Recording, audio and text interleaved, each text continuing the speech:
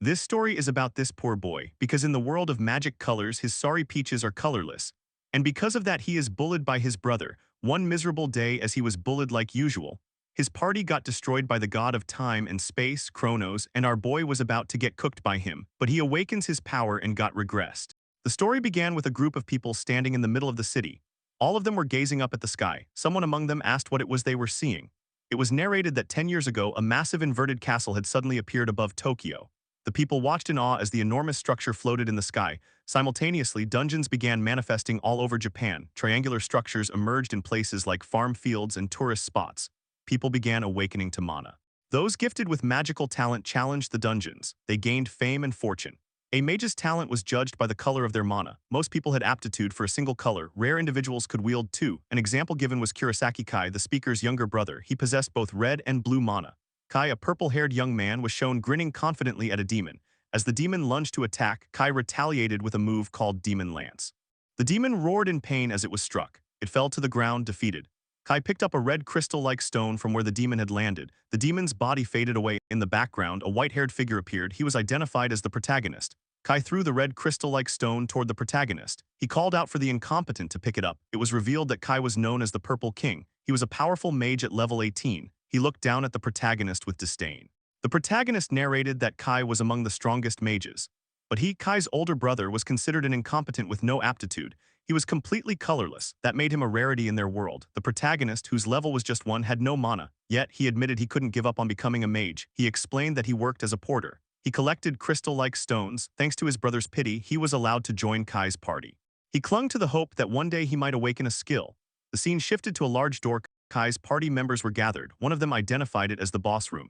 Another predicted the boss would be easy to defeat. The large door opened. The party entered the room. Inside, they encountered a being covered in clocks. He was introduced as Kronos, the god of time and space. Kronos' level could not be detected. He gazed at the party. Kai dismissed the threat. He attacked with Demon Lance. Kronos levitated. He calmly watched the incoming attack. He opened a red dark portal and drew a sword. The sword easily deflected Kai's attack. The god glared menacingly at the party. Kai expressed his shock. Kronos' eyes glowed ominously. Suddenly, something approached Kai. In the next moment, Kai's head shattered. Blood gushed everywhere. Kai collapsed. His party members stood in horror. They watched Kai's body fall to the ground. The protagonist was frozen in disbelief. He witnessed the fall. He thought it couldn't be true. Kai, the Purple King, had been defeated in an instant. Kronos loomed menacingly. Two party members turned and ran, calling him a demon. They feared for their lives. But before they could escape, two swords pierced their heads. The swords emerged from small black portals created by Kronos. The protagonist dropped to the ground in shock. Kronos then addressed him. He remarked that he was completely colorless. He smiled. The protagonist stared back in shock. The protagonist clenched his fist. He thought he hadn't achieved anything yet. Determined, he stood and picked up a sword. He was ready to make a stand. Kronos commented on the protagonist's bravery. He asked if he dared face him despite being colorless. The sword trembled in the protagonist's hand. He thought he couldn't give up. Small red-black portals appeared behind Kronos. Kronos declared he would test the protagonist and laughed. Suddenly, the protagonist's right arm was obliterated. Kronos waved his hand.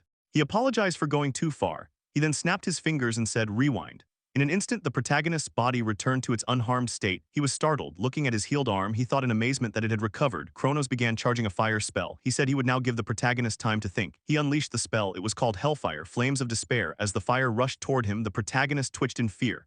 Kronos mocked him, asking what he would do.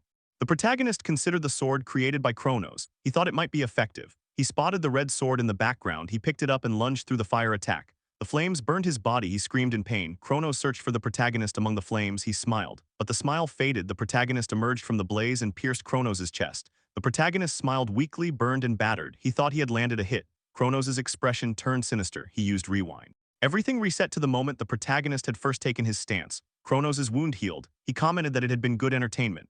The protagonist's body disintegrated completely. His sword fell to the ground. He dropped to his knees. He thought it had all been meaningless. Horror filled his eyes. He wondered if this was how he would die then. Something miraculous occurred. A system window appeared. The protagonist was startled. The panel announced it had confirmed the presence of the god of time and space. It was releasing the seal on the black skill. The protagonist questioned what this black skill was. Kronos showed signs of discomfort. The system panel turned golden. It announced the acquisition of the extra skill. Drain. Another panel declared the theft of the skill Rewind. The protagonist had stolen Rewind from Kronos. He widened his eyes as he read the panel. Kronos, now slightly panicked, wondered if it could be true. The protagonist activated the skill Rewind. A black fog surrounded him. Kronos lunged to stop him. Anger and worry appeared on Kronos' face. The system panel declared the execution of regression.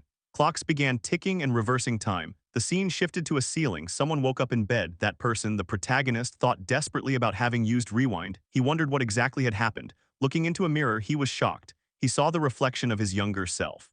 After the system panel announced that regression was executing, the clock ticked and time began to rewind. A silhouette of a man wearing a large jacket appeared, a scar visible on his face.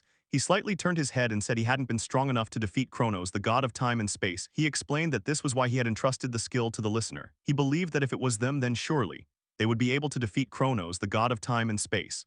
The man then turned around. At that moment, the scene shifted to the protagonist, who looked into a mirror and noted that he appeared younger. Confused, he reached for his face and asked himself if it was a dream.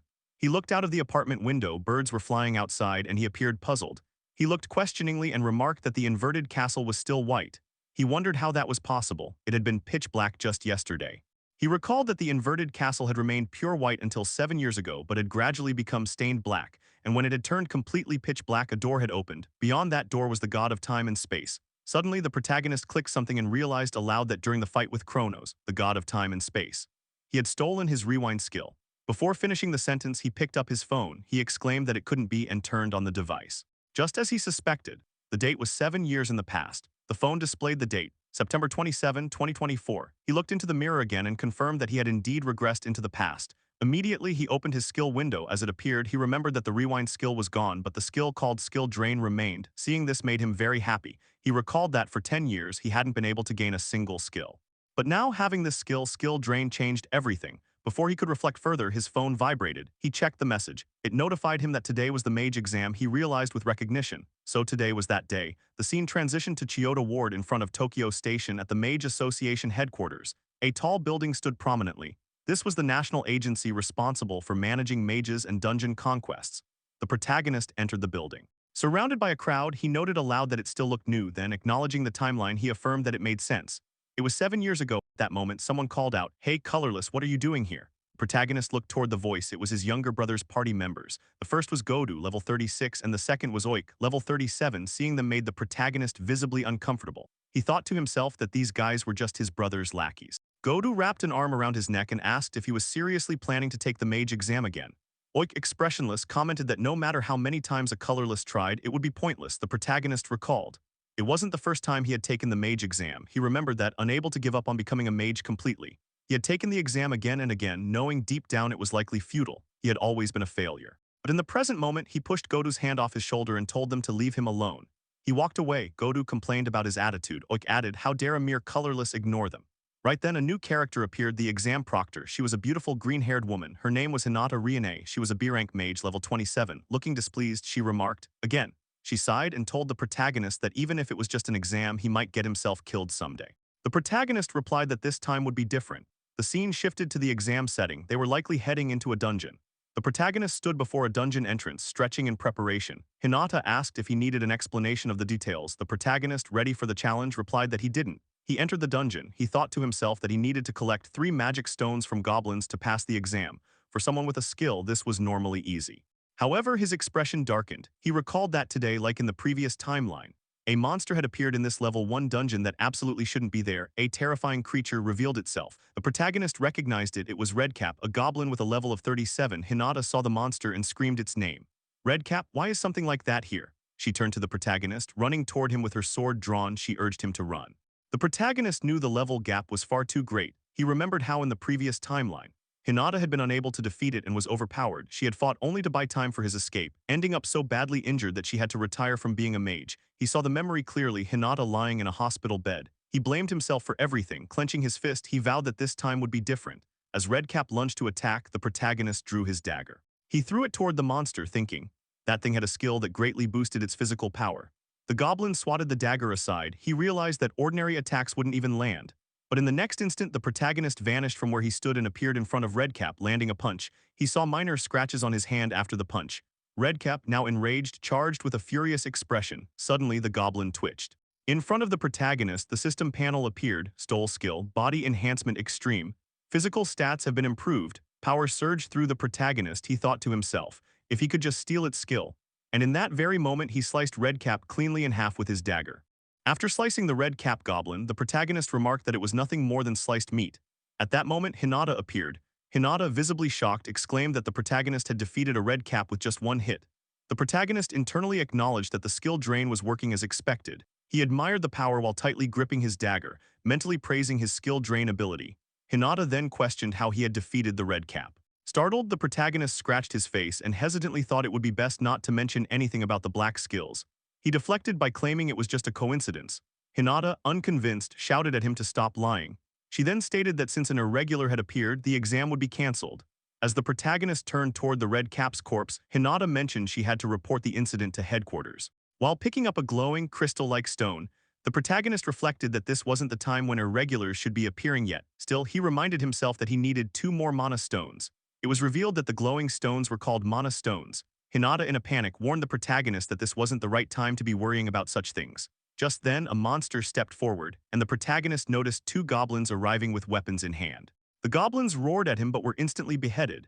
In a single fluid motion, their bodies collapsed, and the protagonist landed gracefully after finishing them off. Hinata watched in awe, shocked by what she had witnessed. Turning to her, the protagonist asked if he could take the mana stones, prompting a bewildered scream from Hinata. The scene shifted to the entrance of the main association headquarters. Hinata handed the protagonist his mage license. He stared at it silently, remembering his past. He recalled how long it had taken to reach this point. He had never given up on his dream of becoming a mage. He had been just a porter for around 10 years. He had been a laughing stock. Now, holding the license card high, he thought to himself that he had finally become a mage. Hinata then handed him a receipt and explained it was for the mana stone exchange. She revealed that mana stones dropped from monsters and served as a valuable energy source with no carbon dioxide emissions. Moreover, they could be sold to the association. Looking at the receipt, the protagonist thought that since he had defeated an A-rank monster, this might be a good source of income.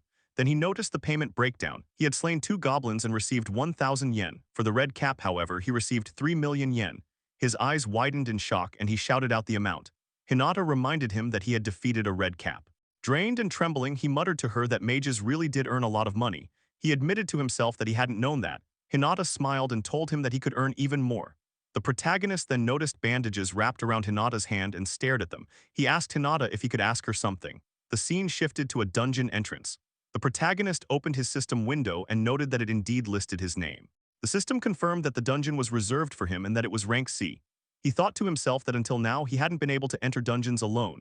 He now believed he could change the future. He remembered the past version of Hinata where she had retired as a mage and lay in a hospital bed. Now, after his regression, she was smiling. He clenched his fist with a satisfied expression. Suddenly, an attack named Mana hand appeared. A massive hand formed from mana grabbed the protagonist. At that moment, a voice questioned him, asking what he was doing there. The protagonist looked behind and saw Oik and Godu. Oik sneered, mocking that a colorless mage dared to enter a dungeon solo. Godu laughed, reminding him that it was against the rules. The protagonist calmly stated that he had passed the mage examination and was therefore allowed to enter dungeons solo. Godu's expression darkened and he accused the protagonist of lying. Oik grabbed the protagonist's head, challenging him to show his skills. Looking menacingly at him, Oik demanded proof. The protagonist thought about the skill Mana Hand, which compressed mana into a physical force. However, his extreme body enhancement skill alone wasn't enough to break free. He believed he could still do something. With that, the protagonist headbutted Oik, causing blood to spill from his nose. A system window appeared stating that the skill Mana Hand had been stolen. The active Mana Hand vanished, and both Oik and Godu shouted in disbelief. Mana particles visibly dissipated into the air. The protagonist now used the stolen Mana Hand skill to grab Oik. Shocked, Oik questioned whether the protagonist had really awakened with skills. Godu charged toward him, warning him not to get cocky. Godu conjured and launched a fireball. The protagonist activated his extreme body enhancement and slapped the fireball, dispersing it completely. Godu stood stunned. The protagonist then delivered a powerful punch enhanced with mana, sending Godu flying. Oik watched in disbelief, realizing the protagonist even possessed body enhancement skills. Godu lay on the ground, overwhelmed, and wondered aloud whether the protagonist was dual-colored. Blue and yellow lights radiated from the protagonist. Just then, Godu's shock deepened as he saw the protagonist create a fireball. A system window confirmed that the fireball skill had been stolen. The protagonist fully activated the skill and casually played with fire. Godu shouted in astonishment, realizing there was yet another color. After seeing that the protagonist possessed 3 colors, Godu was shocked and exclaimed that he had never heard of such a thing. At that moment, the protagonist used his newly acquired stolen skill, Fireball, and blasted it toward Godu. Godu panicked, but the fireball didn't hit him. It narrowly missed. Right then, Oik came into view and the mana hand that had been grabbing him began to dissipate. The protagonist warned the 2 of them, asking if they still wanted to fight. They exchanged a glance and then suddenly began running, shouting apologies as they fled. The protagonist sighed, scratched his head, and muttered that if Kai found out, things wouldn't end well. He reflected on how he had been treated like Kai's lapdog before the regression. If Kai discovered he had awakened a skill, he would definitely come to crush him. Kai had already reached the level 50 milestone and was one of the strongest in the modern era. Before the regression, Kai's level had been 89. But Kai wasn't the only one the protagonist needed to be wary of. He knew a certain dungeon would soon be unblocked. He imagined a red dungeon that radiated ominous vibes. But in the present, he stood before the entrance of a C-rank dungeon. Gazing at the entrance, he thought that for now he needed to raise his level as much as possible. He entered the dungeon, thinking that level was the foundation of strength. Leveling up allowed him to learn new skills and increase his total mana pool. More importantly, it expanded the amount of mana he could control at once. As he walked down the dungeon hallway, danger loomed. Suddenly, a blast erupted. A new monster appeared, a flame wizard, level 38, wielding a staff and ready to face him. Conjuring a fireball in his hand, the protagonist admitted he could barely manage to create one. At the same moment, the flame wizard conjured many fireballs with ease. Seeing this, the protagonist realized the gap in level created a vast difference in power, even when using the same technique. The flame wizard fired all his fireballs, and the protagonist launched his single fireball to counter the attack. He managed to neutralize one fireball, but two more kept coming. He dodged them by jumping and landing skillfully. He thought that he couldn't win in a head-on fight, but there was a way. He dashed forward, telling himself that no matter how high a monster's level was, one thing never changed. After using a skill, there was always an opening. As he closed the gap between him and the flame wizard, the monster showed slight panic. The protagonist used his extreme body enhancement skill and charged a punch. He thought that there was only a 2-second window, but he made it count, delivering a powerful punch to the flame wizard. The monster took the hit and fell. A system notification appeared, indicating that the fireball skill had been stolen. The flame wizard lay on the ground, and the protagonist realized that its only means of attack was the fireball. If he stole it, the monster wouldn't be scary. The flame wizard got up, ready to attack, but couldn't conjure a fireball. At that moment, the protagonist unleashed the fireball skill he had stolen. A barrage of fireballs engulfed the flame wizard, killing it. A system notification appeared, announcing that the protagonist had leveled up. He looked at the system panel and thought that defeating higher-level opponents yielded a large amount of experience. Though normally difficult, stealing their techniques with skill drain made it easy. He had leveled up from 8 to 12. Clenching his fist, he looked deeper into the dungeon, thinking that he would raise his level to 30. He then defeated many more monsters. First, another flame wizard, and he leveled up. Then a red cap, and he leveled up again. Next, a lizard-type monster, bringing more level gains. After all those battles, he checked his system panel, thinking that he had managed to level up at an incredible speed. His level was now 27. Still, he thought seriously that leveling up was getting harder. To reach level 30, he needed to defeat stronger opponents. The scene shifted to the deepest part of the dungeon, the boss room. The protagonist stood before its massive door. Looking at it, he thought this boss would be the perfect opponent to level up. He pushed the door open and entered the boss room. A silhouette stepped into view, revealing an imp monster at level 30. Then the boss appeared, Skull Demon, level 45. The imps were its minions. The protagonist activated his extreme body enhancement skill, thinking that all of them were higher level. If he could steal their techniques, he had a chance to win. He lunged at the nearest monster and jumped, charging his fist and punching the Skull Demon. A shield appeared, protecting the Skull Demon. The protagonist backed away, shocked, and muttered in frustration. He had suspected it. He still couldn't reach the Skull Demon because the mana barrier was blocking him. Without breaching it, he couldn't activate skill drain to steal its technique. Then the Skull Demon roared and dashed forward, instantly closing the distance.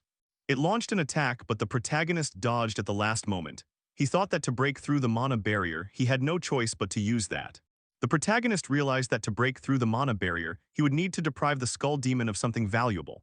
At that moment, he noticed imps flying above, ready to attack. He thought to himself that he didn't have enough power right now. Without hesitation, he lunged toward one of the imps and struck it squarely in the face. In that instant, he activated his skill Drain, and stole the skill Ice Needle. He then conjured a fireball in his hand and launched it at the imp's body, burning it. Right after that, he spotted the second imp and used the stolen Ice Needle skill. The Ice Needle pierced through the imp's chest, killing it instantly. He landed on the ground, now facing the Skull Demon directly. The Skull Demon cast magic, and a magic circle appeared beneath them. From it, another imp was summoned.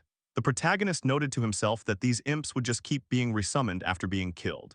Though normally that would be a serious problem, for him right now it was an opportunity. As the newly summoned imp lunged toward him, the protagonist swiftly defeated it. Another imp appeared, and the protagonist slashed it with his dagger. With imps continuing to appear, he quickly gained experience. He leveled up from 27 to 28, thinking that with this rate of experience gain, he could manage it. Looking at the system panel, he thought that if his level kept rising like this, he could do it. Just then, another system notification appeared stating that his controllable mana had reached the specified value. Skill synthesis had been unlocked. The protagonist thought to himself that this was it. The Skull Demon roared in his direction as he summoned Ice Needle in one hand and Fireball in the other. Using his newly unlocked skill synthesis, he began to combine them. A radiant mix of blue and red light formed as the two skills merged. At that moment, he vanished from his place and lunged toward the skull demon. We now saw that the synthesized skill had fully formed. He was ready to strike. This new combined skill was called Fire Lance. He used it to attack the skull demon, but the demon erected a mana barrier in defense. The Fire Lance collided with the mana barrier, forming visible cracks and eventually shattering it entirely. The protagonist rejoiced, knowing he had broken through the barrier. A system panel then appeared, showing that he had stolen the skill Mana Barrier. Still in midair, the protagonist thought he had to finish it with one more shot. He activated his body enhancement skill and punched the skull demon in the head. Now standing in front of the demon, he observed the demon scratching its skull. The protagonist thought that all enhancements affecting the demon were now gone. He had successfully copied and drained the skill Body Enhancement Extreme from the skull demon. The demon began to twitch, and in that moment the protagonist lunged forward, closing the distance. He used Fire Lance again, piercing the demon. The demon screamed in pain as a green mana stone dropped from its body. The protagonist leveled up.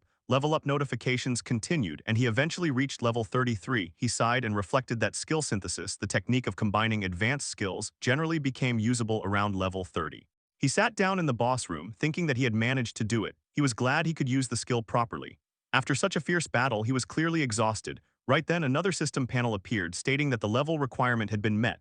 The number of skills retainable via skill drain had increased. The skill slots had now expanded from 3 to 5. Previously, he could only drain 3 skills from his opponents. But now it had increased to 5, and he thought about how skill drain 2 had now leveled up. This, he considered, would make things much more convenient.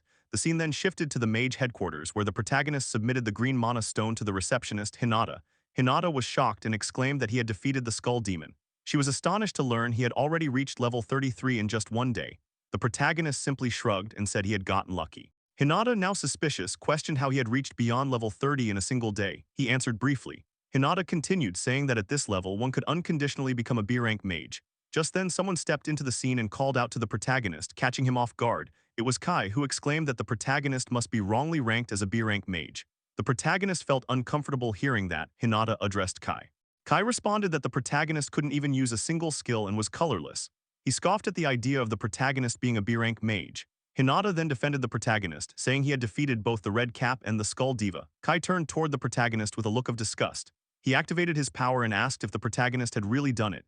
He then charged a punch glowing with purple energy toward him. A gust of wind swept the area as Kai's punch flew. The protagonist blocked it with his mana barrier and remarked that it was honestly dangerous.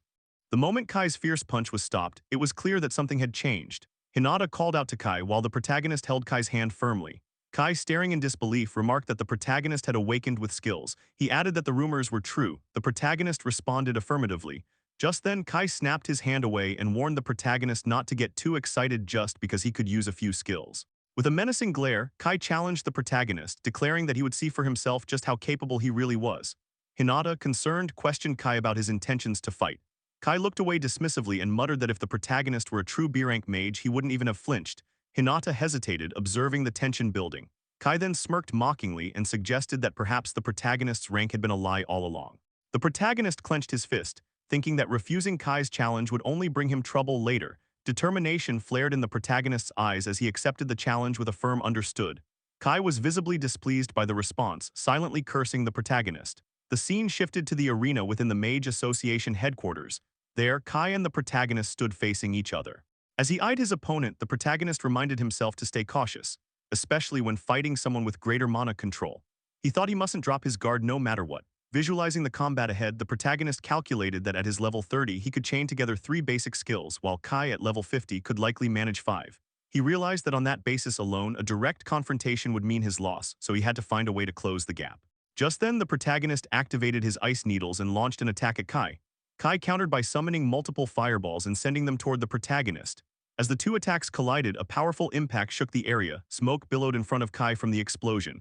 As the smoke cleared, Kai was stunned to find that the protagonist had closed the distance. The protagonist had used his extreme body enhancement skill. Observing the yellow-colored aura, Kai realized the protagonist was a dual-color wielder. The protagonist deduced that after Kai's 4th skill, he must have only enough mana left for one more. At that moment, the protagonist activated his skill synthesis. He summoned a fire lance, thinking that combining red and blue would create something new. Kai, also observing, noted the same and questioned whether the protagonist could use 3 colors of skills. Then, smiling darkly, Kai summoned a massive fireball to counter the fire lance. The attack sent the protagonist flying. Shocked, the protagonist thought his synthesized fire lance, which cost the power of 2 skills, was neutralized so easily. Kai smirked and acknowledged the protagonist's three-color skill usage but warned that he was on another level. He then activated another skill and told the protagonist to dance, sending a barrage of fireballs. The protagonist began running and dodging the onslaught. In return, the protagonist launched another fire lance toward Kai. Kai, now more excited, summoned a fireball to pierce the fire lance. The fireball shattered the fire lance and continued its trajectory toward the protagonist. At the last moment, the protagonist used his mana barrier. Cracks formed on the barrier and it eventually shattered, sending him flying again from the blast. Kai, pleased with himself, smiled as the protagonist lay down. He then pointed at the protagonist, commanding him to bow his head in apology, claiming he'd forgive him if he did. The protagonist, lips clenched, thought about his inability to win with his current power. He considered giving up but questioned if he would continue living like a slave just as in his previous life. Stepping up, he declared to himself that he wouldn't submit. A new resolve sparked in his eyes. Kai noted this change and darkly commented that the protagonist wouldn't learn until he was dead. Kai's expression grew grim. He declared he had no choice and summoned an unusual fireball. Purple engravings appeared behind him and the system notified that overclock had been activated. This skill allowed the user to temporarily double their mana control by consuming a large amount of mana. The protagonist was stunned. Kai summoned multiple fireballs, announcing it as the power of a king. He began juggling them with ease, declaring it a 10-combo attack. The protagonist watched, realizing that this was Kai's true strength. He imagined how Kai could temporarily surpass other kings in mana control. Despite the overwhelming energy, the protagonist shouted that he had been waiting for Kai to use that very skill. He sprinted toward Kai, thinking that only Kai could perform 10 consecutive attacks using overclock. Leaping into the air, he felt fully resolved. Kai laughed and mocked the idea of dodging in midair. Then, he launched all 10 fireballs at once. In response, the protagonist activated Mana Hand. A giant hand formed from mana that gripped the ground behind Kai. While still airborne, the protagonist used Mana Hand to swing around. Kai realized too late that the protagonist had a new skill. The protagonist dodged all 10 fireballs in midair and noted that cooldown still applied even for a king. Landing behind Kai, he quickly spun and concluded that in this brief cooldown, Kai would be defenseless. He punched Kai brutally in the face, sending him flying with blood splattering. Standing tall, the protagonist watched as a golden system panel announced that the skill overclock had been stolen. He looked at his hand, thinking that Kai was finished. Kai struggled to rise, cursing the protagonist. The protagonist wondered if Kai still intended to fight.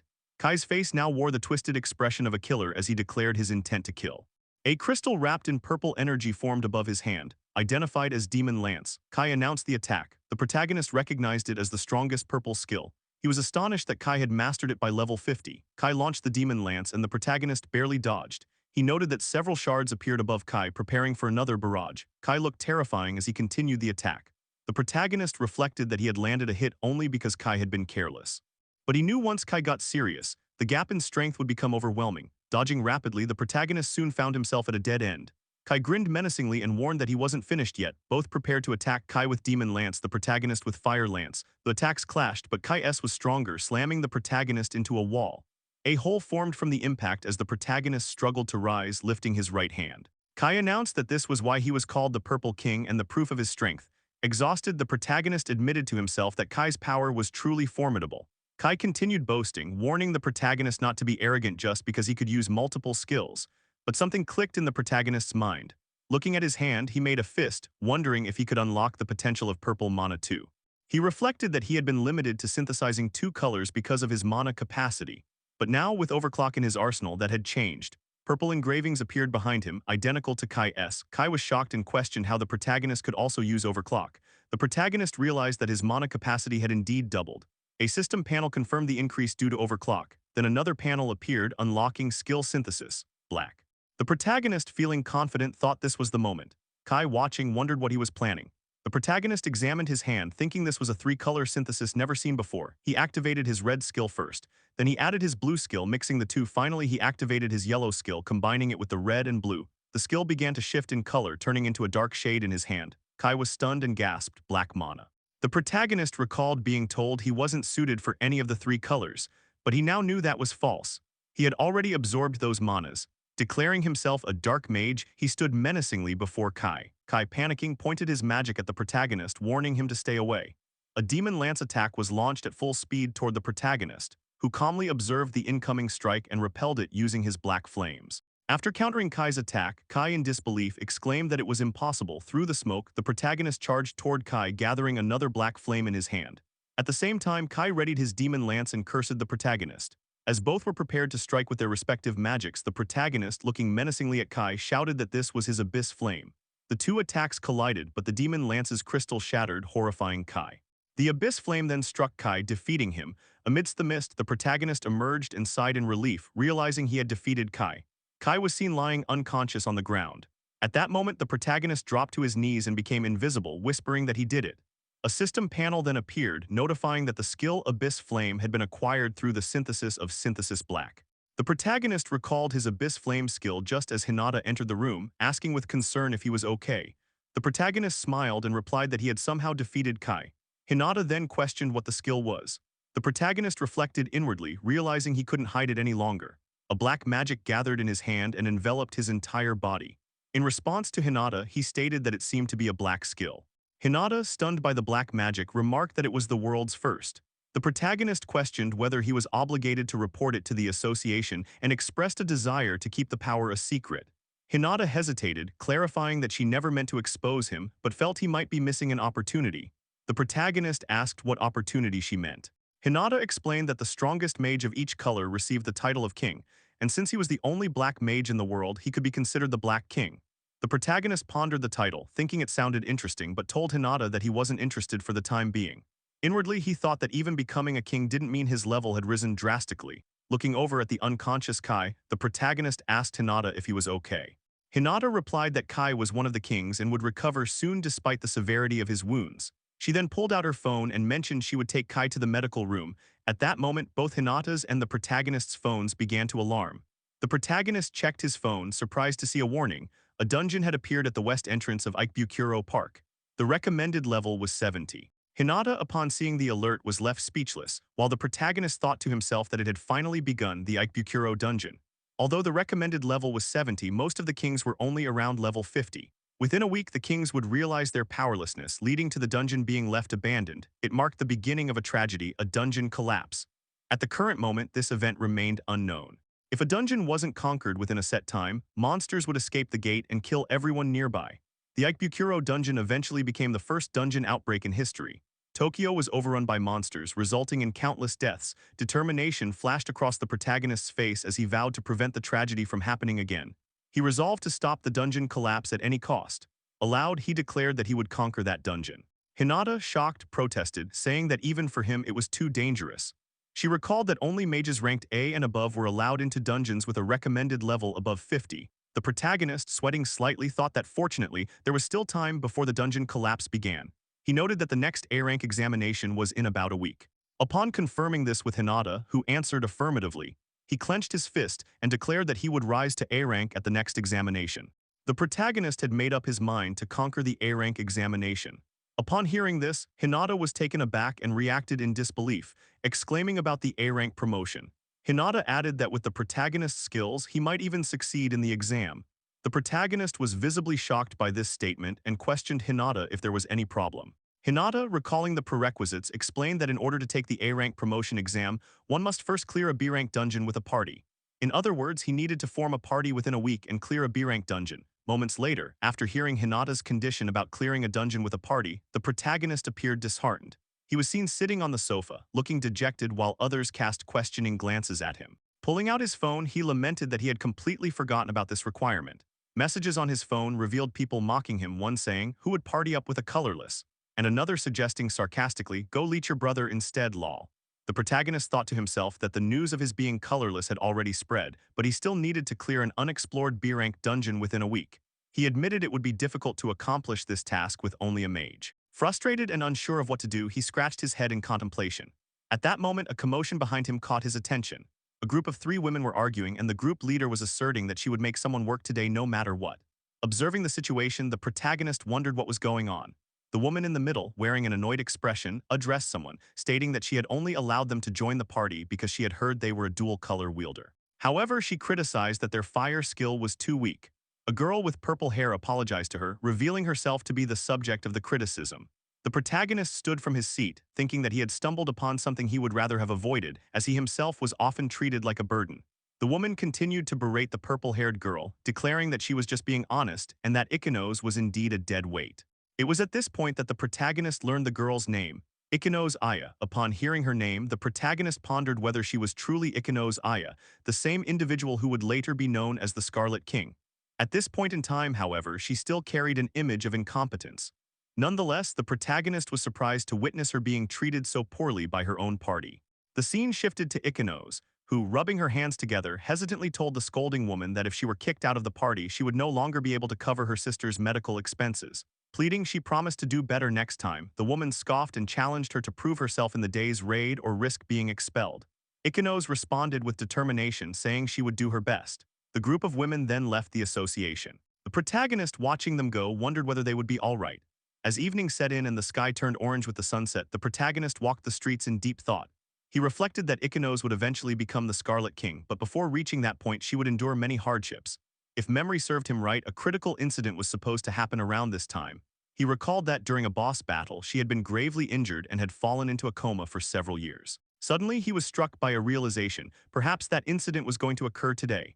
Though not completely certain, he sensed that something was off about her and concluded with a worried expression that he needed to hurry to save her. The scene transitioned to a dungeon where the boss room gate was opening and the group of women had arrived to face the boss. The boss, identified as Dullahan, stabbed his heavy sword into the ground, causing destruction. He was a level 45 entity, headless, with flames in place of a head and donned in heavy armor. At that moment, the leader of the group claimed she had an idea and with a scoff and a sinister laugh abruptly pushed Ikanos forward. Ikanos, shocked by the push, heard the leader instruct her to fight the boss alone. Horrified, Ikanos protested that she couldn't possibly defeat Dullahan on her own. The woman retorted that failure would mean expulsion, prompting Ikanos to plead desperately not to be abandoned. The woman mockingly told her to do her best, reminding her that this was all for her little sister, further mocking her. With no other choice and a sorrowful expression, Ikanos turned toward the boss, resolving to follow the order. Despite her resolve, she was visibly trembling in fear while the other women laughed at her expense. Ikanos gathered magic in her hands and launched a fireball at the boss, engulfing it in flames.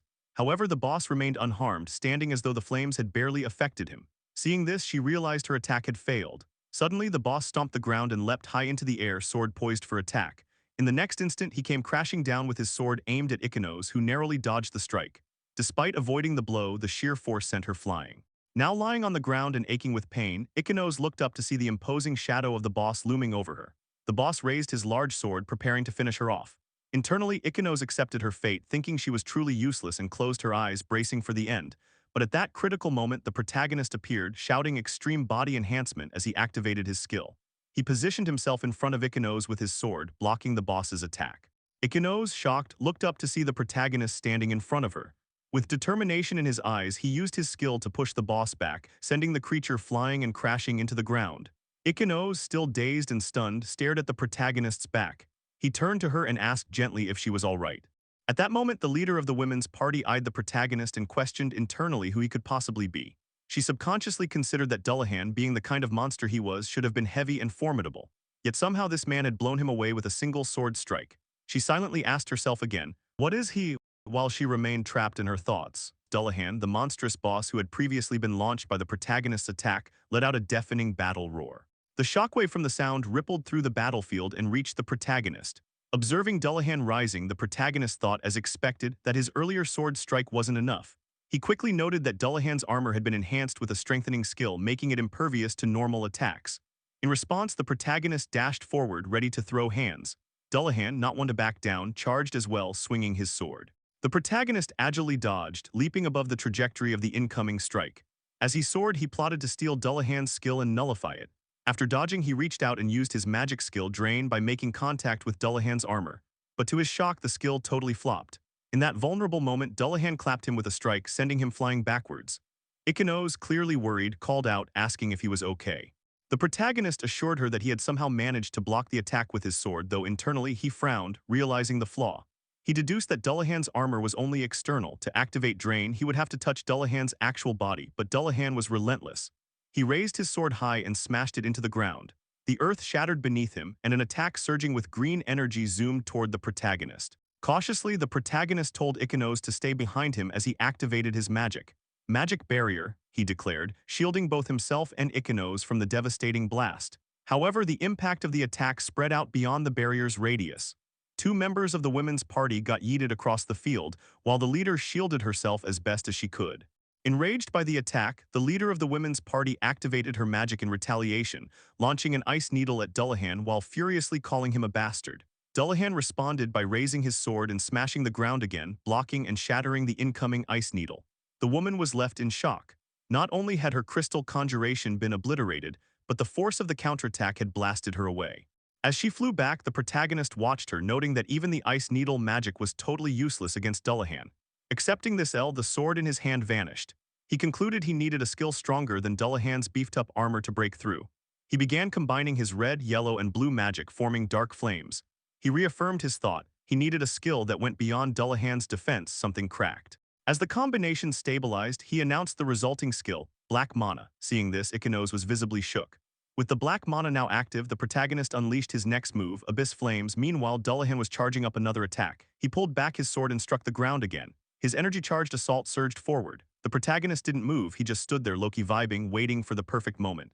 Then at the last second, he countered it with Abyss Flames. The two forces collided and the Abyss Flames straight-up nuked Dullahan's attack. With the path cleared, the Abyss Flames continued at breakneck speed, heading straight toward Dullahan. Within seconds, the black fire clapped Dullahan, wrapping him in a raging inferno. Dullahan twitched violently and then an explosive burst of power erupted from within. The monster started vanishing amidst the blaze, his form breaking apart. All that remained was his glowing green mana stone. Ikenos, absolutely speechless, pointed out that it only took one hit to obliterate Dullahan. She praised the protagonist, calling him amazing. Shortly after, she called out to him, prompting him to turn. She thanked him sincerely for saving her. The protagonist responded with chill energy, saying he was just glad she was okay. Then, without hesitation, he picked up the mana stone that had dropped from Dullahan. As he examined it, he thought it matched exactly what he had read. He silently expressed relief that he had saved Ikenos today, wondering what kind of nightmare she might have faced otherwise. Just then, the leader of the women's party stood up while coughing, clearly dazed and confused. She began biting her thumbnail, processing the chaos. Internally, she realized that the protagonist wasn't just some random dude, but almost instantly her expression flipped into a devilish grin. She decided that the reward for defeating the boss was gonna be hers. Her face twisted into a grotesque and greedy smirk. She suddenly shouted, demanding their attention. Addressing the protagonist and Ikenos, she shamelessly declared that the reward drop was from a dungeon her squad had been gunning for. She told them to hand over the mana stone. Ikenos was stunned at the audacity and clapped back, saying the protagonist literally saved them. But the protagonist, cool as ever, said he didn't mind giving up the stone on one condition: Ikenos would join his party. Ikenos was taken aback, staring at him in disbelief. Even the women's party leader was like, "What?" The protagonist clarified that this was only if Ikenos was down for it. Ikenos, still reeling, tried to process the offer. Then the women's party leader suddenly grinned and started cackling. Her two party members joined her like it was a roast session. She said she had been curious what he'd say and then agreed to his terms. With a wide grin, she approached Ikenos and placed a hand on her shoulder, asking if she was cool with it. Ikenos clenched her fists, realizing how real this was. Looking at the protagonist, she said she understood and would be in his care. Just then, the leader of the women's party snatched the mana stone from the protagonist's hand. As she walked away, she started singing "Money, Money" and mocked Ikenos, saying she never thought a so-called deadweight could sell for this high. The protagonist, hearing the insult, lingered on the word deadweight. He mulled it over, thinking to himself that she had no idea what Ikenos was truly capable of. Meanwhile, Ikenos approached him and humbly thanked him for the invite. The protagonist apologized for making her dip from her party so suddenly and asked if she was truly okay with it. Ikenos replied, saying she had just been a burden. But the protagonist hit her with a soft, "It's okay." Her eyes widened and he added, "It's okay, you're gonna glow up and get stronger." The man had no doubt she was only just getting started. Ikenos stood in awe, stunned by the protagonist's belief that she could become stronger. Her voice trembled but held a spark of hope as she declared that she would become stronger. Confused, she asked if he truly believed that. The protagonist just nodded, calm and steady, and mentioned that before he came here, he had seen her at the association. He added that he had overheard her conversation there. It wasn't intentional, just a coincidence. Ikenos' expression darkened slightly as she remembered that moment. But before she could spiral, the protagonist stepped in again, saying he thought he could be her support. He extended his hand toward her, the gesture screaming, "You can rely on me." Ikenos hesitated, lost in thought, then gave a small but determined nod. With newfound resolve in her voice, she said she'd be in his care. That simple answer made the protagonist's face light up. He responded with a cheerful, "Yes, same here," and they sealed the moment with a handshake. The next day, the scene cut to Ikenos and the protagonist standing before a dungeon. With a confident grin, the protagonist announced their next goal, conquering a B-rank dungeon. Ikenos turned to him and asked if clearing this dungeon would qualify them for the A-rank examination. He confirmed, saying she was right, but also added that within this dungeon was a key, one that could make her stronger. Ikenos blinked, repeating the word key in surprise. Inside, her thoughts spiraled toward a different motivation. Once she got stronger and leveled up, she could finally earn enough to pay off the medical bills. The protagonist broke her train of thought, calling her name and signaling it was go time. Ikenos nodded firmly and both of them wore game faces as they entered the dungeon. The inside of the crystal cave was breathtaking, glowing with blue crystals scattered across its walls. Almost immediately, Ikenos noticed something up ahead and pointed it out. A horde of wolves, each marked with red streaks, stood in their path. The protagonist's face hardened with recognition. These were black wolves. Without missing a beat, he told Ikenos to leave them to him. She agreed. Then he activated his extreme body enhancement skill and launched himself forward like a literal bullet. With one clean strike, he took down a wolf and then zipped past the rest, each slash landing with deadly precision. Watching him, Ikenos' jaw nearly hit the floor. Her thoughts drifted to her previous party led by Isayama-san. They were strong, but this was different. This was insane. This was cracked. The protagonist wiped sweat from his brow after cleaning up the wolves. As they continued deeper into the dungeon, he told her they'd arrived at the crucial point. This was where he'd support her, time to stick to the plan. Ikenos acknowledged him, walking forward determined. She thought to herself that defeating more monsters was the fastest way to level up. Sure, she only had basic attack skills, but that wouldn't stop her. Suddenly, small creatures lunged at her. She braced herself, thinking, I have to try.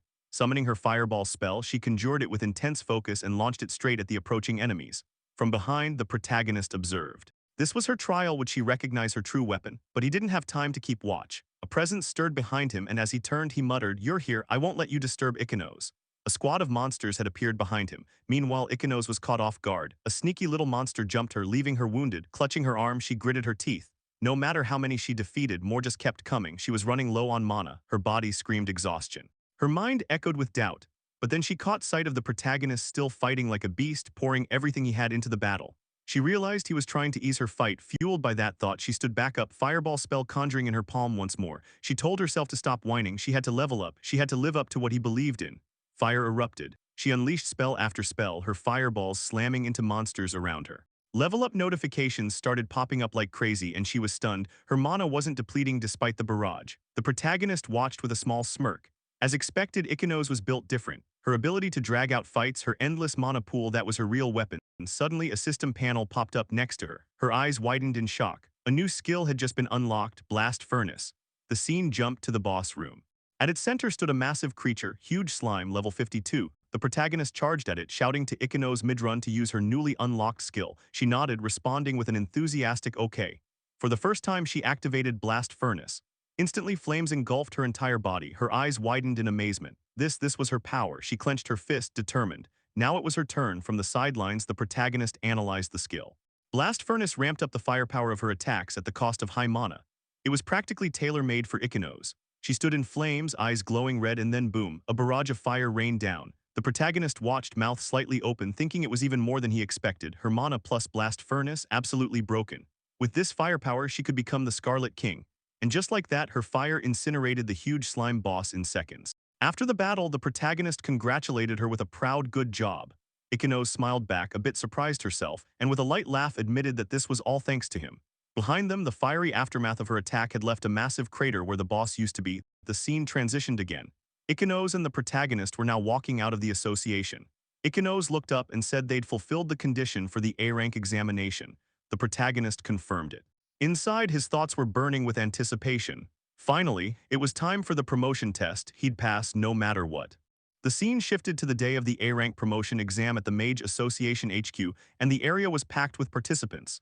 Hinata stood in front of the crowd and announced that the first phase would evaluate their combat capabilities, and then pair them with someone for a mock battle.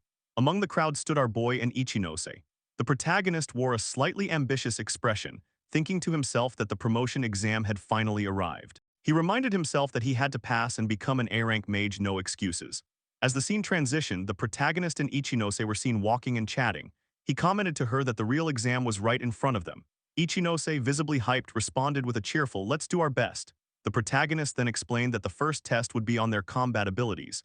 But before they could continue their chat, someone suddenly interrupted. "Oh my, I never expected an incompetent like you to be participating in the exam," came a snide voice. Ichinose flinched, visibly startled. The speaker turned out to be none other than Isayama, who approached with a mocking laugh. Ichinose hesitated, clearly uncomfortable responding. The protagonist quietly observed, then stepped forward, standing tall in front of Ichinose like a literal wall. He shielded her and threw shade at Isayama, saying she wouldn't lose to people who left others to fight solo. He didn't stop there. He straight-up roasted Isayama for ditching Ichinose during the Dullahan boss battle. That jab didn't sit right with Isayama. She scoffed, telling him to feel free to act tough and added that she now had better party members anyway. While the banter heated up, someone else walked up from behind. It was a new addition to Aisukama's party, a woman introduced as Yuri. Aisukama smirked and flexed that this new teammate was someone neither the protagonist nor Ichinose could ever beat. The moment the name Yuri dropped, the protagonist blinked, taken aback. He recalled hearing that name in his past life. There was that time she solo cleared a high-difficulty dungeon just for kicks, and boom, she got insta famous. He remembered that around this time, Yuri's ability was probably already on par with an A-rank mage. As he processed all this, Yuri suddenly stepped right up to his face, completely catching him off guard. Looking him dead in the eyes with a mischievous smile, Yuri said, "Young man, you look like an interesting person." The protagonist was still low-key stunned by the sudden interaction, his thoughts in a total spaghetti mode. From behind, Ichinose chimed in, asking if there was something weird about him. She called out his name and that caught Yuri's attention. She paused, thinking aloud. Ah, perhaps he is. Kurosaki Rei, she said. She then connected the dots. Brother of Kurosaki Kai, the Purple King. I heard Kurosaki Kai got clapped by someone, she said, pointing straight at the protagonist. That was you, right? The protagonist, still internally spiraling, thought. She knows that much about me. Ichinose, meanwhile, was losing her mind in full-on panic mode. She turned to him and shrieked, asking if it was actually true that he defeated Kurosaki Kai. But Yuri just turned around with a casual toss of her words, saying, "Well, you can't win against me." As she walked away, she casually added that there was a rumor floating around about the Purple King, but in her opinion, he wasn't even comparable to her. The protagonist simply smiled a little. The scene then cut to the training grounds of the Mage Association HQ. A man, likely one of the examiners, stood ready and announced that their combat skills would now be tested using an artificial golem. Behind him stood a massive mechanical golem.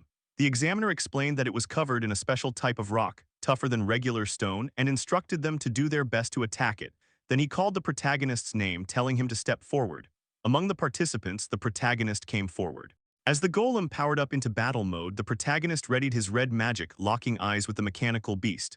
One of the participants scoffed, questioning why the protagonist was using fire element magic against a metal element golem. Another chimed in, calling him stupid. The battle kicked off. Both the golem and the protagonist charged at each other.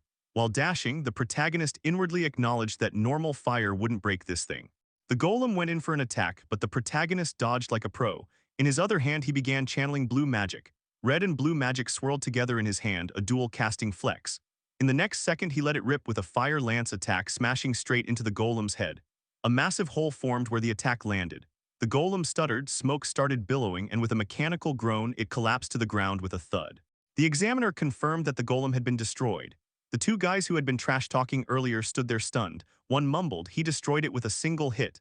"It was dual-color magic, right?" the other added. Among the participants, Yuri tilted her head with a sly grin and commented, "He fused fire with blue mana to amp up its firepower. Not bad." The protagonist stood there, quietly watching the smoldering remains of the golem he had just wrecked. The next test up was Ichinose's, an assessment of her mana pool. In front of her stood the examiner, a sleek device placed between them. A glowing crystal orb shimmered in the middle of the apparatus. The examiner instructed her calmly, telling Ichinose to place her hand on the orb to begin the measurement. As Ichinose hesitated, the camera panned to the crowd, where Aisukama stood, muttering under her breath that Ichinose should be ashamed of herself. Ichinose slowly raised her hand, hesitating for a second before placing it on the orb.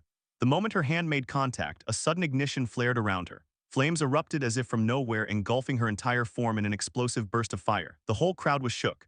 Jaws hit the floor, including Aisukama's. In pure disbelief, Aisukama just stood there, lips twitching, biting her nails. Whispers rippled through the crowd, "Amazing, who is she?" But Aisukama wasn't having it.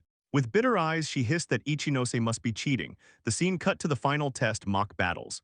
The examiner announced the start of the matches, and the very first face-off was none other than Ichinose versus Aisukama.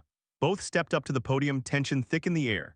Ichinose looked visibly stressed, letting out a sigh. Meanwhile, Aisukama stood tall, with that usual smug arrogance plastered on her face. Her thoughts. She was about to strip the truth right off Ichinose, like peeling layers off a fake bitch. As the examiner signaled the start of the match, Aisukama wasted zero time. She launched her first move immediately, Ice Needle. A flurry of sharp, icy spikes flew toward Ichinose. Ichinose responded instinctively, calling out her counter, Fireball. A massive orb of fire materialized in her hand, and she hurled it straight into the oncoming needles. The moment of impact was dramatic. Her fireball obliterated the ice like it was nothing. Aisukama had to shield her face from the blast, barely keeping her composure. Under her breath, she admitted she didn't expect this. She was rattled. Ichinose's firepower was way more than she bargained for. As she stood confused, Ichinose was already prepping another fireball, calmly calling out the spell again. Watching the next fireball charge up, Aisukama panicked, straight up terrified. And then came the real storm. Ichinose unleashed a barrage of fireballs, each aimed right at her. Isayama, scrambling, screamed not to underestimate her. She threw up a mana barrier just in time to block the incoming attacks. The shield held barely. Internally, she scoffed, calling Ichinose an idiot. Her plan: let the girl finish her flashy attack and then strike back. But that plan flopped. The fireballs just kept coming, relentless. The longer it lasted, the more Isayama sweated. Something wasn't adding up. Why weren't the attacks stopping? Ichinose stood locked in, laser-focused, blasting away. And that's when our protagonist, watching from the sidelines, had a flashback. He recalled how Ichinose had an insane mana pool. If she kept attacking non-stop, no barrier would ever hold. Just like that, the prediction proved true. The barrier shattered under the relentless pressure. Isayama straight up panicked and bolted, running for her life. Fireballs pounded the ground around her, sending debris flying. One of the rocks clocked her right on the head. She collapsed, totally KO'd.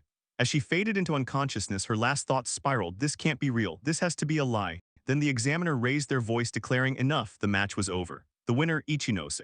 Ichinose lit up, smiling ear to ear. Our protagonist nodded, giving props. She did good. It was a dope battle. Ichinose, still a little in disbelief, said it felt too good to be true.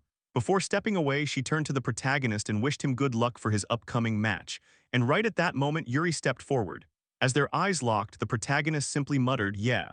The next face-off was about to begin, and the examiner officially announced the battle. The moment locked in, the protagonist and Yuri stood face to face, tension buzzing in the air. Inside her head, Yuri reflected with sharp focus, thinking that her opponent in this final mock battle turned out to be him. She mused that this would be interesting. At that same moment, the protagonist's eyes locked right onto her, their gazes colliding. Breaking the silence, Yuri pointed straight at him and said aloud that he should have a reason for taking this examination right. She pressed the question, tilting her head, but the protagonist refused to answer. Unbothered, Yuri continued, saying it felt like he was more prepared than the other participants, and she wondered why. The protagonist finally replied, his tone sharp and firm, that he had something he needed to do no matter what.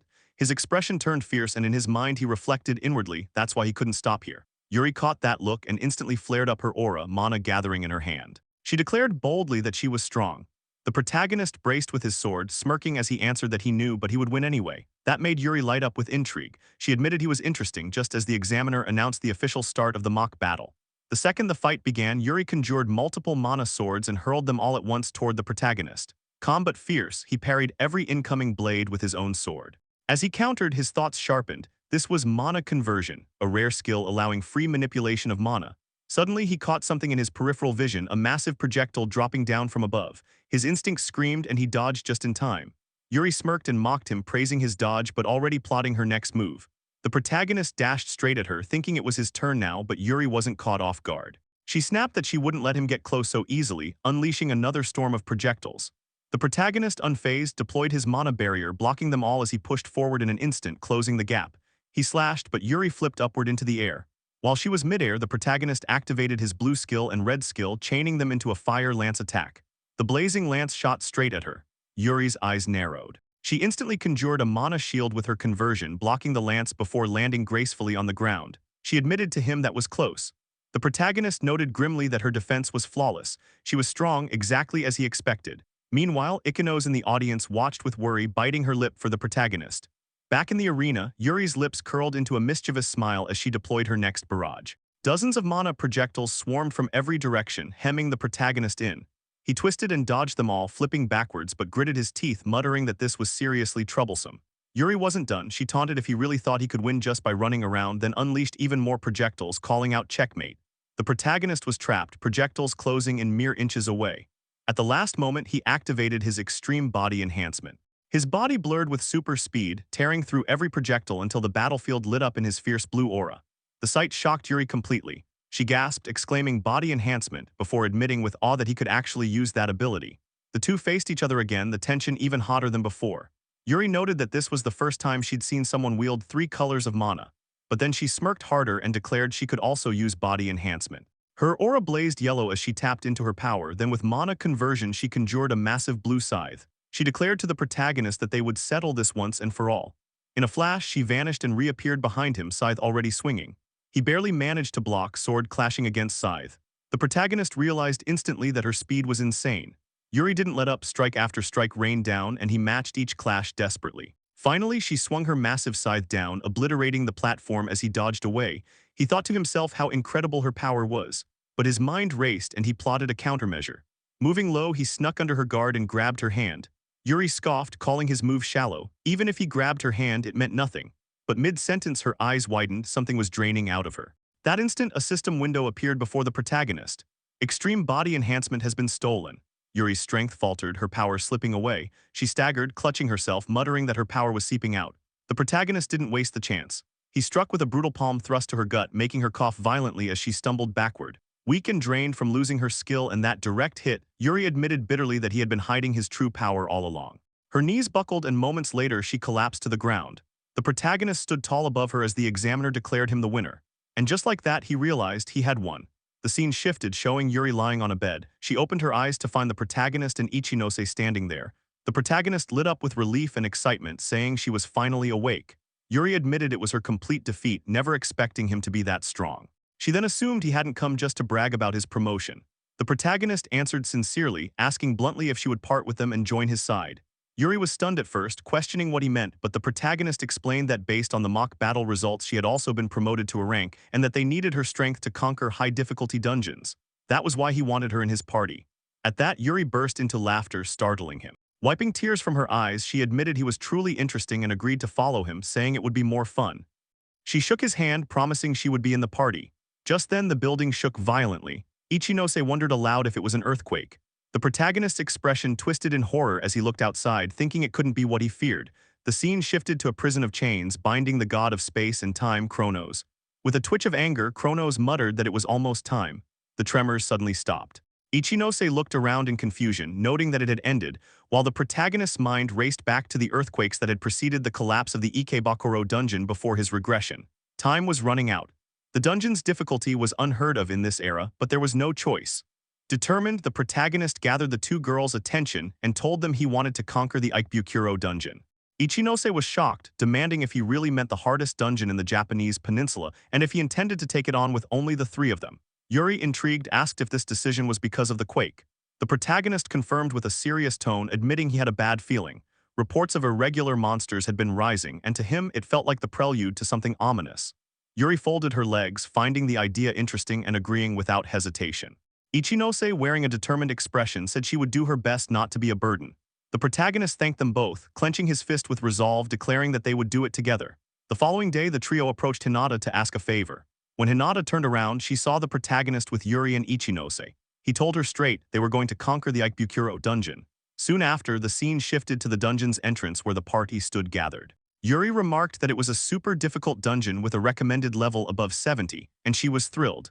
Ichinose, however, looked worried, pointing out that it would be better if they had other mages with them. The protagonist replied that it couldn't be helped. The association had no A-rank mages available right away. He added that it would have been great if Ohikawa were here. Yuri reacted to the name while the protagonist thought back to his past life, remembering that Ohikawa was the top-ranked mage in Japan and would have been a huge asset. He then turned his gaze, knowing that if the dungeon collapsed again, Kronos would appear. He resolved to stop it this time. With firm resolve, he told his party to move out. Before they entered, Yuri stopped him with a request. She asked to be called by her first name, saying her last name sounded too formal. Ichinose jumped in, wanting the same, her smile bright with excitement. Yuri pointed out that they were already friends and the protagonist agreed. He then called them both by their first names and rallied them, saying it was time to conquer the Ikebukuro dungeon. The party stepped inside, entering a cavern lined with glowing red crystals. Suddenly, the protagonist spotted a monster, a skull demon level 71. He was shocked. Such a monster was usually a boss elsewhere, yet here it appeared as a regular encounter. Resolute, he signaled Yuri and Ichinose to get ready. Both answered in sync as the trio charged forward. The skull demon instantly deployed its mana barrier. The protagonist quickly realized the barrier had to be destroyed first. He cast Fire Lance at it, but the attack barely scratched it. A single hit wasn't enough. He immediately called for Yuri and Ichinose to follow up. Yuri swung her scythe with deadly force, while Ichinose unleashed a firewall. Together, their combined strike shattered the barrier wide open. Seizing the moment, the protagonist dashed forward and in a single clean motion cut the skull demon down with his sword. The monster collapsed, leaving behind a glowing green mana stone. The protagonist's expression lit up with relief and triumph. Ichinose cheered that they had done it, and the protagonist praised both of them, saying they fought well together. Right at that moment, Yuri turned to the protagonist and admitted that she had been wondering about something since their battle. She questioned him about how he could use so many skills. The protagonist was startled but decided it was finally time to come clean, confessing that he had something called skill drain. Both girls looked confused and Yuri pressed further, demanding to know what skill drain even was. The protagonist explained that just by touching someone he could steal their skill. Yuri immediately recalled her fight with him, realizing that this was what had happened back then. The protagonist reassured her, stating that he had already returned her skill. Yuri thanked him while Ichinose quietly observed the entire exchange, her thoughts racing. She realized in shock that he could even do that. She felt amazed by him, but her mind drifted to the time he mentioned conquering the Ikebakuro dungeon. Even though it had surprised her, she told herself that as long as he was here they would be fine. She resolved that she had to make sure she would never become a burden to the group. The party pressed deeper into the dungeon, defeating countless monsters with their unique skills. After clearing wave after wave, they finally arrived at the boss room. The protagonist acknowledged this with satisfaction, saying that the boss room was right ahead. Ichinose pointed out how the rumbling of the ground was getting louder. She knew boss monsters were strong, but she couldn't help questioning whether they were truly ready for this. The protagonist responded with steady confidence, explaining that their level had risen on the way here, so the fight should be doable. Ichinose admitted he was right, but in her heart she reflected that it was true. He kept getting stronger after every fight, and Yuri was also adapting quickly to combat. She told herself she needed to at least support them, even if she couldn't match their strength. Still, Ichinose couldn't help looking down on herself. Just as she was lost in those thoughts, a tentacle suddenly slammed onto the ground behind her, shocking her completely. The sound made both the protagonist and Yuri whip around instantly. The tentacle lurched forward, sliding toward Ichinose. She turned back in panic just as it wrapped around her, seizing her in its grip. The protagonist shouted her name in worry as the truth revealed itself. The tentacle belonged to the boss monster of the Ikebakuro dungeon, Grim Weeper, a one-eyed tentacle beast whose level towered at 89. The protagonist stared at the monstrosity, his thoughts reeling. The boss should not have been able to leave its deepest room yet. So why was this even happening? Far above, the god of space and time, Kronos, was smiling, confirming it all. Yuri's voice cut through the chaos, questioning whether this wasn't already a disastrous situation. The protagonist acknowledged that it was true the circumstances were critical, but even so, he declared with unwavering determination that they had to save Ichinose no matter what. While the protagonist resolved that he was going to save Ichinose, Kronos, the god of time and space, was seen locked up and chained as before. Kronos internally chuckled, thinking the monster had been released. He grinned, admitting that this was the limit of what he could do with his current power, muttering, "Fine, I guess." Meanwhile, inside the dungeon, the boss monster Grim Reaper had clutched Ichinose into his tentacles. Kronos, amused, remarked that this would be the first victim of the grand opening. The protagonist was obviously worried about Ichinose, who was trapped in the clutches of the Grim Reaper. He questioned if she was okay, and as the view shifted, it revealed a glowing ball within which Ichinose was enclosed, while the tentacles of the boss monster struggled to destroy it. The tentacles trembled, unable to break through the glowing barrier. Ichinose assured herself she was somehow okay, though she thought she couldn't escape for long. She continued thinking about the protagonist and Yuri, hating the idea of being their dead weight. The protagonist, sweating and tense, thought about how Ichinose had instantly cast a mana barrier, but even with her massive mana pool, there was a limit to it. It was revealed that the glowing ball was Ichinose's mana barrier. The protagonist considered using his abyss flames, but hesitated, realizing Ichinose would get caught in the crossfire. He had to find another way to save her. Calling out to Yuri, he decided he would draw the tentacle's attention while Yuri tried to rescue Ichinose in the meantime. Yuri readied her scythe, thinking she had no other choice, and both bolted toward the Grim Reaper. But the Grim Reaper wasn't about to let that happen. He whipped his tentacles, slamming them down. The tentacle crashed where the protagonist had been, but he dodged midair, realizing that a normal attack from this creature had that much destructive power. He couldn't afford to take a direct hit. He landed on the ground after dodging, but the earth cracked behind him and another tentacle emerged from his blind spot. Seeing this, he thought it came from behind. Ichinose, filled with worry, called his name. At that instant, the protagonist cast a mana hand spell, grabbing a chunk of the dungeon floor to propel himself away, dodging again at the last second. He thought that the tentacle had been dangerously close, but he managed to evade it. Meanwhile, Yuri dashed toward the Grim Reaper, smirking that this much distraction was enough. In the next second, she leapt high, rearing back her scythe before descending upon the tentacles with a full-force attack. But both she and the protagonist were stunned. The tentacle didn't even have a scratch. They both thought it might be some kind of strengthening skill. Yuri backed off since her attack clearly hadn't worked, and the protagonist also retreated, calling out to check if she was okay. Yuri replied that she was fine, no problem. Standing before the Grim Reaper, the protagonist remarked internally that something was off. Yuri agreed. The protagonist analyzed the situation. Tentacle-type monsters usually had low defense, and he'd never heard of one possessing a strengthening skill, especially one that could wander outside the boss room. Something was definitely strange. As he pondered this, Kronos smiled mischievously, clearly the one behind it. The Grim Reaper lashed out again, sending another tentacle strike toward the protagonist, giving him no time to think. The protagonist and Yuri were forced into defense, fending off tentacles coming from all directions. Watching this from within her barrier, Ichinose blamed herself, thinking it was all her fault. She thought about how she'd always relied on the protagonist, how he made every battle easier, how she'd always told herself that as long as he was there, everything would be fine. She realized she'd been too passive. Slamming her fist in frustration against the mana barrier, she thought she needed to do something, but she couldn't. Meanwhile, Yuri was fending off another tentacle attack, chuckling grimly to herself that things were really bad. The protagonist was also struggling, realizing that both his and Yuri's mana were almost depleted after constant fighting. He thought that if only their mana were in perfect condition, things would be different. Then his gaze shifted to Ichinose trapped above and an idea sparked. He called out to Ichinose, telling her to use her mana fusion on them. Ichinose was taken aback by the request. Yuri, hearing this, noted that the skill was considered useless since it consumed a massive amount of mana. But the protagonist, fighting off tentacles, thought back to his past life. It was true that mana fusion had been considered useless then too, until a certain mage proved its worth. That mage had been Ichinose herself, the one who turned its value around, the Scarlet King. Ichinose, still trapped, thought about mana fusion, a skill she'd never used because she believed it to be useless, but if the protagonist said so, then she'd believe him. More than that, she wanted to. Clenching her fist, she made up her mind. In the next instant, she activated mana fusion, channeling her power to help the protagonist. The mana flowed from Ichinose toward the protagonist and Yuri, revitalizing their depleted energy as the tide of battle began to shift. Yuri was shocked, realizing that her mana was recovering, while the protagonist smiled and explained that mana fusion had an effect that shared the mana of the user. It was a skill that only a mage with a massive amount of mana could master. But there was a slight hesitation flickering across the protagonist's face, as Ichinose thought how amazing it was that, with this skill of hers, she could share her mana with both the protagonist and Yuri. However, she quickly noticed that this much wasn't enough since she was still using her mana barrier to protect herself from the monster. A sudden resolve ignited in her expression, and she made a bold decision, erasing her mana barrier entirely. In the next second, both Yuri and the protagonist were taken aback, completely shocked that Ichinose had actually dropped her barrier. The consequence came fast. The tentacles grouped together, coiling around Ichinose's body and gripping her tight. But in that final second of struggle, Ichinose cast Blast Furnace, determined to recover more mana for the protagonist and Yuri. Her mana flowed toward them, swirling in a luminous rush of power. The protagonist was both shocked and worried, realizing she had ramped up her skill output using Blast Furnace, all while he shouted her name in desperation. Ichinose used up the last of her strength, her thoughts echoing softly as she called both their names, saying she'd leave the rest to them.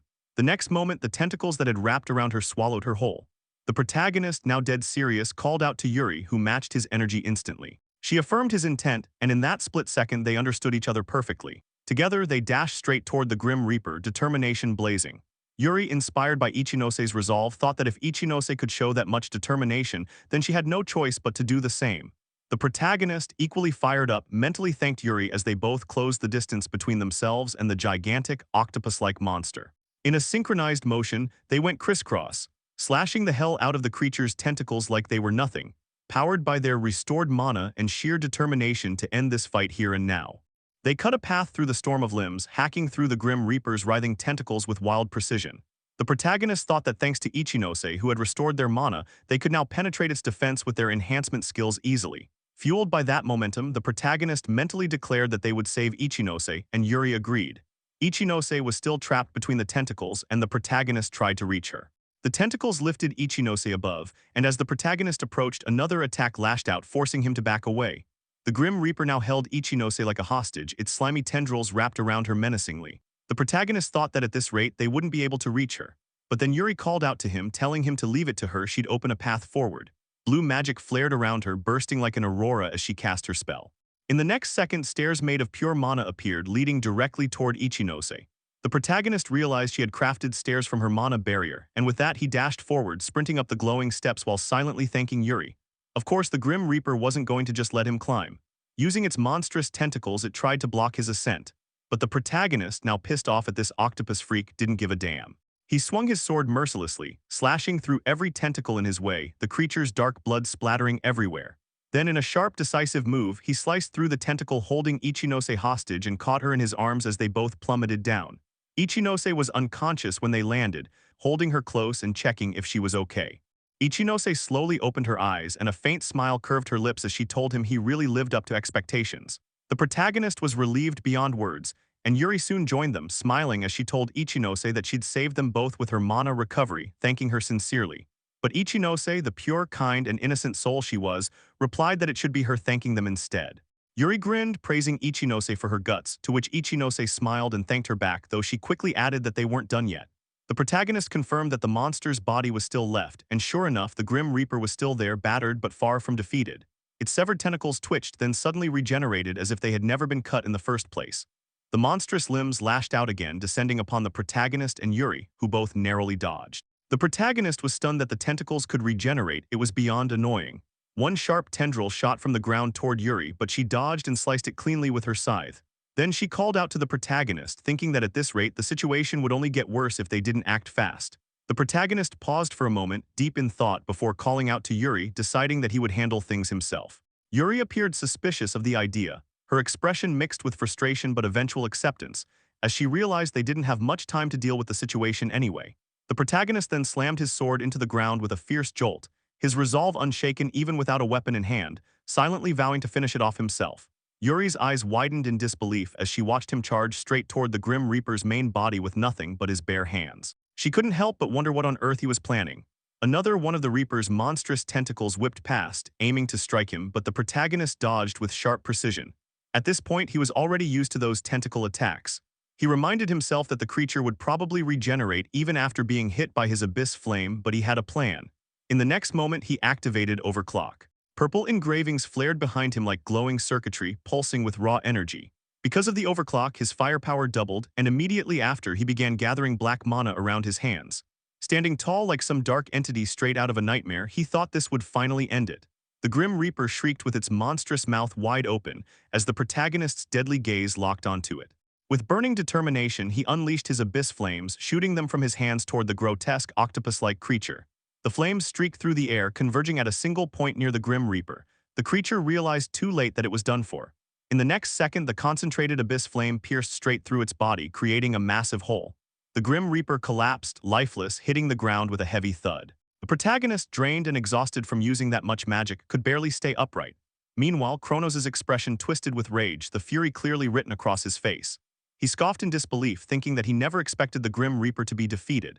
His anger boiled over as his eyes glowed with malevolence, silently promising that he would make sure the protagonist never left alive. Deep within that dungeon, the Grim Reaper lay dead, and the party gathered around the fallen creature. Ichinose turned toward the protagonist, congratulating him on the victory, and he casually returned the compliment, saying it was thanks to her too. But before they could even process their win, blackish-purple blood began oozing from the Grim Reaper's corpse, slithering like a sentient liquid straight toward Ichinose. The protagonist noticed it instantly, shouting a mental warning for her to watch out. The party narrowly avoided being struck as the substance stopped just short of them, releasing clouds of steam that hissed ominously. The protagonist realized that the liquid was leaking directly from the Grim Reaper's body. Then in an instant, a much larger wave of that same dark substance erupted, surging toward the group. The protagonist yelled for everyone to run. As they sprinted through the dungeon, panic surged among them. No one knew what the hell that thing was. He admitted that he had no idea either, but insisted they needed to get out immediately. The blackish-purple liquid chased after them relentlessly as they bolted for their lives. He thought to himself that while they had managed to stop the dungeon from collapsing, dying here would make all of it meaningless. The exit finally came into view and they pushed harder, trying to reach it, but the dark liquid was already ahead of them, cutting off their path. Ichinose looked horrified, and the protagonist felt that same sinking dread, thinking they were completely screwed. But then out of nowhere, a voice echoed through the space, commanding them to step aside. In the very next second, a massive wall of golden magic materialized in front of them, blocking the deadly liquid and saving them from certain death. The barrier shimmered with divine intensity, keeping the blackish-purple mass at bay. Ichinose stood frozen in shock, unable to comprehend what just happened. Then a figure stepped forward from behind the golden glow, remarking with casual confidence that it was a close call. The protagonist turned toward the newcomer, his eyes narrowing as he wondered who the hell this person was. Emerging from the light was a man with striking golden hair, a sleek black jacket, and the unmistakable aura of a seasoned veteran. The party stood in awe, their eyes wide as they looked at the figure who had just saved them. The man with golden hair merely chuckled, giving off that effortless confidence as he remarked how close that had been. Ichinose stepped forward, expressing her gratitude, but curiosity flickered across her face as she asked who he was. Before she could even finish her thought, the protagonist blurted out the name, Ohikawa Hikaru, his voice breaking through the tension. Upon hearing it, Ichinose instantly understood who stood before them. Hikaru leaned forward slightly, smiling as he asked if they knew him, clearly amused and pleased by the recognition. Ichinose turned to the protagonist, recalling that he had mentioned Hikaru before entering the dungeon. The protagonist confirmed, explaining that Hikaru was indeed the person he wanted help from. Inwardly, he acknowledged the truth. Hikaru was currently the strongest among them, an S-rank mage once known as the Yellow King in his previous life. That alone painted a clear picture of how insanely powerful Hikaru was. The protagonist continued to think back on the battle, noting that Hikaru's barrier skill was ridiculously strong. Without it, things could have spiraled completely out of control. Hikaru then cut in, casually remarking that when he had entered the dungeon, the situation looked bad. Still, he was glad he'd arrived in time. He went on to explain that he had initially gone to another dungeon under the country's request, but someone had contacted him midway. The protagonist frowned internally, puzzled by that statement. Contacted? Could Hikaru be talking about Hinata from the association? It would make sense, considering Hinata had constantly nagged the protagonist about being reckless again and again. But then, the tone shifted. Hikaru's casual demeanor hardened as he asked if the protagonist was the brother of the Purple King. The question hit like a thunderbolt, catching the protagonist completely off guard. Shock rippled through him as he asked in disbelief if Hikaru actually knew who he was. Hikaru replied that he had heard about him several times but had only taken mild interest, telling him not to overthink it. The protagonist nodded internally, getting the picture. He then expressed his gratitude, thanking Hikaru for saving him and his party. Hikaru simply waved it off like it was nothing, brushing it away with that nonchalant ease. Tilting his head toward the area behind the protagonist, Hikaru pointed out that they had done well in defeating the dungeon boss. At that moment, a massive purple mana stone shimmered on the ground, its glow pulsing through the chamber. Hikaru walked over, picked it up, and commented that if the mana stone was this massive, the boss must have been absurdly strong. Then, without warning, he tossed the mana stone toward the protagonist, saying a quick congratulations. The protagonist barely processed the words, focused only on catching the hefty mana stone midair. When he finally regained balance, he hesitated and asked if it was really okay to take it. Hikaru told him that since he was the one who conquered the dungeon, it rightfully belonged to him. With a wink, Hikaru added that he looked forward to seeing what the protagonist would accomplish next. Then, turning toward the exit, he remarked that things were bound to get a lot livelier soon before walking away, his golden hair fading into the distance. The party stood there, watching him leave, confusion and admiration tangled in their expressions. Sometime later, the scene shifted to the Mage Association. The door swung open, and the party stepped in, Ichinose holding the massive purple mana stone like a trophy. She remarked that Hikaru was quite the peculiar person, to which the protagonist agreed, saying that Hikaru was either too easygoing or just had way too much free time on his hands. As they entered deeper into the association, Hinata spotted them and immediately shouted the protagonist's name, her voice full of worry, asking if he was alright, scolding him for returning so late. She reminded him that he had applied for dungeon permission that very morning and then disappeared straight away. The protagonist absorbed her words silently, realizing she wasn't entirely wrong. But Hinata wasn't done. She pointed out that the dungeon they had entered was rated for level 70 and above, a high-danger zone compared to most others. The protagonist could only internally apologize, feeling a faint pang of guilt. Hinata switched gears, asking how the dungeon conquest had gone, had they at least cleared the area near the entrance. Her tone dripped with skepticism, but then came the shock. Without a word, the protagonist placed the massive mana stone, the very one obtained from defeating the Grim Reaper, the dungeon's final boss, on the table with a casual thud as if it were no big deal. He then declared that they had completely conquered the dungeon. For a moment, silence blanketed the room. Then the realization hit and the entire association erupted into chaos. Gasps, shouts, and disbelief echoed through the hall as everyone stared at the enormous mana stone. Within seconds, the uproar spread, the shockwave rippling through every mage present. Later, groups of people across the city began discussing it, their phones buzzing with notifications. One person pointed at the news feed, exclaiming that the Ikebakuro dungeon had already been conquered. Another, stunned, shouted that it was supposed to be for level 70 and above only. The scene cut to a reporter's office, where a bald man yelled for his colleague to immediately schedule an interview with the dungeon's conqueror and the Mage Association. His colleague quickly replied in acknowledgement. Soon after, Ichinose stood in front of flashing cameras and blinding studio lights, her mind racing with the thought that she could finally afford her sister's medical expenses after this dungeon conquest. She spoke to the cameras, expressing her genuine gratitude to the protagonist for inviting her on this journey. The broadcast aired live, spreading rapidly across the nation since the dungeon's conquest was big news. Ichinose's former party members watched the broadcast in disbelief. Their leader broke into uneasy laughter, shaking her head and muttering that it had to be a lie, a complete joke. Meanwhile, in another part of the city, the protagonist's brother stood before a towering building screen, his expression darkening as he muttered under his breath, rage flickering in his eyes, calling the protagonist a bastard. Online, group chats were blowing up. People debated whether it was true that a colorless mage had conquered the dungeon. One message said it had become a massive scandal, while another commented that the protagonist seemed to have grown and become much stronger. As night fell, even more people joined in, chatting about the now famous conqueror. Somewhere high above on a rooftop, Hikaru scrolled through the endless stream of comments, a smirk curling on his lips as he murmured that everything was unfolding exactly as he expected. The wind whipped around him, carrying the pulse of the city below. By the next day, the protagonist stood once again before the now stabilized Ikebakuro dungeon. His mind wandered back to everything that had happened, the chaos, the close calls, the unexpected help. He thought about how he had managed to stop the dungeon's collapse, admitting to himself that it was only possible because everyone had contributed. Then, tightening his grip and turning away from the dungeon's entrance, he silently vowed to get stronger. 3 days later, Hinata was seen deeply immersed in her work when she suddenly noticed the protagonist approaching. She mentioned how the association had been buzzing with people talking about him recently, and that gossip left the protagonist feeling awkward and embarrassed. Wanting to steer the conversation elsewhere, he shifted the topic and reminded her that she said she had something important to tell him. With a serious tone, Hinata revealed that his party had received a request to conquer a specific dungeon. That revelation left the protagonist, Yuri, and Ichinose all looking confused, wondering why such a task would be directed toward them. The protagonist thought aloud, questioning why their team, who had only just become a rank, would get such a major request. Hinata confirmed it, explaining that it was likely because of their recent success conquering the Ikebakuro dungeon.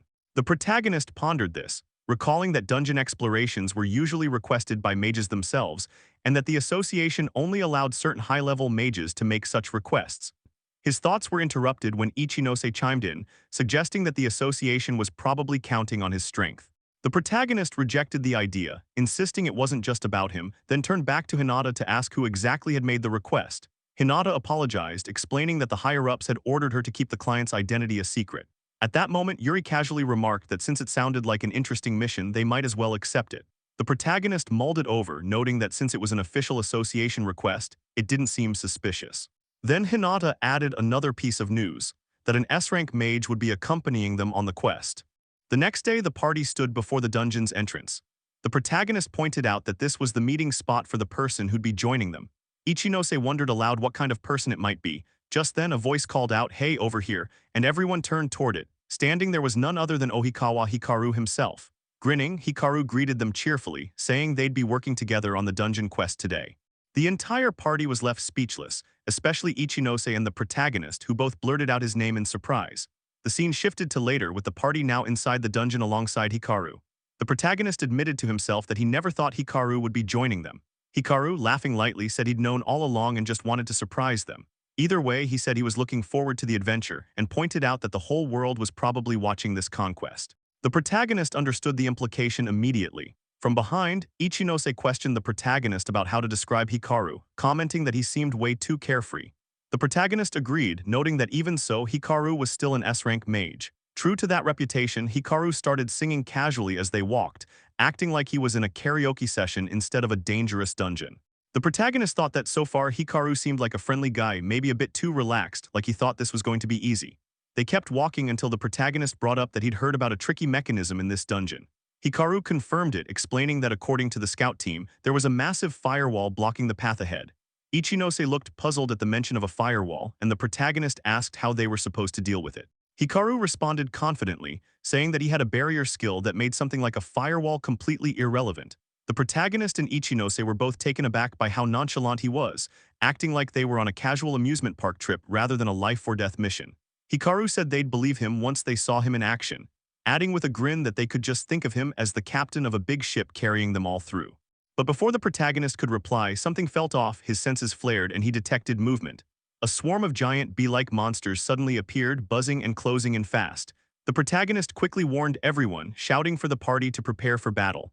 Internally, he thought this would be a good chance to see how strong an S-rank mage like Hikaru really was.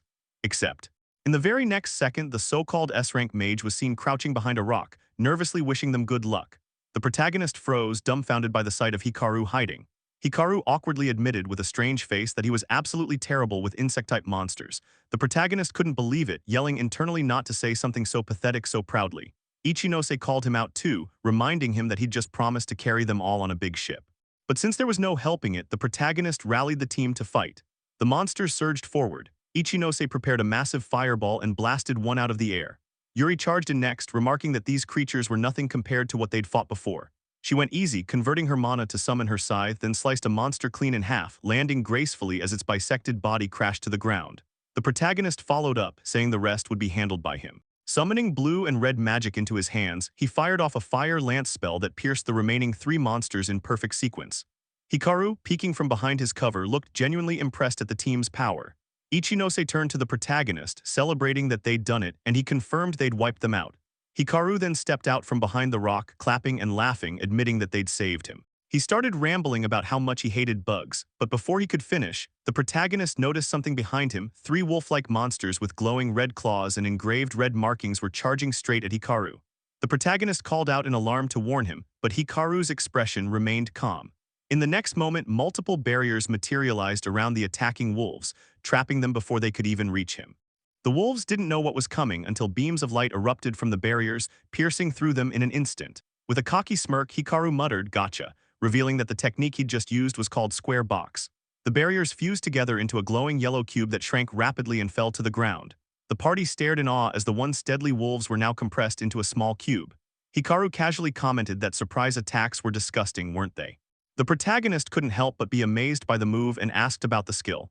Hikaru held up the cube, explaining that square box was one of his barrier spells. It couldn't be used on anything too massive, but it could neutralize enemies effectively. Inside the cube, the 3 wolf-like monsters were perfectly contained. Grinning, Hikaru said the skill was pretty convenient, right? The protagonist agreed, impressed, and thought to himself that he'd heard of such a technique before, but seeing it firsthand, it was seriously incredible. Fired up, Hikaru told the party to keep moving forward, declaring that their dungeon run had only just begun. The party started walking deeper into the dungeon, and the protagonist found himself silently reflecting, realizing that this was the real power of an S-rank mage, an entirely different league altogether. After some time, the group, along with Hikaru, finally reached their destination. Hikaru calmly noted that this was the exact spot that had been reported earlier. Before them stood a massive wall of fire, burning bright and wild, like the dungeon itself was daring them to cross. Ichinose remarked on how insanely hot it was, and the protagonist couldn't help but question if they actually had to go through that inferno. At that moment, Hikaru lifted his hand with a confident smirk, silently assuring everyone to leave it to him. In the next second, a flash of energy pulsed through the air as he created a shimmering partition, slicing the blazing wall apart with his barrier skill. With a chill tone, he gestured forward, letting everyone know they could pass safely now. The party and Hikaru moved through the fiery divide, the heat licking at the edges of the barrier but never quite touching them. Ichinose was visibly impressed, muttering about how amazing the skill was, and Hikaru, with a small nod, acknowledged the praise like it was nothing new to him. Right then, as they stepped through, their eyes caught sight of a cave ahead. The protagonist immediately pointed it out, stating that the hole must be the boss room. Turning back to the group, he made sure everyone was ready. The squad responded in sync, confident and fired up. With that, the protagonist gave the signal to move, taking the lead as they ventured inside the ominous boss chamber. Meanwhile, Hikaru's thoughts ran dark and focused. In his mind, he admitted that now things were about to get real. He wanted to see if the protagonist truly lived up to the rumors and the report he'd read about him. There was a flicker of excitement and maybe something a bit more dangerous hidden beneath his composed exterior. The whole party was seen entering the boss room, and the atmosphere immediately shifted, as the protagonist noticed that the boss room was tremendously hot. At that exact moment, a paw of a creature emerged into view, followed by the full figure of a level 68 flame garm. The protagonist instantly summoned his sword while thinking that this creature was the dungeon boss and acknowledging how intimidating it looked. Fire swirled around the boss monster as it began gathering flames to attack the party, and upon noticing this, the protagonist instructed everyone to put up a magic barrier. But just then, Hikaru stated that such a measure was unneeded, and before the boss monster's fire attack could hit the party, Hikaru had already deployed his yellow barrier to defend them. The protagonist, observing this barrier, announced that this was Hikaru's barrier, while Hikaru clarified that he would match the protagonist's timing with his barrier and leave the main body of the monster to the others. The protagonist understood, internally affirming that the boss should be left to their group, as Ichinose and Yuri readied themselves alongside him to attack the boss monster. He reminded himself not to underestimate the boss, since even a barrier could be destroyed if it took too many consecutive hits. He briefly considered attacking with his Abyss Flame, but immediately dismissed the idea because the Flame Garm's movements were fast and it was a high-ranked monster, and additionally the cost of using a black skill was enormous. In the next moment, the protagonist dashed forward, deciding he had to finish it off with other magic, and instructed Yuri and Ichinose to find any opening they could and attack the boss monster. They received the command as the protagonist activated his extreme body enhancement, allowing him to instantly appear in front of the boss.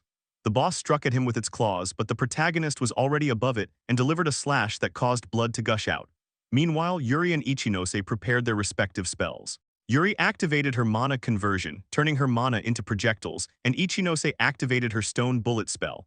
The stone bullet and mana-made swords were hurled toward the boss monster, who dodged the incoming assault by jumping and then leaping rapidly from one place to another. The protagonist cursed internally while acknowledging that, as expected, the monster was strong. He also realized that a prolonged battle would be disadvantageous because of the extreme heat, and ideally, it would be better to defeat the creature sooner rather than later. Hikaru, noticing the condition of the protagonist, Yuri and Ichinose, thought that at this rate their physical strength would soon be depleted, and questioned what the protagonist would do next. Just then, the protagonist called out to Yuri and Ichinose, telling them they didn't need to land a direct hit but should instead aim for the flame garm's feet. Yuri inferred that he had a plan, while Ichinose voiced her understanding, and they prepared to attack together. Using mana conversion, Yuri hurled her projectiles toward the boss monster, who dodged them once again while Ichinose, engulfed in fire, reasoned that although her mana cost increased, the blast furnace effect dramatically boosted her firepower. She summoned a massive stone bullet and directed it toward the boss, aiming for its feet. The boss looked at the incoming attack and dodged it, but this created the opening the protagonist had been waiting for. He thought that now was the time, believing that no matter how agile it was, the monster wouldn't be able to dodge in midair. In the next instant, the protagonist vanished from his spot and appeared midair alongside the boss monster, his sword coated in ice. Hikaru, watching, observed that the protagonist was covering his blade with ice. As the attack neared the flame garm, the protagonist struck with full determination, and a blue glow spread across the battlefield as the icy sword connected. He looked at the defeated boss monster, and in the following moment he landed gracefully after delivering the final blow. The flame garm's body then disappeared, signifying that the party had won. When the group regrouped, Ichinose praised the protagonist for achieving victory, while the protagonist, humble as ever, attributed the win to both Yuri and Ichinose. Hikaru observed their teamwork and thought that it was excellent, acknowledging that the protagonist was indeed a talented mage, just as the reports had indicated. However, Hikaru's expression turned serious as he noted inwardly that the protagonist still had not revealed his true power. While the protagonist was speaking with Yuri and Ichinose about returning to the association to report everything, Hikaru activated his magic and asked the protagonist to wait. The protagonist, confused, questioned whether this was the previous box spell, to which Hikaru confirmed that it was and explained that he wanted to test him. The protagonist asked what he meant by testing him, and Hikaru explained that although the box could be used to capture monsters, it also functioned as a method of training. Hikaru stated honestly that he wanted to see the protagonist's true power and wanted him to defeat the monster sealed inside. He reassured that if things got dangerous, he would reseal the monster, and emphasized that it was ultimately the protagonist's choice whether to proceed or not. The protagonist finally understood Hikaru's intentions. Although he still didn't fully comprehend Hikaru's true motives, he also wanted to gain more experience and thus accepted the offer. The yellow cube floated before him as he looked at it, and Hikaru unsealed it. A black shadow emerged from the cube. The protagonist immediately noticed this shadowy form, while Hikaru, smiling in the background, thought about how the monster inside the cube changed its appearance depending on the fear its opponent had experienced. He wondered what kind of monster would appear. In the next second, the protagonist's expression turned grim as he saw something terrifying. The creature inside the box had taken the form of Kronos, the god of time and space. Witnessing this, Hikaru exclaimed in astonishment that it was his first time seeing such a transformation, and stated that, as expected, the protagonist still had something hidden within him. Meanwhile, the protagonist was left horrified by the being that had materialized before him.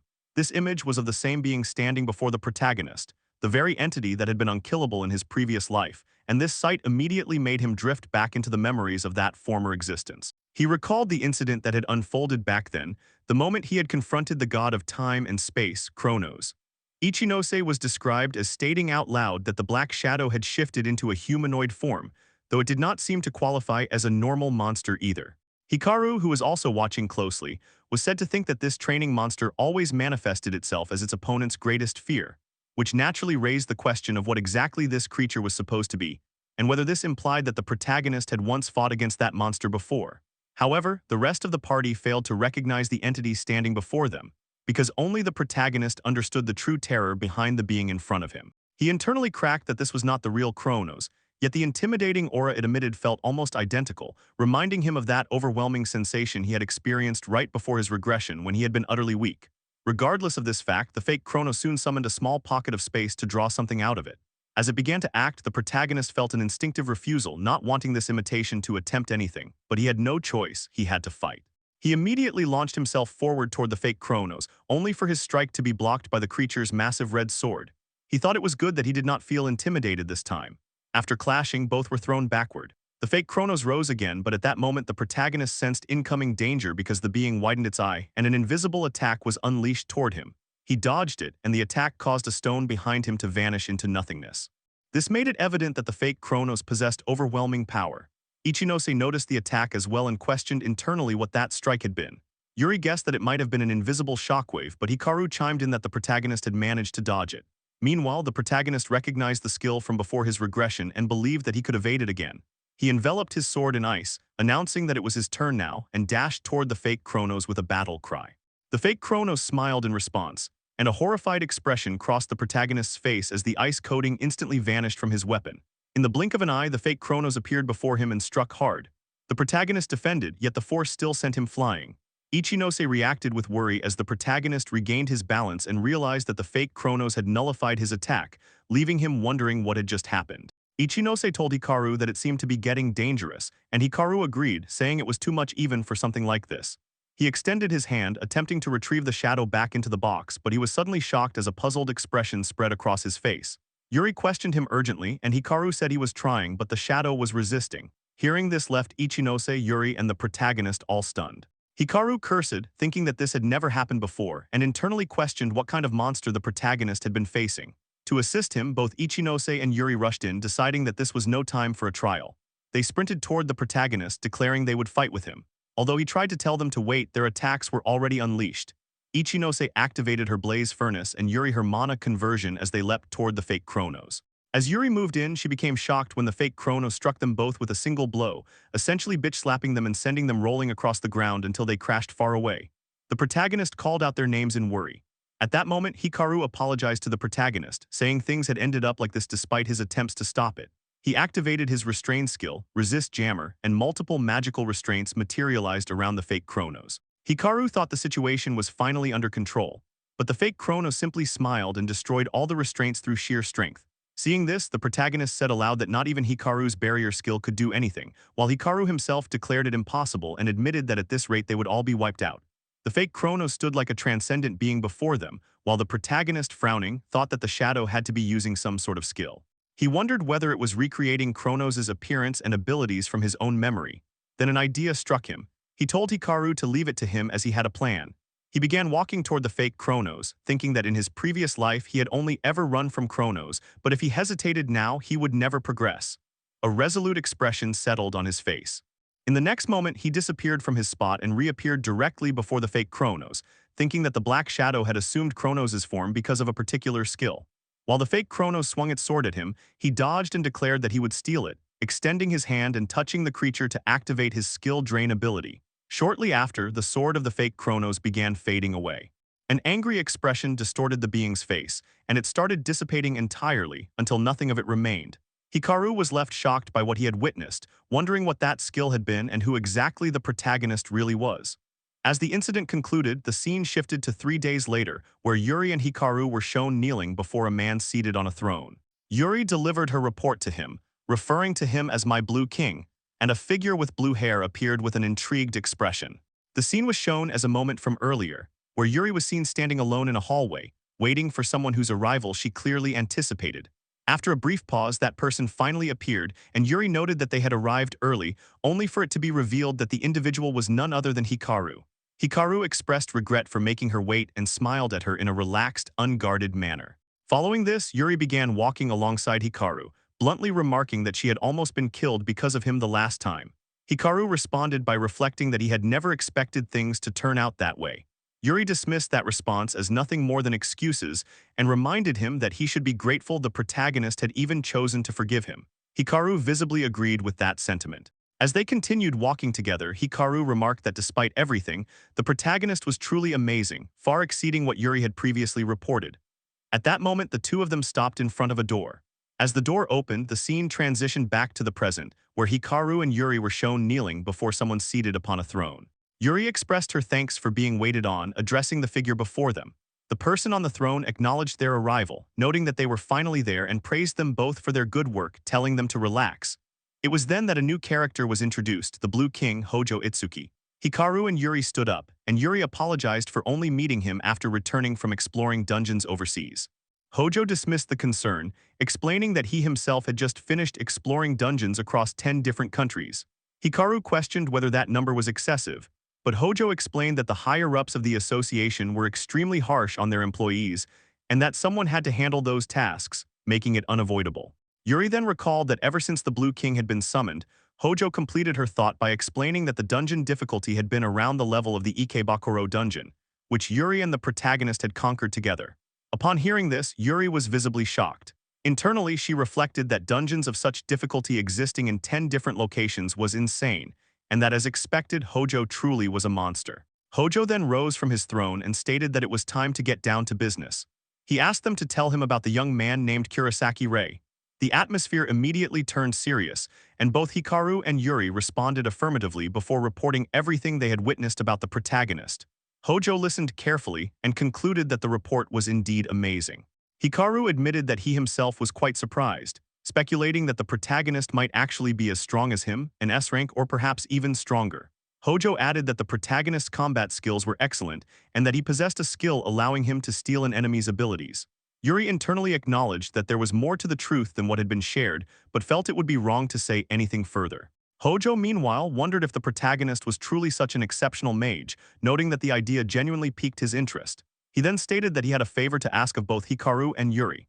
Elsewhere, the scene shifted to show the protagonist and Ichinose entering the Mage Association. Ichinose was visibly excited, commenting on how well they had performed during the day's dungeon conquest. The protagonist responded with gratitude, thanking her for her support.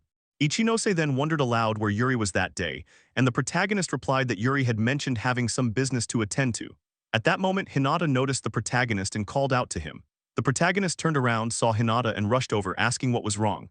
Hinata, wearing a gloomy expression, questioned what the protagonist might have got himself into. Confused, he asked what she meant. Hinata then revealed that he had been summoned by the Blue King. Upon hearing this, both the protagonist and Ichinose were shocked. Hinata continued, explaining that the Blue King wanted to meet him in person. Soon after, the protagonist and Ichinose were shown standing before the Blue King, Hojo Itsuki. Hojo thanked them for coming while the protagonist studied him closely, thinking to himself that this was indeed Hojo, the Blue King. As Hojo questioned whether he was Kurosaki Rei, the protagonist's thoughts drifted back to his previous life. Before the catastrophe, Hojo had been known as the true color king even among kings, and the protagonist had deeply admired him. He believed that the strong should guide the weak, and he had been drawn to those words, aspiring to become someone great like Hojo, or at least believing that at the time. However, that same Blue King had once been caught in the torrent of a dungeon collapse and killed in battle. He had sacrificed himself by acting as a shield to protect civilians during an evacuation, becoming a hero who saved millions of lives. Returning to the present, the protagonist wondered why the Blue King had summoned him now. At that moment, someone stepped forward and announced that they would reveal a secret, and it was revealed to be Yuri. Seeing her, the protagonist was shocked. Ichinose also reacted, questioning why Yuri was present if Hikaru was already there. Hojo then explained that the two of them were tasked with scouting talented individuals from around the world, and that they were members of the Apostles of the Holy Staff. The protagonist was stunned, realizing that he had heard of the Apostles of the Holy Staff before. Ichinose, equally shocked, recalled that it was an elite group under the direct command of the Blue King. Hojo confirmed this and revealed that he had been the one who requested the conquest of that dungeon, and also the one who arranged for Hikaru to accompany the protagonist. The protagonist looked at Hikaru and realized that this was the reason Hikaru had pushed him to fight that monster. Hikaru confirmed that he had wanted to see the protagonist's strength, while Yuri admitted that she had joined the party simply because it looked fun. The protagonist and Ichinose could only smile at that, but Hojo soon stated frankly that he was interested in the protagonist. If the protagonist truly possessed such powers, Hojo wanted him to join them. However, there was still much unknown about multicolored users, which was why Hojo needed to see the protagonist's humanity first. Hojo said, as the Blue King, "I wanted to ask you as a mage, what do you really want?" After hearing that, our protagonist was silent for a moment. He reflected on how he had admired Hojo in the past, how becoming a mage had once been his dream, and how his younger brother Kai had looked down on him. He had wanted to change, and now in order to fight against Kronos, he finally answered. He declared that he wanted to become stronger than anyone else. Hojo summarized this by stating that the protagonist essentially wanted to become the strongest mage and a king of color, surpassing even himself. Ichinose, Yuri, and Hikaru all waited for the protagonist's response as he reflected that in his previous life, even with the Blue King's help, they had failed to stop Kronos. Simply admiring Hojo would change nothing. With a determined expression, the protagonist affirmed that he wanted to surpass him. Hojo accepted the answer, calling it a good one, and asked him directly if he would like to join the Apostles of the Holy Staff. Hearing this, both the protagonist and Ichinose were shocked, with the protagonist questioning whether Hojo truly meant him. Hojo explained that by working alongside competent people, the protagonist would be able to go even further and that he did not see it as a bad opportunity. He asked what the protagonist thought. The protagonist contemplated the offer as Hikaru gestured for him to follow. A door opened, and what the protagonist saw beyond it left him stunned. Hikaru explained that these were the elites of the Magers under the Blue King's command. Inside, a group of 4 people sat around a table, revealed to be the Apostles of the Holy Staff. Our protagonist, upon seeing the Apostles of the Holy Staff, immediately regarded them as elite mages operating under the command of the Blue King, recognizing them as figures of authority and power. At that moment, one of the Apostles smiled, clearly having anticipated the arrival of the new member, only to react with visible surprise at the realization that the newcomer was merely a kid, openly eyeing the protagonist with doubt. A girl among them laughed and pointed out that the protagonist was around the same age as that casually behaving member, prompting him to snap back at her to shut up.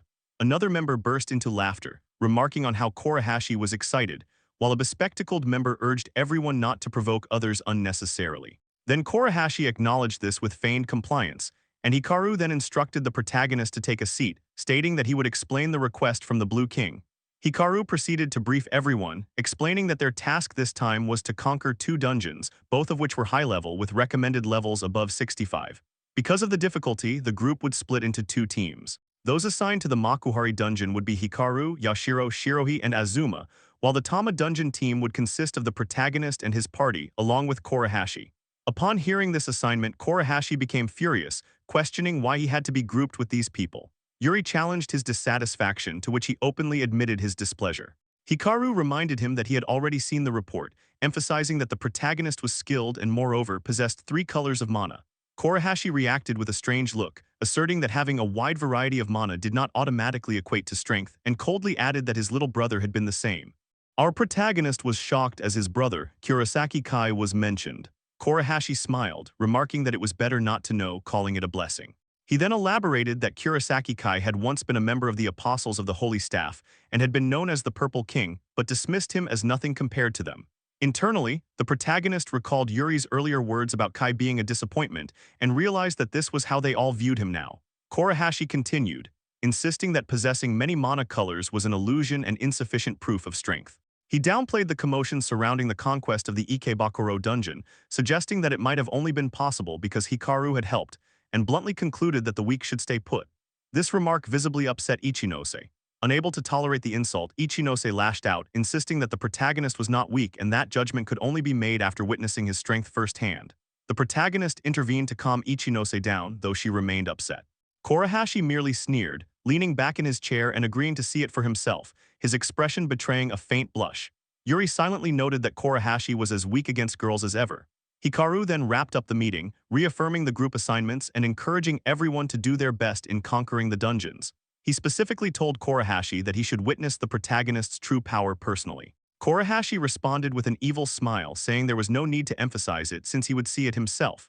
With that, the meeting concluded and the members left the room. As they departed, the protagonist reflected that while he knew he had to show his strength, that alone would not be enough.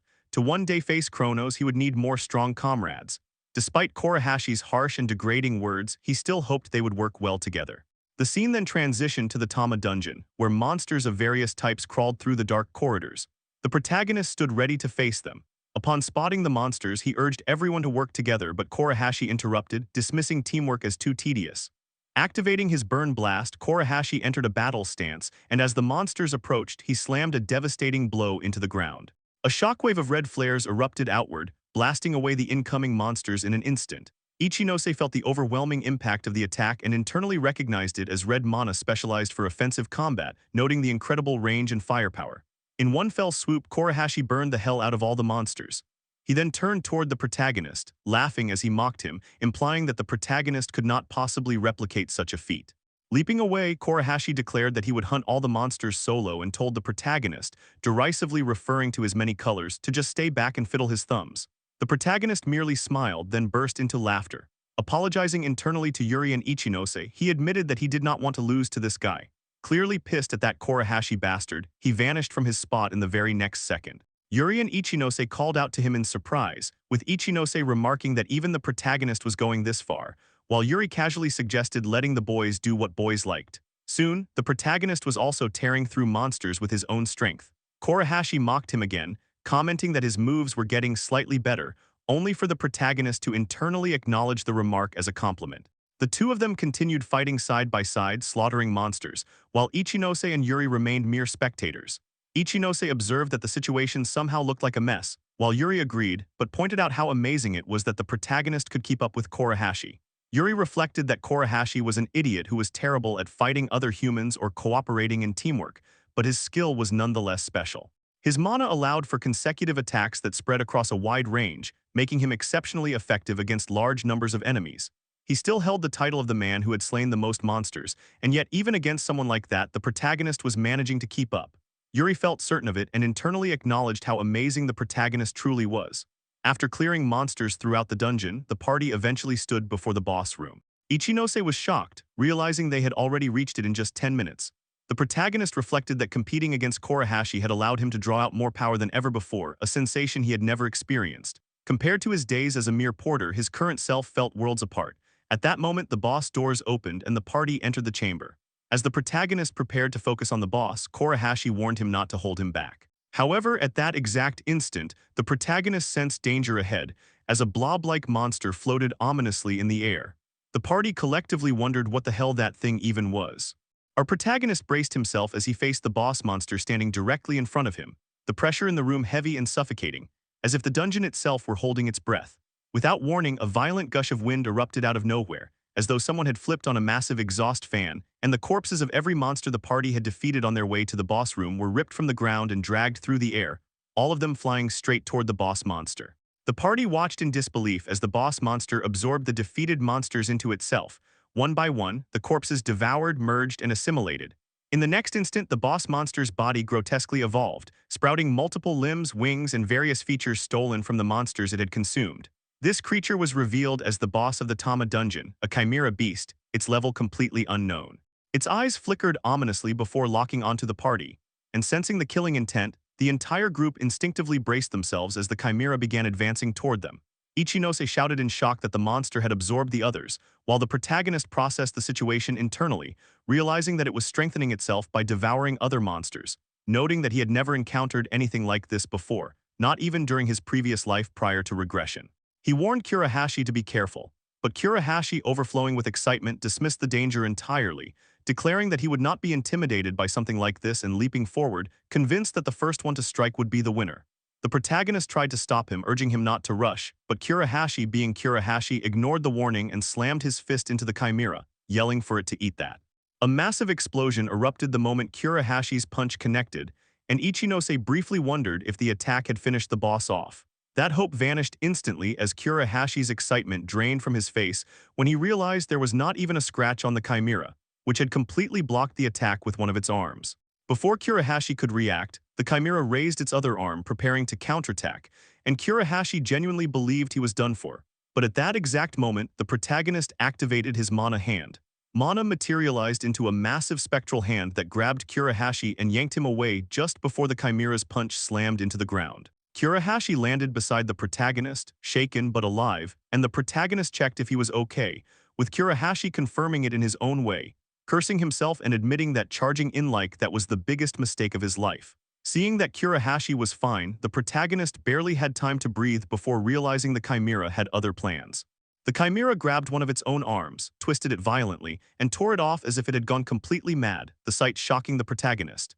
Even worse, the injured section of the chimera's body immediately began regenerating, flesh reforming, structures reappearing, and a new arm emerging as if the monster had never been damaged at all, and Kurahashi recognized it instantly, realizing that the chimera could regenerate. Small tentacles on the chimera's body began glowing as they formed a concentrated light beam, and the protagonist sensed overwhelming danger, immediately ordering everyone to dodge. The instant those words left him, the chimera unleashed a devastating red beam laser from its ass-like face.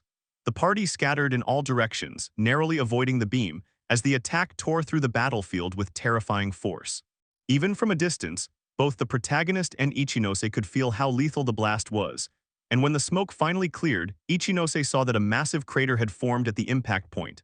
Kurahashi questioned the sheer firepower of the attack, while Yuri analyzed the situation and determined that the chimera likely could not fire continuous shots. Taking advantage of the opening, she used her mana conversion to create multiple swords of pure mana and launched them as projectiles toward the chimera, declaring that it was their turn now. The mana sword struck the chimera's body, but the damage was minimal, and Yuri acknowledged how tough it was, even finding it incredible that Kurahashi had managed to burn it at all. The protagonist realized the situation was getting worse by the second, and if they stalled any longer, the chimera would fire the red laser again.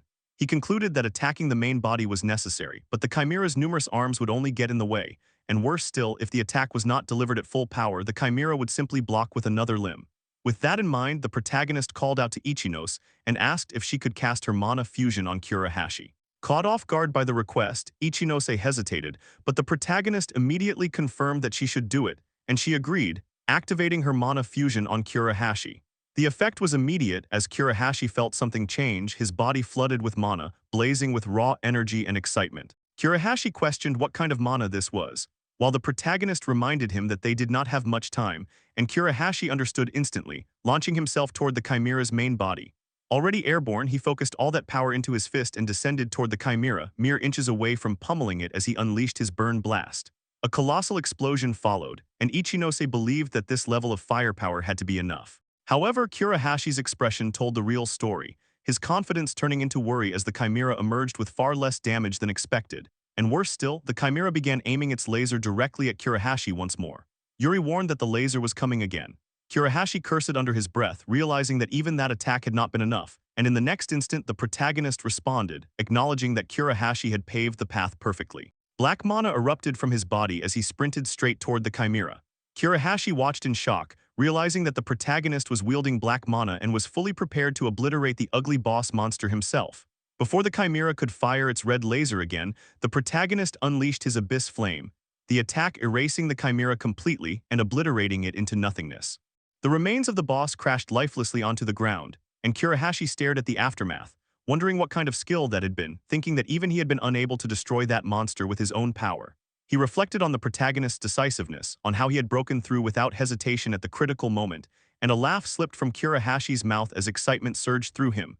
As in his mind he acknowledged it clearly, this man was the real deal. Elsewhere, Kai was shown watching the broadcast of the protagonist's interview after the protagonist and his party had conquered the dungeon, with the news reporting that the Tama dungeon had fallen under his name. The report continued, stating that he had gone on to conquer yet another high-difficulty dungeon following the Ikebakuro dungeon, and the onlookers watching the interview were visibly amazed that he had cleared another high-difficulty dungeon so soon after Ikebakuro. Praise poured in from every direction, and within the crowd stood the protagonist's brother Kurosaki Kai, silently listening to all of it. Two people nearby laughed among themselves, remarking that while the protagonist kept rising, his younger brother's situation was only getting worse. But at that very moment Kai passed by them, causing them to stiffen in fear as Kai responded with a cold sneer. The scene then shifted, revealing the apostles of the staff all standing before the Blue King. The Blue King praised everyone, acknowledging that they had done a good job conquering the dungeons, and noted that the Tama dungeon seemed far more troublesome than expected. The protagonist agreed, recalling that they had encountered a completely new type of monster. Azuma burst into laughter after hearing it was supposedly a strong one, while Shirohi remarked that she should have gone into the Tama dungeon instead. Hikaru then questioned Kurahashi, asking what he thought of the protagonist based on his observations, and Kurahashi, carefully masking his emotions, merely admitted that the protagonist was not bad and that his strategy had been fairly solid. The protagonist was slightly shocked to hear praise coming from Kurahashi, prompting Shirohi to tease him by pointing out that he used to look down on the protagonist but was now clearly pulling back. Kurahashi, embarrassed, snapped at her to shut up. After a brief pause, Kurahashi admitted that he had underestimated the protagonist before and had even called him colorful or whatever, but now openly acknowledged his strength. The protagonist was taken aback once again, then smiled, acknowledging that Kurahashi had helped him as well and that there was no need for an apology. Kurahashi stood there blankly for a moment before growing annoyed and insisting that he was not happy about being praised, claiming that he had only done it for his own sake and warning everyone not to get the wrong idea. At the same time, the remaining members of the apostles of the staff all came to the exact same conclusion in their minds. Kurahashi was a tsundere. The Blue King let out a small laugh, expressing that he was glad the protagonist and Kurahashi had become friends, and added that now no one would complain about the protagonist anymore. He then revealed that he had something to give him, which made the protagonist wonder what it was.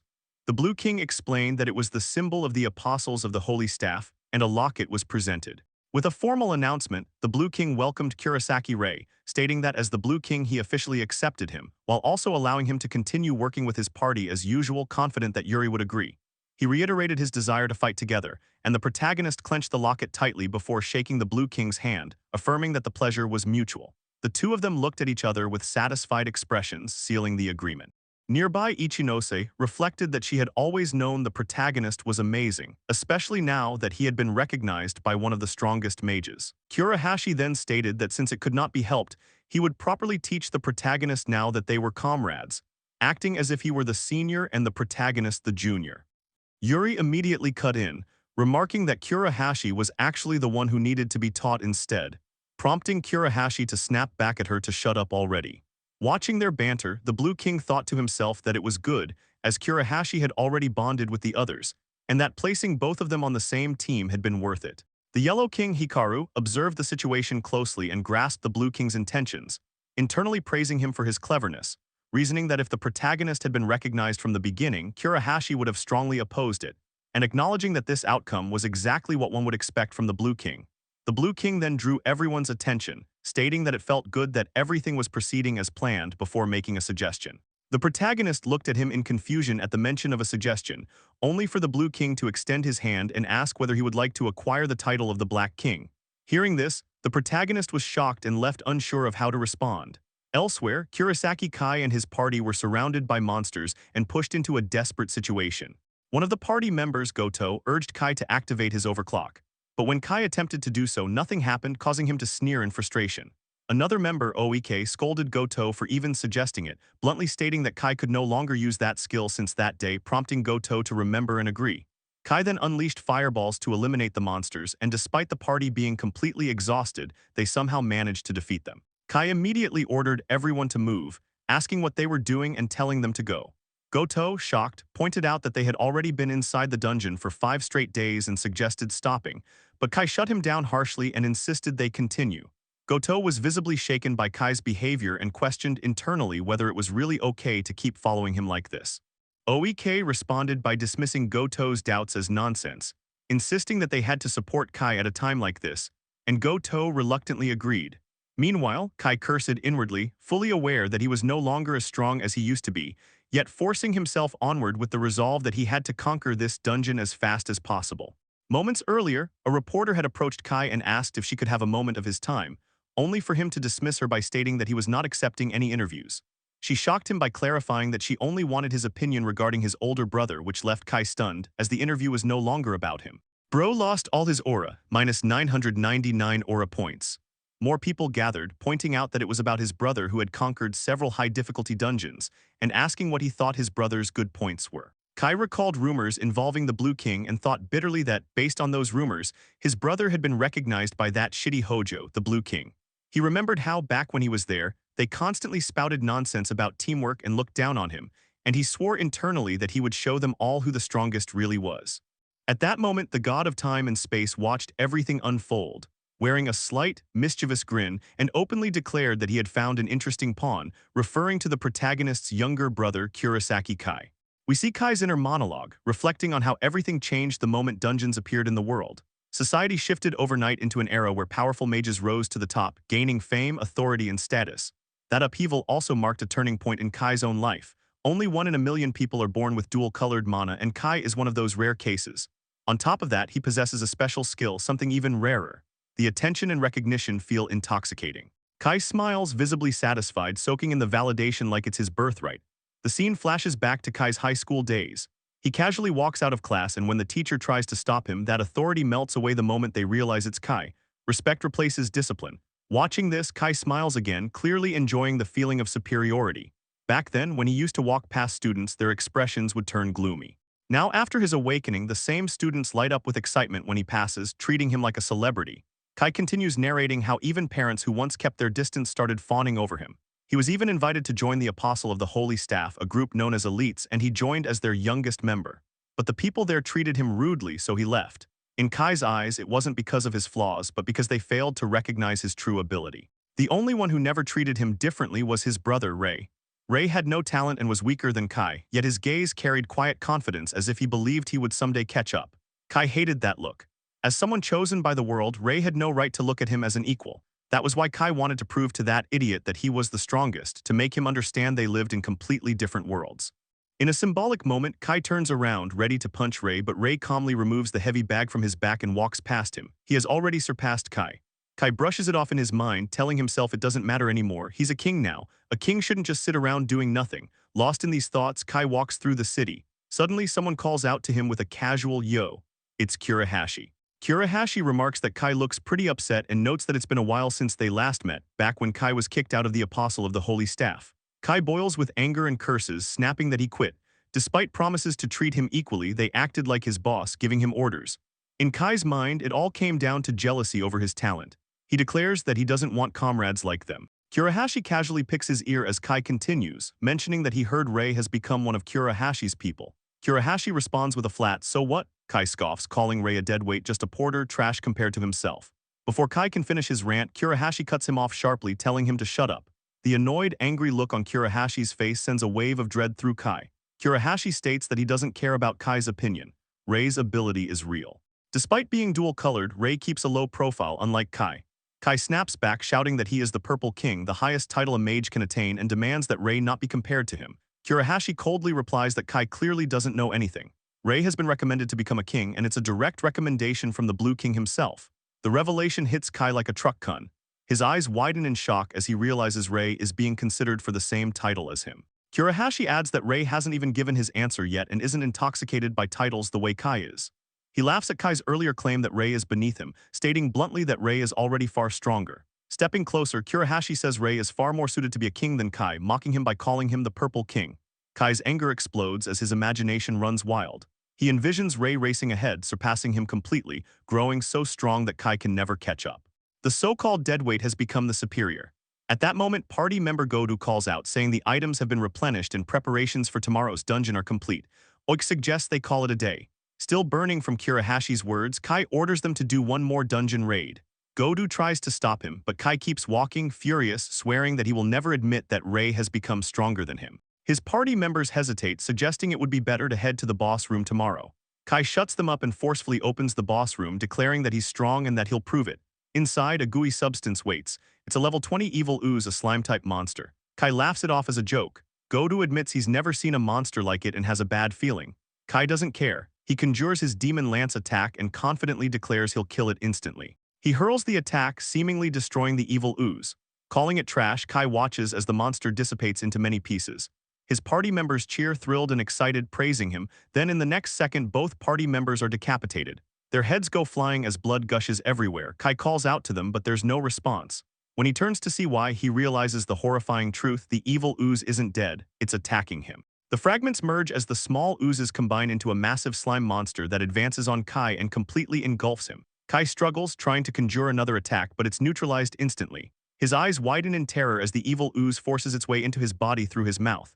He struggles helplessly as the slime consumes him entirely. From beyond, the god of time and space, Kronos, watches and laughs.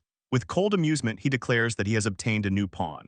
The entire place suddenly starts shaking, the ground trembling violently as chaos erupts. Kai is seen drop to his knees, and instead of panic, he starts laughing. His eyes completely turn red, glowing with corruption, and he mutters aloud with disturbing satisfaction that he feels good. The scene cuts to Kronos, still bound by the same chains as before. One of the chains begins to crack. Kronos notices and grins wickedly. In his mind, he thinks that finally part of the seal has been broken. The scene shifts again, this time to the Apostle of the Holy Staff at an outdoor training facility. Kurahashi and Rei are locked in combat with monsters, moving cleanly and efficiently. Together they wipe out the enemies, and mana stones scatter across the ground as drops from the defeated monsters. Rei wipes the sweat from his face while Hikaru praises them, calling for a short break and complimenting their excellent movements. Ichinose steps closer to Rei and hands him a towel, telling him good work. Rei thanks her. Ichinose then speaks up, telling Kurahashi that she learned a lot just by watching him fight. Kurahashi blushes, looks away, and awkwardly brushes it off, saying it was nothing. Rei notices that Kurahashi is still acting shy like this. Then Kurahashi casually tells Rei that he met Rei's brother in the city today. Rei immediately asks if he means Kai. Kurahashi confirms it and adds that that bastard still thinks he's stronger than Rei. Kurahashi says he told Kai everything. Yuri chimes in, bluntly summarizing the situation. Basically, Kurahashi is upset because someone he personally approves of, Rei, was being looked down on. Kurahashi's face turns red instantly and he snaps back, saying that's not it at all. As the conversation fades, Rei's thoughts drift to Kai. He hasn't met him since their duel. He wonders when the two of them started drifting apart. He questions whether things will end the same way they did in his previous timeline and whether everything will be fine if he just lets things stay like this. But deep down, he knows they still have to settle this as brothers. Suddenly, another member of the Apostle of the Holy Staff, Shirei, rushes in. She warns them urgently that she has bad news. Hikaru asks what happened and why she rushed over like this. Shirei reveals that the Shinjuku dungeon has collapsed. Rei is horrified by the news. Shirei continues, explaining that a massive number of monsters are pouring out.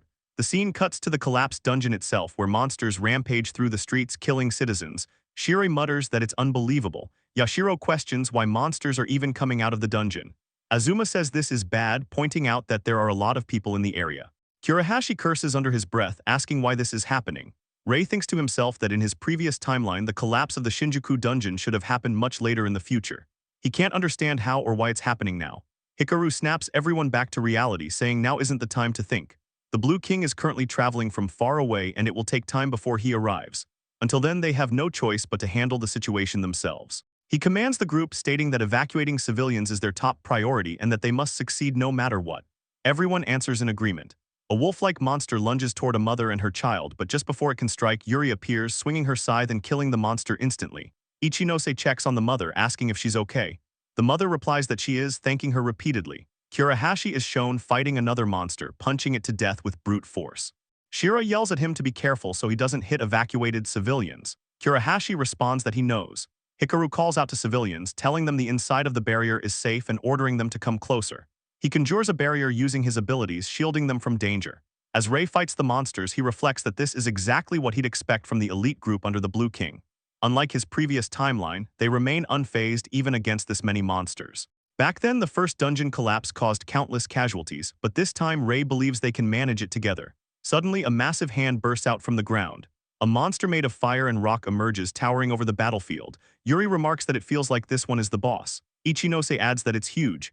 Kurahashi stares it down and confidently says that it's still just a big target. Kurahashi grins, but before he can move, Rei reappears. Channeling his black mana, Rei unleashes Abyss Flame, instantly dissipating the monster. In a single moment, the massive creature is completely destroyed. Shirei is stunned by the overwhelming display of power, and even Hikaru is shocked. He realizes that this is Rei's skill. As the group starts thinking that things might actually be good now and that they can stop the monsters, a mocking laugh suddenly echoes through the air. A voice tells them to stop getting carried away. Rei recognizes the voice immediately. Shocked, he turns around and sees none other than his brother Kai. Kai stands there with wings spread wide, his appearance fully demonic. Rei is stunned by the sight. Kai looks at him and says in a chilling tone that he found him. Hey everyone, Manhwa here. I just want to take a quick moment to say thank you for all the love and support you show this channel. If you enjoy the content and want to support it on a deeper level, I'm thinking of activating YouTube membership. Would you like to join? Please share your opinions in the comments. No pressure at all, just having you here means a lot, but if you'd like to join, I'd truly appreciate it. Munchies, enjoy the recap. Rei is truly shocked upon seeing his brother in such a state. Horror grips him completely as he questions Kai, wondering why he is like this now. Kai responds with a mocking tone, questioning whether Rei is referring to his current form or to who he is as a person. As those words are delivered, Kai suddenly appears behind Rei in a flash, declaring that he has come to crush him. Rei immediately dodges his brother's strike. Kai acknowledges the dodge, remarking that Rei avoided it well but questioning how long he will last. Kai closes the distance again, asserting that there is no chance he will let Rei escape. Rei defends himself with his sword as Kai relentlessly continues his assault. Multiple attacks follow and Rei keeps defending while internally thinking that Kai is clearly no longer normal. He wonders what this current form even is, feeling as though his brother has become a monster. Kai lands another strike, yet Rei still manages to defend himself. Kai appears to grow bored of Rei's constant defense and speaks up, noting that Rei's expression shows denial. As Kai walks forward, he states that everything happening is Rei's fault, explaining that the reason he became like this is so that he can kill Rei. Hearing this, Rei internally fixates on the word kill, questioning who Kai intends to kill and why Kai wants to kill him. He deeply contemplates the idea that Kai transformed into this form solely to murder him. While Rei is still thinking, Kai approaches again and prepares to land another strike. Suddenly, a leg intervenes, revealing Kurahashi, who kicks Kai away. During the emergency dungeon break, Kurahashi questions what Kai thinks he is doing, while Rei stands frozen, trying to process everything unfolding around him. Kurahashi calls Kai out for suddenly appearing and ranting about killing. Kai staggers back and tells him to stop messing around. Kurahashi points out that the man he is attacking is his brother. Rei notices Kurahashi's anger while Kai coldly states that he does not care about brotherhood. Kai declares that he is here to make Rei realize just how strong his power is. He activates his magic, conjuring fireballs and hurling them toward Kurahashi and Rei. Both manage to dodge, but the fireballs land among civilians, causing harm. Explosions erupt as the attacks hit the ground, while Hikaru defends against them with his barrier skill, protecting the civilians. Hikaru internally struggles, wanting to help Rei's party with his barrier but knowing he cannot dispel it here without leaving the civilians exposed. Rei snaps at Kai, demanding that he stop. Kai angrily reacts, questioning what Rei is saying. Rei explains that while Kai has always been somewhat violent, he was never the type to go this far. Kai smirks, mocking Rei for spouting nonsense even in the middle of a fight and calling him naive. Suddenly, intense pain surges through Kai, causing him to clutch his head. Rei calls out to him in worry, but Kai responds by cursing. In the next moment, Kai frantically declares that he will crush everyone and begins attacking at random. The attacks fire off in all directions, blasting everything around. Kai boasts about his power, asking what they think of it. Rei states that they have to stop him. Kurahashi remains silent for a moment, before angrily responding that while he understands Rei's feelings, talking is clearly pointless. Kurahashi activates his ability and takes a fighting stance, deciding that if communication is impossible, he will have to blow Kai up. He lunges at Kai, telling him to listen carefully, and the strikes collide, resulting in a massive explosion. However, Kurahashi is shocked by what he sees next. Kai has stopped his attack with his left hand while charging energy in his right. With a demonic grin, Kai counterattacks. Kurahashi realizes how bad the situation is, but it is too late. Kai pierces Kurahashi's stomach with his hand. Rei witnesses this horrifying scene unfold before his eyes and calls out to Kurahashi in shock. Kai's bloody hand is seen having pierced straight through Kurahashi. Kai then drops him onto the ground, blood spilling beneath him, and cruelly tells him to get lost. Seeing this, Rei panics and calls out to Kurahashi again. Kai wears a mocking expression as he prepares to finish him off, but suddenly a barrier appears. Kai curses as Hikaru steps in, standing before him and protecting Kurahashi with his barrier ability. Hikaru formally addresses him as Kurosaki Kai and remarks on how far he has fallen. He declares that he will be the one to face him. In the next moment, Hikaru activates his signature spell, Square Box. Kai is trapped inside the box, as Yuri warns Hikaru about using that skill against a human. Hikaru acknowledges that the spell places a heavy burden on the caster himself, but states that he cannot forgive someone who hurts his friends. Kai resists the Square Box spell, shocking Hikaru, as blood begins squeezing out from his hand, showing how much the resistance is taking a toll on his body. Seeing this, Ichinose calls out to Hikaru in worry. Hikaru thinks to himself that this is far harder than expected, and that the burden is greater than he imagined. Still, he resolves to seal Kai away no matter what and uses all his strength to contain him. While trapped in the spell, Kai, still in his demonic form, curses Hikaru. In the next instant, Kai bursts out of the square box, shattering the spell completely, and stands before Hikaru once again. With a sly grin, Kai states that he will not let things go as Hikaru wishes. Suddenly, his hand begins to tremble and he sneers, admitting that his body is not in perfect condition. Yuri, observing everything, internally questions how Kai can say that, even after Hikaru did not hold back. Kai then turns away, announcing that he is leaving, and spreads his demonic wings wide. Hikaru tells him to wait, but Kai instead calls out to Rei. Giving him one final glance, Kai warns that he will definitely kill him next. In the next moment, Kai vanishes from his position, flying and soaring into the sky, telling Rei to just wait for the moment to come. Rei is left standing there, watching as his brother disappears into the sky. The scene cuts to the next day, where a massive public broadcast blares from a giant screen, drawing a tense crowd. The news reports that near the Shinjuku dungeon, monsters have abnormally appeared just yesterday. A shaken young woman is interviewed, her voice trembling as she says yes, there were a lot of monsters. Although the mages managed to save them, everything turned into a complete mess. The gathered crowd watches in stunned silence, then starts muttering among themselves. They knew it really happened, but never expected monsters to appear like this out in the open. Some whisper nervously, perhaps monsters will start appearing everywhere from now on. Others call it nonsense and urge everyone to evacuate to areas with fewer dungeons. Panic spreads through the civilians. Watching all this from a corner is Hikaru, quietly analyzing the situation. Society is starting to lose its composure over monsters, but in his mind, that isn't the real problem. The real threat is the fallen Purple King. He wonders what they should even do at this point, then starts walking, muttering out loud that things are only getting worse. The scene shifts. Somewhere else, someone speaks directly to the Blue King, Hojo, telling him they will leave this entire matter in his hands. Hojo calmly agrees, promising that he will definitely resolve it. Another transition takes us to an ICU. Rei sits outside, motionless, weighed down by dread. Kurahashi is in critical condition, and Ichinose notices the pain written all over Rei's face. Inside his head, Rei is spiraling. This is my fault. It's my fault Kurahashi ended up like this. I couldn't persuade Kai. I couldn't even stop him. The guilt keeps crushing him until Yuri calls out to him, telling him it's time to go. The Blue King has summoned them. With heavy steps and an even heavier heart, Rei agrees. Soon, all members of the Apostles of the Holy Staff stand assembled before the Blue King Hojo. Hojo doesn't sugarcoat it. The situation is critical. Although the monsters outside have been dealt with, the Purple King, Kurosaki Kai, is still a large threat and they can't allow that to continue. Yashiro remarks that Kai's transformation must be unnatural. Azuma points out that not only Kurahashi but civilians were injured as well. Shirohi voices the question everyone's thinking, what exactly should they do? Hojo answers that he has already spoken with the primary color kings. Hearing this, Ichinose stiffens. The primary color kings, those with the authority to call the shots in an emergency like this. Yuri understands the gravity immediately, but internally she thinks that this isn't just any incident. A king went berserk. Even top-tier mages felt threatened. Then Hojo turns to Rei, Kai's older brother, and speaks coldly. This may sound harsh, but they will subjugate Kurosaki Kai. The word slams into Rei like a punch to the chest. Subjugate Kai? He can't believe what he just heard. Ichinose reacts in shock as well, questioning the term, while Shirohi bluntly says that's the word they use for monsters. Hikaru cuts in saying no, that word is correct. The Blue King explains that Kai's indiscriminate actions were no different from those of monsters. Both the Red King and the Yellow King reached the same conclusion. Before another victim falls, this must end decisively. They already know where Kurosaki Kai is hiding and Hojo himself will participate in the subjugation. Rei can't accept it. As Kai's older brother, he desperately asks them to wait. Is there no other way? What about arresting him instead of subjugating him? The answer he receives is a cold, absolute no. Hojo reminds him that even Hikaru's square box was completely powerless against Kai. They can't just let this slide. The subjugation will be carried out tomorrow. It's already decided.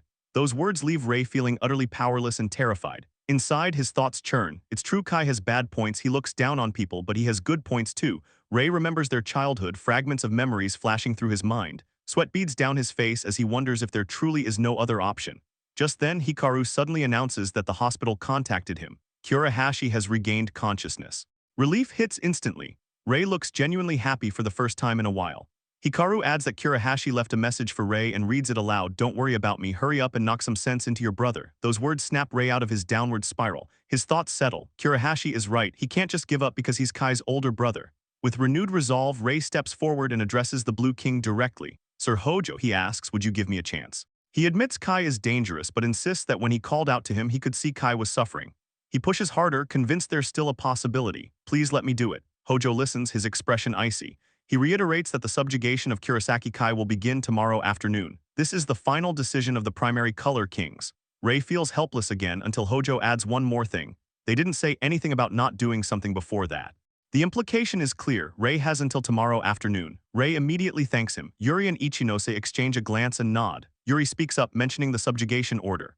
Ichinose adds that the order is directed at the apostles of the Holy Staff, but before that the three of them were in the same party. Yuri says it plainly, if Rei goes, they'll go with him. Rei is stunned by their support. Hojo watches quietly, then says he understands. Fine, they're free to go. But he makes one thing crystal clear, the deadline is tomorrow afternoon. No extensions, all three answer yes.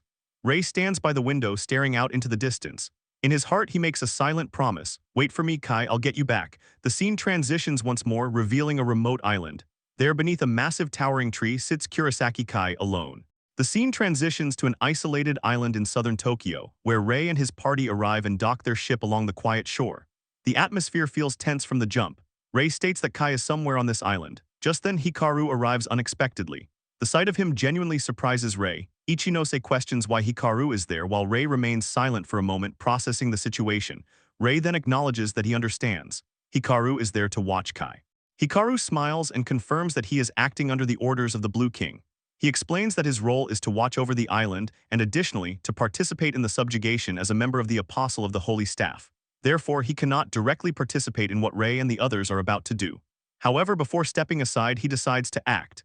In the next moment, Hikaru uses his magic and forms a barrier around the bodies of Rei's party members. They are all visibly shocked by this sudden display of power. Rei recognizes it as Hikaru's barrier skill. Hikaru admits that he is not in the best condition after yesterday's battle, but states that this magic barrier should be able to protect them for a minute. Rei smiles internally, realizing they have arrived exactly on time, just as Mr. Hojo the Blue King had predicted. It becomes clear that this timing was the reason behind everything. Because Hikaru is present, Rei feels reassured. With a cheerful smile, he thanks Hikaru and declares that he will bring Kai back. Just as Rei prepares to move, Hikaru stops him and tells him to wait. Rei turns toward Hikaru with a confused expression. Hikaru hesitates but then admits that Kai's power is real and overwhelming. He is not sure Kai will listen to Rei. That is why he asks to interfere one more time. Meanwhile, on the other side of the island, Kai's mind is completely consumed by hateful thoughts. Rage has overridden everything else inside him. He hates everyone. He believes no one understands him. Using his power, he smashes a nearby tree, cutting it cleanly in half and then stands up. Only one thought echoes repeatedly in his mind: destroy everything. He wants to destroy everything. In the shadows, a figure smiles. The figure tells Kai not to hold himself back and to simply destroy everything. That shadowed presence is none other than Kronos, the god of time and space. Kronos observes that Kai has not fallen completely and decides to help him along. Kronos extends his hand. In the next moment, a surge of purple light engulfs Kai. The energy shoots into the sky, blazing like a Minecraft beacon. The light is so blinding that it immediately catches the attention of Rei, Hikaru, Ichinose, and Yuri. Rei questions what that light is while Hikaru realizes in horror what is happening. Kai is now completely on his knees. He grins, thinking that the power feels wonderful, absolutely wonderful. It is clear that he has become far more powerful. Kronos speaks to Kai, commanding him to rule this world, to become the king of destruction, to become a demon king. Kai has completely lost himself at this point. He smiles at the idea, finding the title of Demon King interesting. Kronos affirms the path, urging him to kill every mage and move forward to destroy the world. Rei observes the situation carefully. Ichinose and Yuri are visibly worried as well. Rei asks them if they are ready, both confirm without hesitation.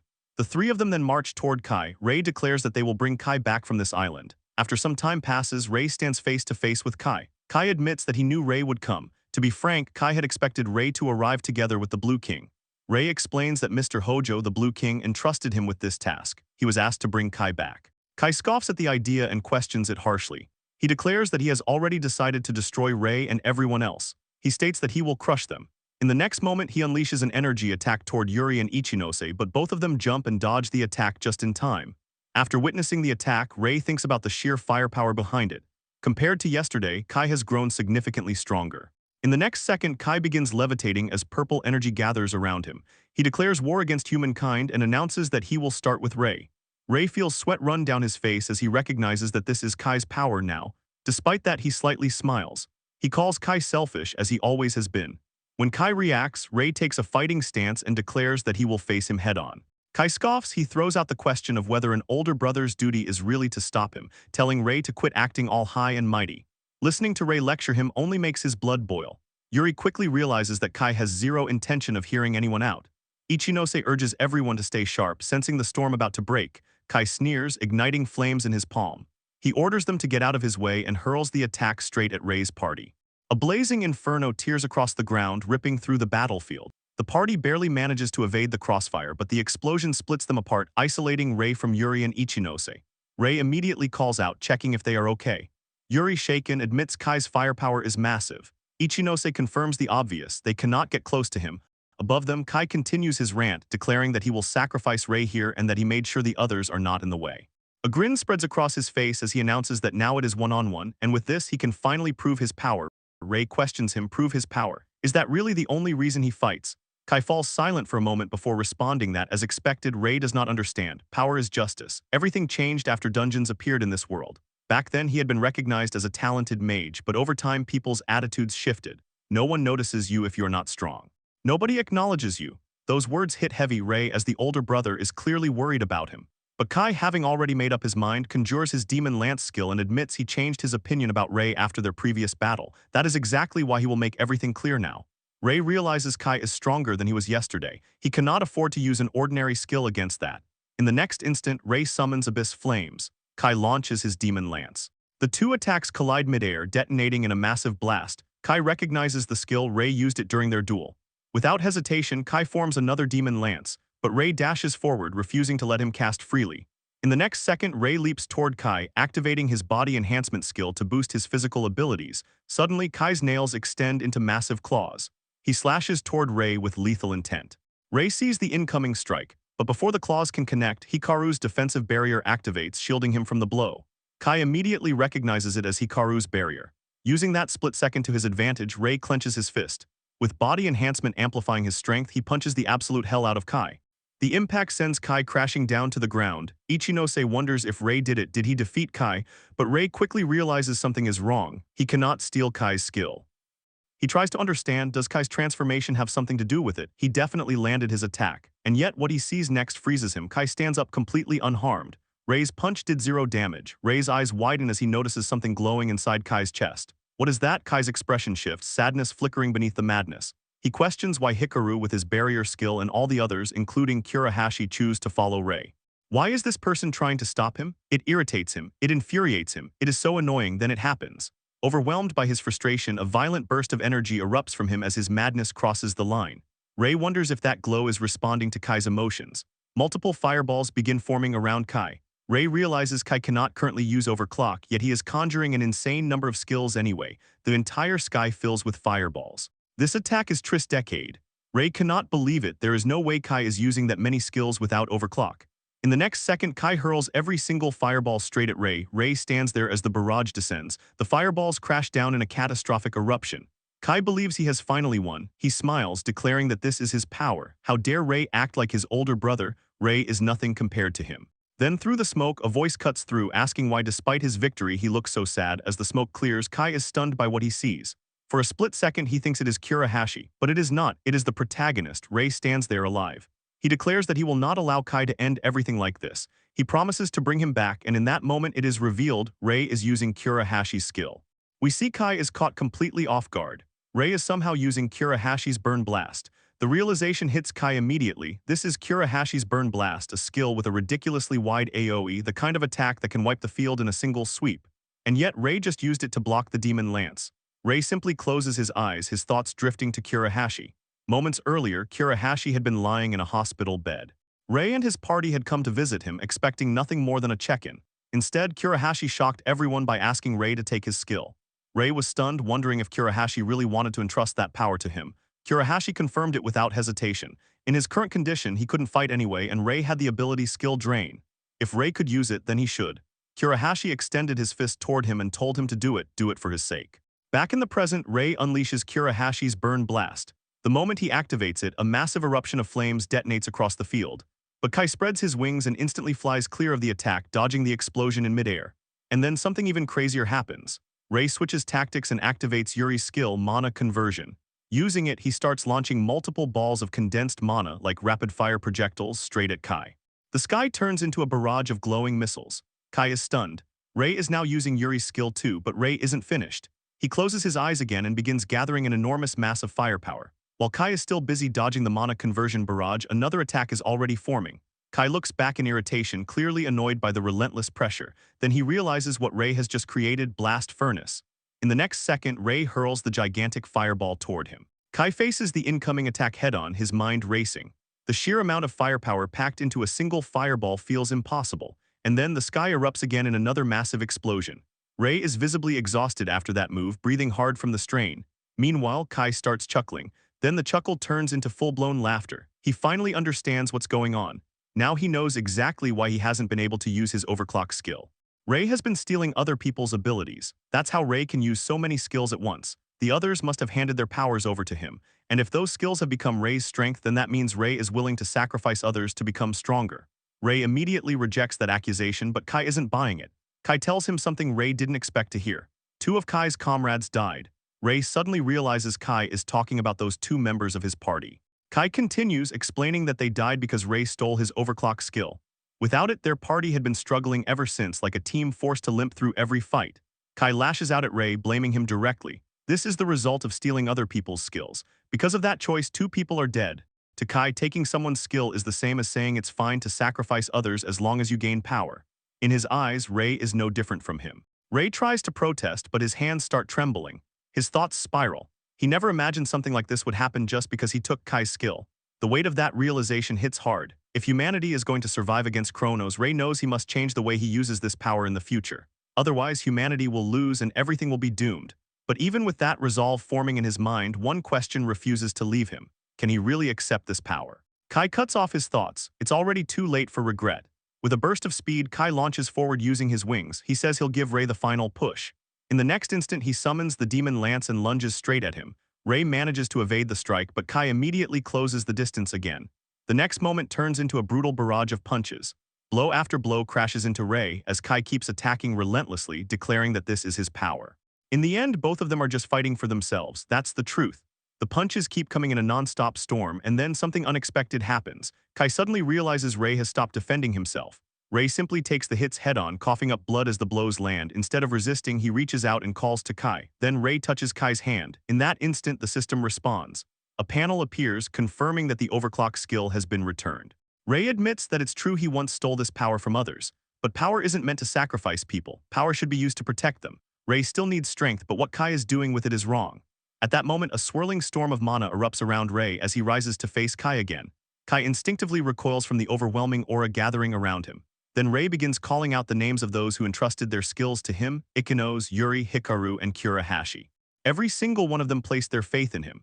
And this is how Ray unites their power. A dense black orb of mana forms in front of him. Ray reaches his hand into the swirling sphere and pulls something out, a sword. Kai stares in shock as Ray swings the blade. The slash tears through the black mana surrounding him, scattering the darkness outward like a shockwave. Ray steadies himself and prepares for the final fight. Locking his gaze onto Kai, he declares that this ends now. Ray lowers into a sword stance, facing Kai head-on, as the battle reaches its final phase. Kai calls out to Ray, mocking the idea that he can unite the powers. He curses him, accusing him of only collecting other people's power and questioning what he can even do on his own. Kai challenges Ray while preparing another attack, clearly fed up with what he sees as borrowed strength. But in the very next second, the attack gets completely neutralized by Ray. Kai is instantly shocked that Ray managed to strike down his demon lance. The disbelief hits hard and he calls Ray a bastard while Ray stands there with his sword, completely ready to battle. Ray, however, is already analyzing the situation. As expected, it's that core. He can sense a sinister power being emitted from the core embedded inside Kai. That core is most likely the thing that twisted Kai and turned him into this monster. If that's the case, then there's only one thing Ray needs to do. This fight isn't about winning. It isn't about proving who is right or wrong. The power he's using right now exists for one reason only: to save Kai. Ray begins drawing on the combined abilities of everyone around him. Kurahashi's destructive burn blast, Yuri's shape-shifting mana conversion, and the toughness of Hikaru's barrier skills all merge together. By combining everyone's strength, Ray forms a terrifying black skill, the Abyss Blade. And Ray holds that Abyss Blade with absolute dignity like a warrior. Kai immediately curses again, refusing the very idea of relying on anyone. He declares that he will do everything with his own power and swears he'll make Ray regret returning those borrowed powers back. Then in the next second, Kai activates Overclock. Instantly, his demon lance becomes twice as powerful, growing into an enormous, monstrous weapon. Ray is visibly shocked by the sudden scale of it. What the hell is that size? Is that really the result of Overclock combined with Kai's current form? Yet instead of fear, Ray simply smiles. Kai immediately questions why he's laughing, but Ray already understands something important. Kai really is amazing. Ray knows full well that with only his own strength, he would probably be powerless against him. Even so, Ray refuses to let that weakness become an excuse to abandon Kai in his current state. From now on, no matter how strong Kai becomes, Ray vows that he will face him again and again, no matter how many times it takes. With that resolve locked in, Ray suddenly dashes straight toward Kai while wielding the Abyss Blade. Kai challenges him to try it if he can, declaring that the winner will definitely be him. The next moment, Kai attacks with his massive demon lance while Ray counters with the Abyss Blade. Their attacks collide violently, filling the area with destructive energy. Kai roars that he will not lose. He refuses to allow that outcome because this fight is proof of his very existence. In response, Ray unleashes the power within the Abyss Blade and calls upon Ichinose. From the blade, a devastating burn blast erupts and slices straight through Kai's demon lance attack. Only one slash is needed. The entire demon lance is completely destroyed. Kai screams with every ounce of strength he has left, but Ray closes the distance and, using the blade, destroys the core. The blow sends Kai flying through the air. As he crashes away, Kai can only ask himself why he still can't win. Even in this form, victory refuses to come.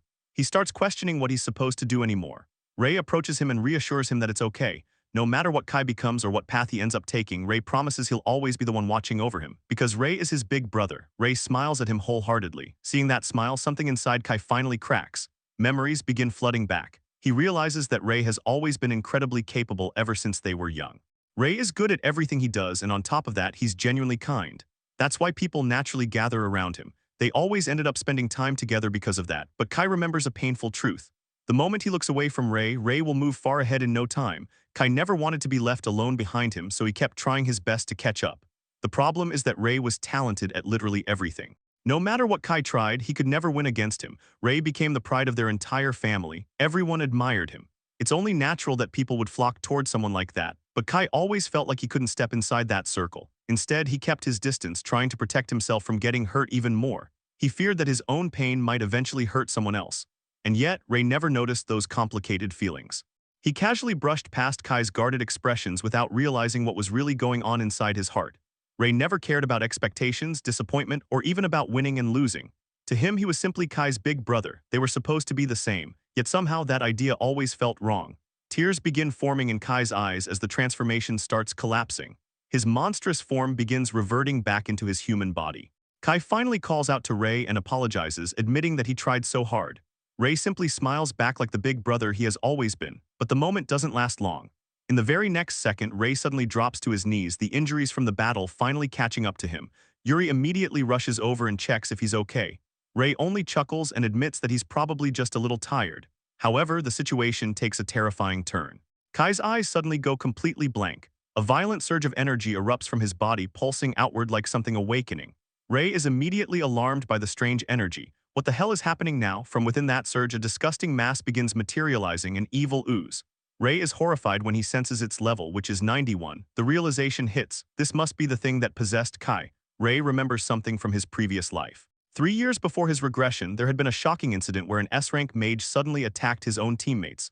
Only fragments of information were ever made public, but the truth behind it was horrifying. After the mad mage was executed, a giant monster that had been possessing him suddenly emerged. That monster went on to completely destroy an entire city. That monster was the evil ooze. And now, in the present, that exact same monster is standing right in front of Ray. Seeing Ray's condition, Yuri and Ichinose immediately step forward and tell him not to move from where he is. They'll handle the fight themselves. Ray tries to protest, but Yuri points out the obvious: there's no way he can fight in his current condition.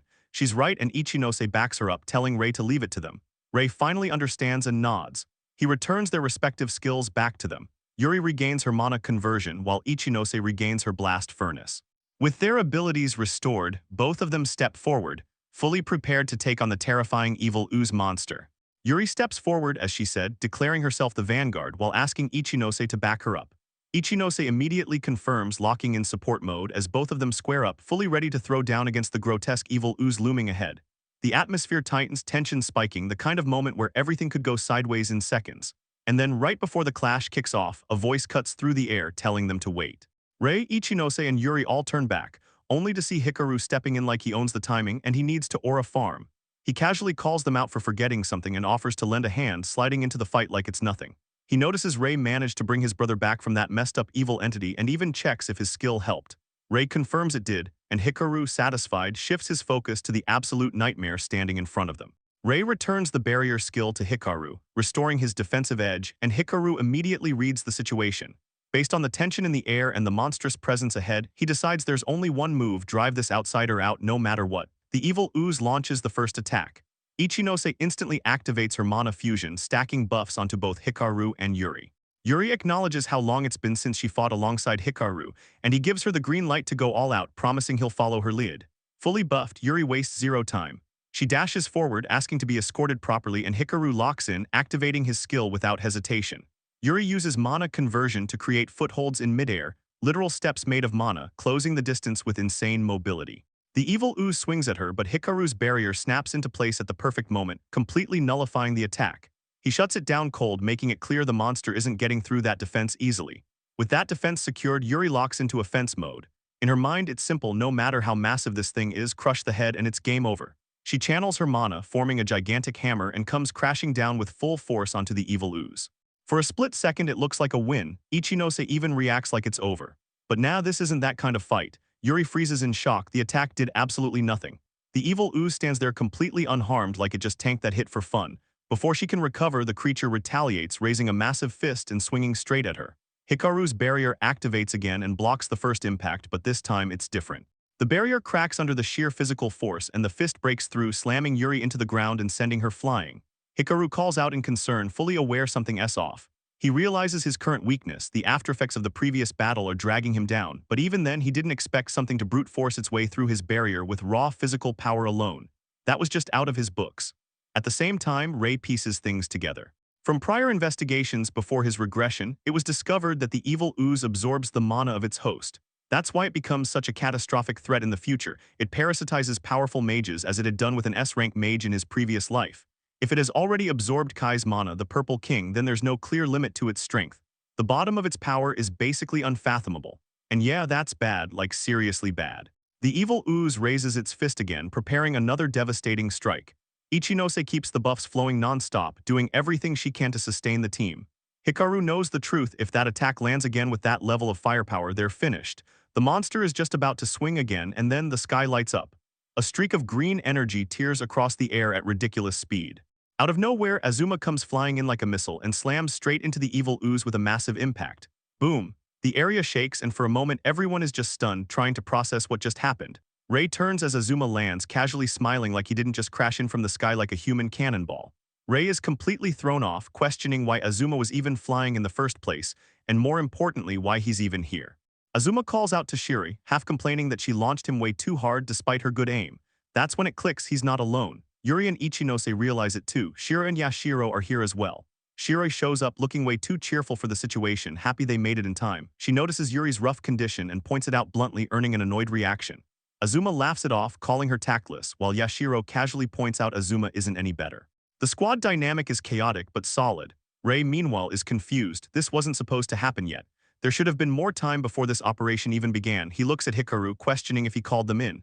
Hikaru simply admits he's glad they arrived in time. Dude, I am telling, Hikaru aura farms every time he gets a chance. But the problem hasn't gone anywhere. The evil ooze is still rampaging, still a massive threat. Azuma locks onto the monster, immediately identifying it as the main culprit behind everything. He calls for revenge for their fallen friends, and Shira and Yashiro step up without question. They're late, sure, but now they're here to put on a show. Right on cue, the evil ooze swings again, aiming straight for Azuma. This time, Azuma doesn't dodge. He plants himself and blocks the attack head-on with both arms, taking the full force like an absolute tank. He declares he won't lose in a contest of strength, holding his ground against the monster. While he locks it down, Shiri moves in. Her motion is fluid, almost like she's dancing, but insanely fast. She lands multiple rapid strikes on the evil ooze, but again nothing, no damage. Still, she successfully pulls its attention onto herself. The creature shifts focus and attacks, but Shiri dodges cleanly, even expressing disappointment that she couldn't leave a single scratch. That's when Yashiro steps in, calm and precise. He acknowledges Shiri's setup and activates his skill, freezing the lower half of the evil ooze and locking it in place. It's a controlled fight now, the team working in sync like a well-oiled machine. Ray watches it all unfold, genuinely impressed. It almost feels like they're playing with the monster at this point. But there's a problem. Despite everything, the evil ooze hasn't taken any real damage. So what now? Right then, Hikaru drops a calm but decisive statement. It's already over. Ray is completely lost, trying to process what he just heard. Hikaru prompts him to look behind, and that's when it hits. Standing there is the Blue King Hojo. His presence alone shifts the entire fight. He's already prepared his attack, an immense, condensed energy taking the shape of an eagle, radiating overwhelming power. Ray turns fully and is instantly shaken by the sheer aura of it. Hojo confirms it without hesitation. It's over. With a simple flick of his hand, the eagle-shaped energy launches forward. The moment it reaches the evil ooze, it pierces straight through it with no struggle. In the next instant, the attack slices clean through the monster, severing its upper and lower halves completely. Just like that, it's done. Ray stands there, stunned beyond belief. One hit, that's all it took. And in that moment, he finally understands. The true aura farmer here is the Blue King Hojo. We cut to a hospital room. Silence hangs there until Kai's eyes snap open. His vision is hazy, his mind scrambled, completely disoriented about where he even is. Then out of nowhere, a voice drops from the side. Kai turns and freezes. Lying in the bed beside him is none other than Kurahashi. Kurahashi clocks his reaction immediately, casually pointing out that Kai doesn't look so high and mighty anymore.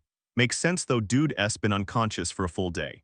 That single line hits like our famous truck kun. Kai processes it and then it all comes crashing back. Every single messed up thing he did while he was possessed floods his mind at once. The guilt hits him, he can't believe it. No way, why did he do that? He starts mentally tearing himself apart, straight up cursing his own existence. Kurahashi doesn't sugarcoat things either. He admits he was defeated by Kai, no point denying it. But then he drops the real truth. Kai wasn't himself. His body got hijacked by a monster, the one responsible here. The evil ooze is already taken down by the Blue King. Whether Kai regrets it or not doesn't even matter anymore. The incident is over. Case closed, my lord, but that doesn't fix anything in Kai's head. Still drowning in guilt, Kai drags himself out of the hospital bed and heads for the door. His movements are heavy, like he's carrying the weight of everything he's done. He throws out a bitter remark, questioning if he's just supposed to accept all this and move on like nothing happened. Kurahashi asks where he's going, but Kai shuts him down instantly. He can go wherever he wants.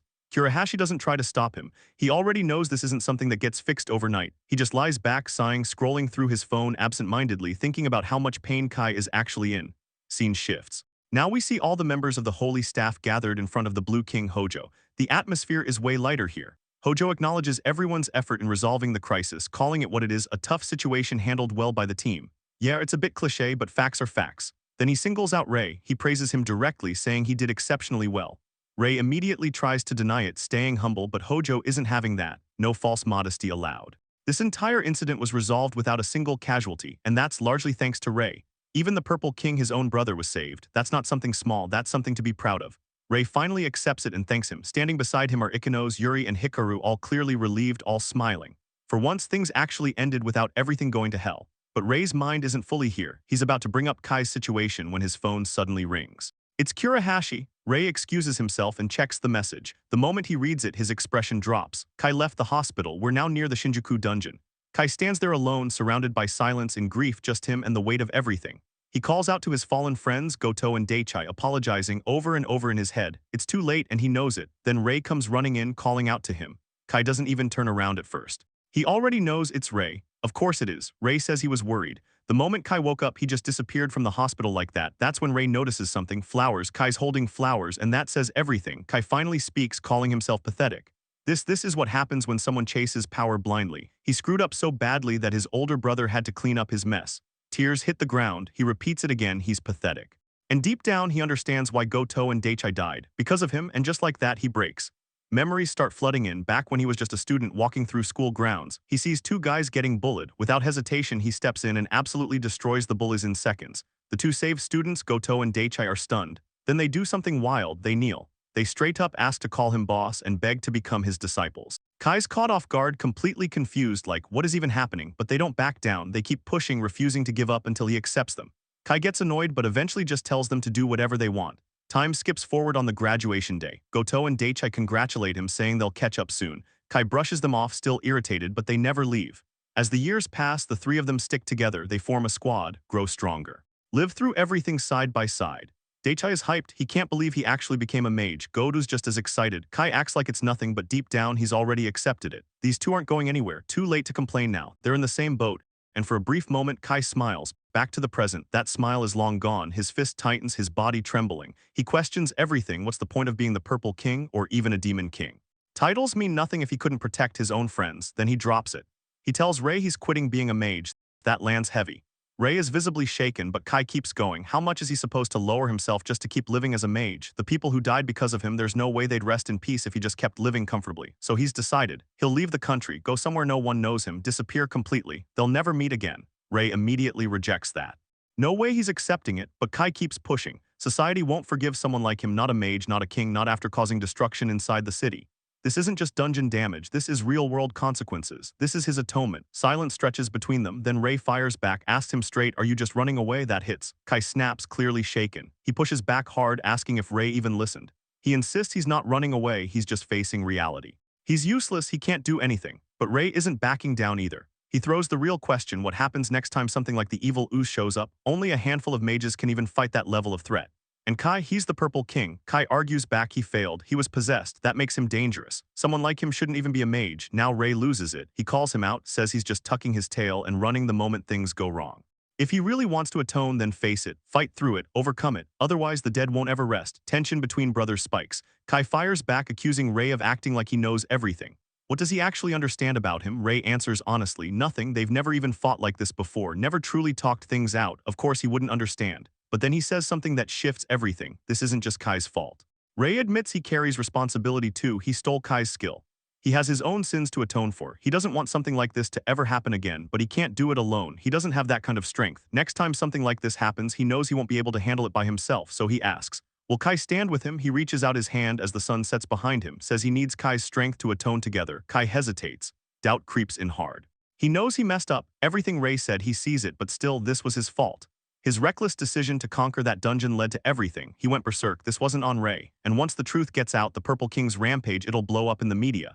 Ray's future could get dragged down just by being associated with him. It would be smarter to cut ties. So why is Ray still here? Why is he willing to share the burden? Images of Goto and Daichai flash through his mind. And then Kai exhales, calls them all idiots. But this time there's something different behind it. He reaches out, grabs Ray's hand, tells him not to regret it because if he slows him down, that's on him. Then after everything, Kai admits there's still a lot he needs to say. He probably won't ever say this again, so Ray better listen carefully. His face turns red, and finally he says it. Thank you, he's alive because of him, so yeah, thank you, big brother. After the brothers' confrontation finally burns, Kai quietly lays flowers in memory of his fallen friends, just grief sitting heavy in the air. The scene cuts clean to the hospital. The door swings open and Ray steps in with Kai right behind him.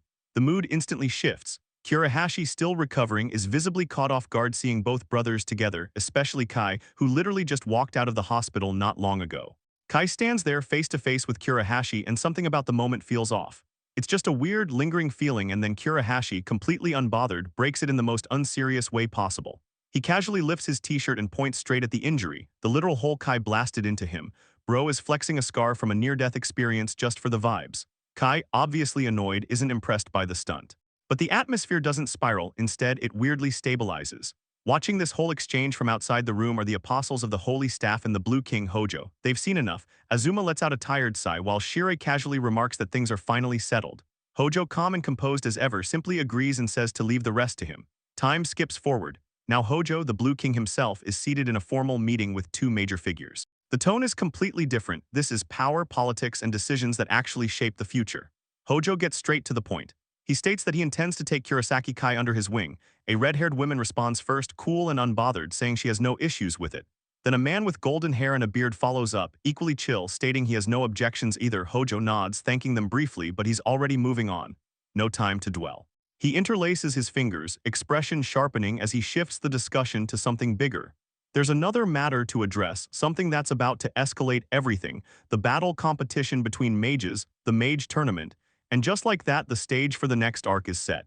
The scene shifts and all the members of the Apostles of the Holy Staff stand assembled before the Blue King Hojo, as he announces the Mage tournament, declaring that it finally begins. He explains that under the primary Color Kings exist 3 organizations, and this event is where mages from those groups compete to claim the top spot, emphasizing that every apostle present is talented, and that this is the perfect chance to test their skills against others in the same position.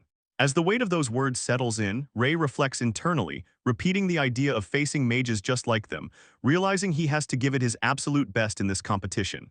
Right then, Kai suddenly speaks up, casually asking a question that draws everyone's attention. Turning toward Rei, Kai bluntly asks if it's about time he started calling himself the Black King. Rei looks confused, caught off guard, while Kai tells him to stop playing dumb, pointing out that Rei has already defeated him, the Purple King, twice, and that alone is more than enough justification. If Rei refuses the title, then it only makes Kai look bad for losing to someone who isn't even a king.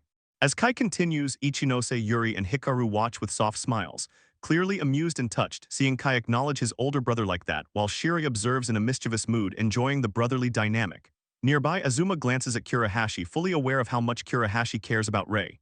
Kai, still pressing the issue, tells Rei to decide on a title, then turns to the others, confused about why they're all laughing. Meanwhile, Rei is deep in thought. Calling himself a king had always felt too heavy, something he never truly took seriously before, but now a small smile forms as he realizes Kai is right. After all the things he said to Kai before, he can't keep acting like just another random mage.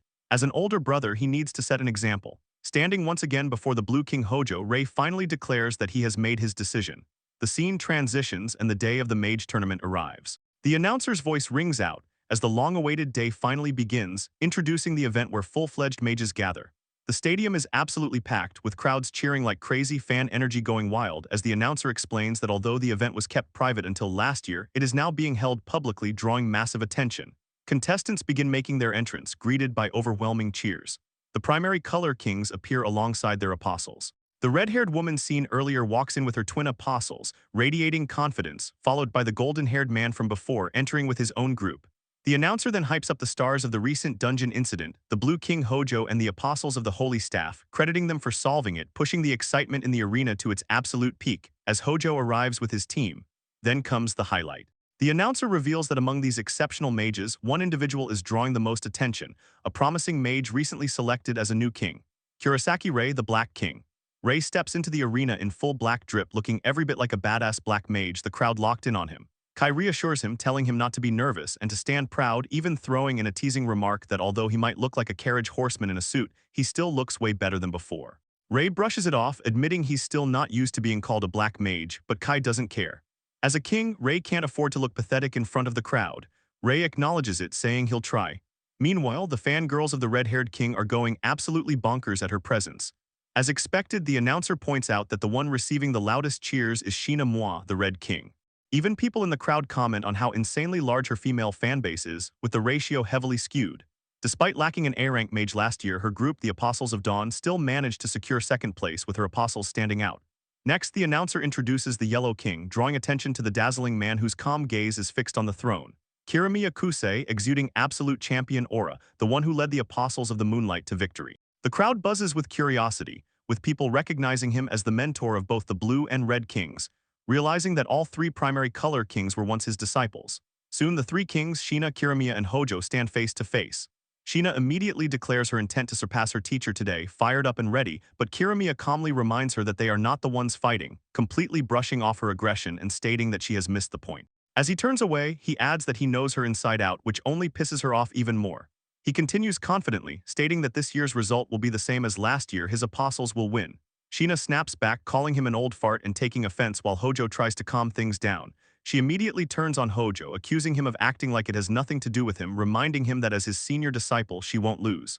Her team won't hold back. Hojo responds calmly with a smile, stating that they also won't lose, admitting that their teacher would laugh at him if he kept falling behind, though his expression quickly turns serious. Watching all of this, Rei focuses on Kirimiya, realizing that this is the man who taught Hojo, and just by looking at him, he can feel overwhelming pressure. In the background, Hikaru silently observes Kirimiya as well, their gazes hinting at some kind of connection between them. The announcer then declares the start of the opening ceremony, revealing herself as Hinata, who begins by inviting the Red King to speak. Shina steps forward, saying that before explaining the rules, she has something important to announce. She brings up the recent surge of high-difficulty, dangerous dungeons, emphasizing the need for strong individuals to conquer them. Because of that, this year's tournament winner will receive a special privilege, the right to conquer those dungeons first. She grins as she lays down the stakes. Those who lose today will be reduced to substitutes. Win and you rule the army, lose and you're humiliated. This tournament is a battlefield where mages put their pride on the line, and as she finishes, the entire arena erupts with excitement, fully hyped for what's about to go down. Rei acknowledges the pressure, realizing that if they lose, it's basically over, and Kai agrees. Shina then presents proof of that pride, a letter granting the right to conquer dungeons first, before sealing it inside a box.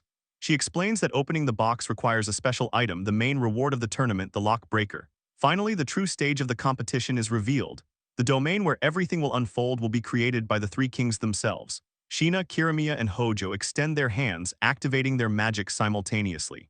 Instantly, massive magic circles appear in the sky, and the terrain begins to shift. An entire battlefield forms in real time, dense forests rising, rivers flooding through the land, rocks reshaping, and a towering structure emerging at the center.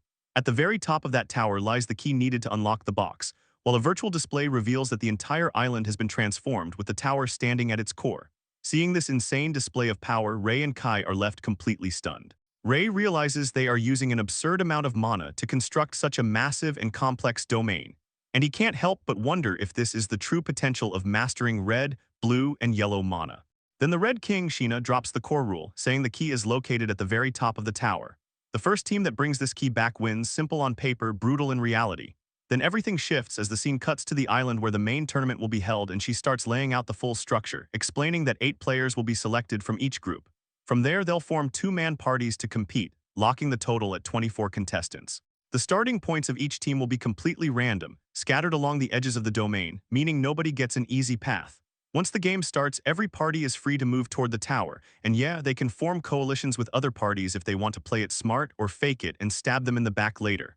Because of course, battles are allowed, betrayals are allowed, everything's on the table.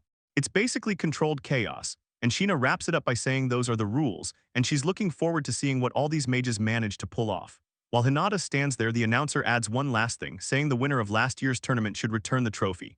And right on cue, Kirimiya's apostle arrives, the so-called Apostle of Moonlight. Then the focus locks in as a boy named Hiragi Shion steps forward, trophy in his hand, walking like he owns the entire damn place. Kai watches him and instantly looks pissed, thinking that's the bastard who won against Hikaru, and yeah, his expression is straight up disgusting. Meanwhile, Rei is confused, questioning if that guy really beat Hikaru, clearly not buying it at first. Kai then drops the info bomb, saying Rei didn't know that Hikaru used to be part of the Apostles of Moonlight, but got kicked out after losing the battle for the ace position to that same guy Shion, who straight up owned him. Hearing that, Rei is obviously shocked, because he hasn't heard anything like that even in his previous life, which just makes this whole situation feel even more off. Right then, Shion steps in and straight up snatches the mic from Hinata. He makes it clear not to get it twisted, saying the trophy only belongs to the strongest, which basically means it's his, and what everyone's seeing right now is just a temporary deposit. And then he goes even harder, declaring that the moment he takes the trophy back, he's also taking the title of Yellow King. That statement hits like a slap, and both Kurahashi and Kai are instantly pissed. Kurahashi straight up calls out what the fuck he's even spouting, while Kai just dismisses it as nonsense. Meanwhile, Rei is deep in thought, rethinking everything, and wondering who the hell Hiragi Shion really is. At the same time, Hikaru is sweating a little, clearly feeling the pressure. while Kirimiya watches everything unfold with a serious, unreadable expression. Hinata steps forward and formally announces that the opening ceremony of the Mage tournament has come to an end. The atmosphere tightens instantly, as she declares there are only 5 minutes left before the tournament begins, and the anticipation in the air spikes hard. Everyone is already wondering which team will claim the prize and carry the pride of Mage. In the middle of that rising tension, Rei suddenly turns toward Hikaru, politely excusing himself before bringing up something sensitive. He carefully mentions that he has heard Hikaru was once part of the Apostles of Moonlight and asks if it is true. Hikaru doesn't dodge it, he casually acknowledges it, admitting he never intended to hide it. Yeah, it's true. He reveals that he lost to Xion and got kicked out of the Moonlight, and as he says it, there's a subtle weight in his voice, a quiet sadness that slips through despite his calm tone. He explains that after losing his place, the Blue King reached out a hand to him. Rei processes this silently, his mind running through the inconsistencies. In his previous life, there was no Yellow King named Xion. Hikaru himself was the one who eventually became the Yellow King in that timeline. But now if Xion really defeated him, then that entire future is already off track. That would mean Hikaru might never become the Yellow King through this tournament. First there was the incident with Kai, and now this. The future is clearly shifting, and if it's changing this much already, then more unpredictable events are bound to follow. Rei realizes he has to be careful. He needs to avoid causing any major disruptions to the timeline. Meanwhile, Hikaru's expression says more than his words ever did. There's something off, something quietly painful behind that composed face. Then Hinata's voice cuts through everything. She calls for attention and announces the start of the tournament. The moment hits and the Red King Sheena immediately makes it extra. She launches a massive fireball into the sky and it explodes like a giant firework, lighting up the battlefield and signaling the true beginning. The instant it bursts, everyone moves. Rei and Hikaru take off without hesitation. The Apostles of Moonlight surge forward at high speed, and even the twin Apostles of Dawn under the Red King Sheena dash ahead. The entire field erupts into motion as Hinata excitedly announces that the race has officially begun, every player launching forward at once. Before focusing on individual fights, the rules are quickly revisited. All teams must race toward the central tower on the map. The true objective isn't just reaching it, but retrieving the key from the very top and bringing it back. That's how the winner is decided. Elsewhere, Kurahashi and Kai are already paired up, and yeah, the vibes are absolutely toxic. Kurahashi immediately starts cursing, pissed that he got stuck with Kai, while Kai snaps right back, equally annoyed. He points out that Kurahashi just recovered from his injuries, calling him an idiot. Kurahashi fires back, mocking Kai's hollow eyes and telling him to see a doctor, insisting he's in peak condition himself, unlike someone who literally ran out of the hospital. The energy between them is straight-up explosive, pure chaos from second one. The crowd watches all of this unfold on a massive virtual screen, with Hinata commentating the entire mess. She notes how the duo from the Apostles of the Holy Staff are already causing a scene, their tension obvious and intense right from the start. Kurahashi sarcastically tells Kai to be grateful he's no longer lonely, which just makes Kai even more pissed, snapping back with full aggression. Despite the arguing, they push forward and soon come face to face with two competitors, one with a scar on his forehead and the other basically looking like a random NPC. Hinata points it out immediately, noting that they're about to clash with a pair from the Apostles of Moonlight who seem ready to take them out early. Kurahashi and Kai are not impressed. Kurahashi casually calls them out, while Kai scoffs at the reputation of the Apostles of Moonlight, the so-called consistent winners every year. The enemy pair doesn't hesitate and launches the first attack, but Kurahashi and Kai dodge it effortlessly. Watching from the big screen, the Red King Sheena is already hyped, praising the immediate conflict. Hinata is surprised to find Sheena right beside her, but Sheena doesn't care. She explains that the Apostles of Moonlight are all A rank or higher and could have easily ignored this fight and continued forward, but that would be boring. She slams her heel against the desk with wild energy, calling out how dull a normal race would be. Schemes, strategies, none of that excites her. If you're a man, you fight head-on, that's the only thing worth watching. Back on the field, the clash intensifies. Kurahashi points out that interfering with other teams is allowed, and since all paths converge toward the tower, fights are inevitable, but these two clearly wanted smoke from the very beginning. Kai quickly understands their strategy. They're trying to incapacitate them early so they drop out of the race entirely. He calls out their overconfidence, noting they didn't even bother checking compatibility before attacking unknown opponents. The enemies double down, telling them to surrender peacefully and calling them weaklings who have no chance of winning. That arrogance hits a nerve instantly. Kurahashi and Kai are already irritated, but then the opponents cross a line they really shouldn't have. They bring up Rei. They mention the man in the coat, Kurosaki Rei, and start mocking him. They claim that a mage's strength isn't defined by the number of colors they possess, and if someone can't even grasp the basics, then what's the point? They call him a former colorless and inept nobody and laugh at the idea of him being called a king. Yeah, that was the worst possible move. Kurahashi and Kai go from annoyed to absolutely livid in an instant. The Apostles of Moonlight are straight up talking trash about Rei, and they don't stop there. They launch another coordinated attack, declaring that this is where it ends for both of them. But it's already over. Kurahashi and Kai, now fully beyond pissed, snap. With zero hesitation, both of them step in and throw down, landing brutal punches that absolutely wreck their opponents. NPC number 1 gets sent flying, tumbling across the ground, while NPC number 2 gets hit with a punch so clean it's basically a reality check. In the next second, both enemies are down, completely knocked out, minds blank.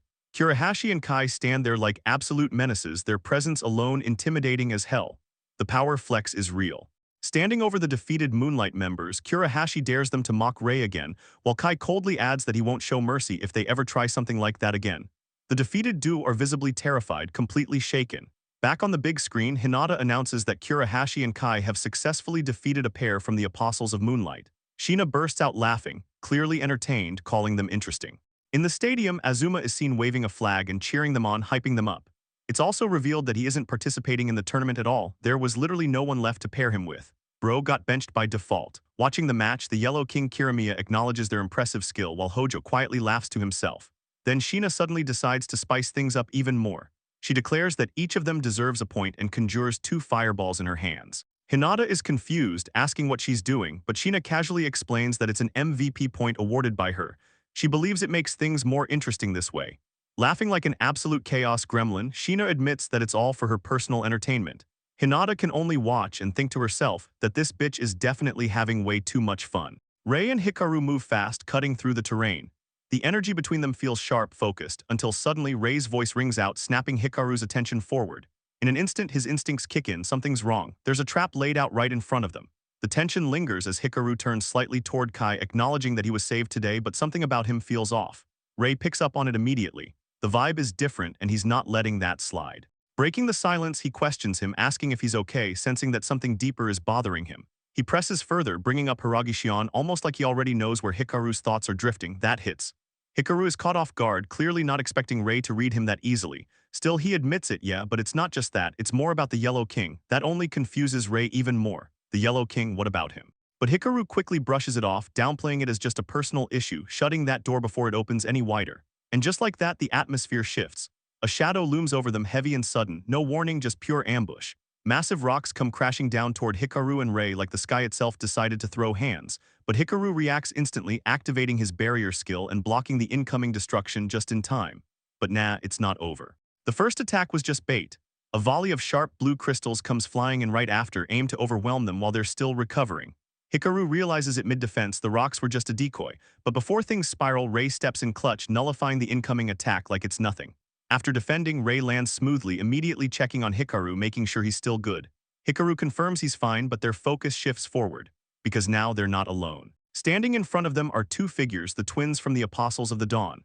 The first twin reacts with a casual yikes, while the other sounds almost disappointed. They both expected more damage, instead their attacks got shut down. The 2 laugh it off, clearly entertained rather than frustrated. One of them remarks that if they were defeated that easily, Xion would be disappointed. The other agrees instantly, laughing along like this is all just a game to them. Kai on the side is completely thrown off. The fact that these opponents are literally just kids makes the whole situation feel surreal. But Hikaru doesn't share that confusion. He stares at them, already understanding exactly what kind of threat they are. He calls it a shame, admitting he didn't expect to run into them this soon. Rei, still processing, casually questions if Hikaru actually knows these 2 little potatoes. Hikaru immediately shuts that down, they're not acquaintances. Then comes the reveal. These aren't just random kids. They're the Hidaka brothers, prodigies, absolute monsters in disguise. They're the youngest individuals to ever obtain a mage license, a feat so insane that the association had to make a special exception just to certify them. And the reason is simple: when they fight together, their power skyrockets beyond normal limits. Individually, they're dangerous. Together, they're S-rank mages. That realization hits Rei like a truck gun. These children are S-rank? It sounds ridiculous, but Hikaru confirms it. And then he drops the real problem. In a race where everything depends on teamwork, where pairs fight as one, these 2 might be their worst possible matchup. The clash between these 2 duos is no longer avoidable, it's inevitable. Hinata announces an exciting battle. Right at the very beginning of the race, as the subordinates of the Red King, the Apostles of the Dawn, the Hidaka brothers, face off against the Apostles of the Holy Staff, Rei and Hikaru, setting up an instantly interesting matchup. While the Red King Sheena watches and comments that it is indeed an interesting fight, thinking to herself, and urging Sora and Riku to show what they have got. At the same time, Rei recognizes the twin brothers as the youngest mages to ever reach S-rank, recalling that he had heard about them before his regression, though they rarely appeared in public, leaving their abilities mostly unknown to him. And while he admits that fighting them together is basically a hopeless scenario, he is at least relieved that Hikaru, who can use barrier skills, is right beside him, believing they might be able to find an opening by balancing offense and defense. Even as he reminds himself they need to reach the tower quickly, despite running into such troublesome opponents right from the start. However, Hikaru is clearly not in the right state of mind, as Kirimiya's image flashes through his thoughts, and as he closes his eyes, he resolves that he will not lose this Magus tournament, and that he must lead Rei since he has more experience, while Rei notices Hikaru acting unusually proactive compared to his normally reserved personality, just as the Hidaka brothers begin channeling their skills, hyping themselves up as a massive surge of energy bursts from their bodies. One of the brothers unleashes earth magic, filling the area with dust and instantly cutting off visibility, and Hikaru realizes they're targeting their eyesight, noting that the twins also shouldn't be able to see through the dust, meaning reckless movement would be a bad move. But before they can act, the other brother suddenly appears and calls them too slow, while activating his skill, freezing both Rei and Hikaru's legs to the ground with an area of effect ice ability. And Hikaru quickly understands that once frozen, he won't be able to use his barrier skills. As the ice begins creeping upward, slowly engulfing their lower bodies, while the Hidaka brothers act like they are straight up playing with them. Rei refuses to accept that outcome, snapping back as he draws his blade, and in a single slash completely shatters all the ice covering both himself and Hikaru, shocking the brothers, who immediately decide to try again while keeping their distance, retreating onto tree branches and admitting that was close but making it clear they won't go down easily, while Hinata continues hyping the fight, noting that neither side is backing down. Hikaru quickly analyzes the situation, realizing the twins are using a hit-and-run strategy, and that if they stay here too long, other teams will reach the tower first. So he calls out to Rei with a plan, explaining that although the twins coordinate perfectly, their mana colors differ. Riku uses red while Sora uses blue, pointing out that red mana users typically have higher attack power but weaker control, whereas blue mana is easier to handle but lacks strong output. Rei recalls that Sora uses ice magic with impressive range but lower power, and as he thinks it through, he remembers his brother Kai's Demon Lance skill, which combines both colors to cover weaknesses, while Hikaru instructs him to focus on dodging red mana attacks and to synchronize their attacks when blue mana is used, and Rei agrees without hesitation. Watching from the stadium, the Red King Sheena immediately picks up on their strategy, acknowledging it as a good decision, and giving them credit for staying calm under pressure, though she also points out that the twins are not that simple. And right on cue, Sora and Riku sense that Rei and Hikaru are planning something, reacting with excitement, before their demeanor suddenly shifts into something far more aggressive and predatory, as they decide to use a different approach. Extending their hands, the twins release their mana, which begins to surge outward and connect with each other, and both Rei and Hikaru are caught off guard, as they realize the brothers' mana is combining, revealing their skill Mana Connect, which allows them to share mana freely, turning their attacks into unpredictable chaos, as they dash forward at insane speed, challenging their opponents to keep up. Then something completely unexpected happens, as Sora, who normally uses blue mana, suddenly launches a red mana attack at Hikaru, completely flipping expectations. And although Hikaru tries to defend with his barrier, it shatters instantly, forcing him to rethink everything, as he assumes Riku will now attack with blue mana, but instead Riku doubles down and attacks with red mana as well, blasting Hikaru away and completely playing him as the twins successfully bait and confuse him. From the arena, Kirimiya observes that because Rei and Hikaru can see their opponent's mana colors, it actually slows their reactions, causing them to lose their path to victory, while still acknowledging that the brothers are impressive for pushing them this far, as Rei quickly checks on Hikaru, who, despite cursing, insists he is fine and declares he will take the lead from here, immediately trying to come up with a new strategy, questioning whether they should keep their distance or even abandon the fight, and head straight for the tower instead. Before he can spiral further into overthinking, Rei suddenly snaps at him, calling him out by his full name and forcing Hikaru to break out of his tunnel vision, catching even the Hidaka brothers off guard as Rei confronts him head-on, making it clear that if Hikaru wants to win the Magus tournament, he needs to rely on him too, acknowledging that Hikaru has always been dependable, but calling out the fact that he is trying to carry everything alone, insisting that they should fight together, instead of acting like it is a solo mission. That hits Hikaru hard, as he realizes he has been trying to shoulder everything by himself, getting too focused on taking the lead and completely ignoring Rei's presence, admitting to himself that it was arrogant to think that way, and recognizing that Rei is no longer someone who needs protection, but a fully capable mage who stands beside him as an equal. Hikaru gets back up, apologizing and asking to combine their strengths moving forward, expressing that he is counting on Rei, and Rei immediately responds with confidence, matching his resolve as both of them finally align, standing together and preparing to face the Hidaka brothers head-on, fully ready to take them down and fry these little roaches. Hinata continues her commentary, pointing out how the relentless assault from the Hidaka brothers is straight-up overwhelming, while it also seems like the team from the Apostles of the Holy Staff is quietly discussing something in the background, cooking up a plan mid-chaos. Back in the arena, the Blue King Hojo watches with a calm smile, thinking that although Hikaru looked nervous earlier, he's stabilized now, and pairing him with Rei was absolutely the right call. While Hiloki gives off Gojo vibes, comment down below what you think.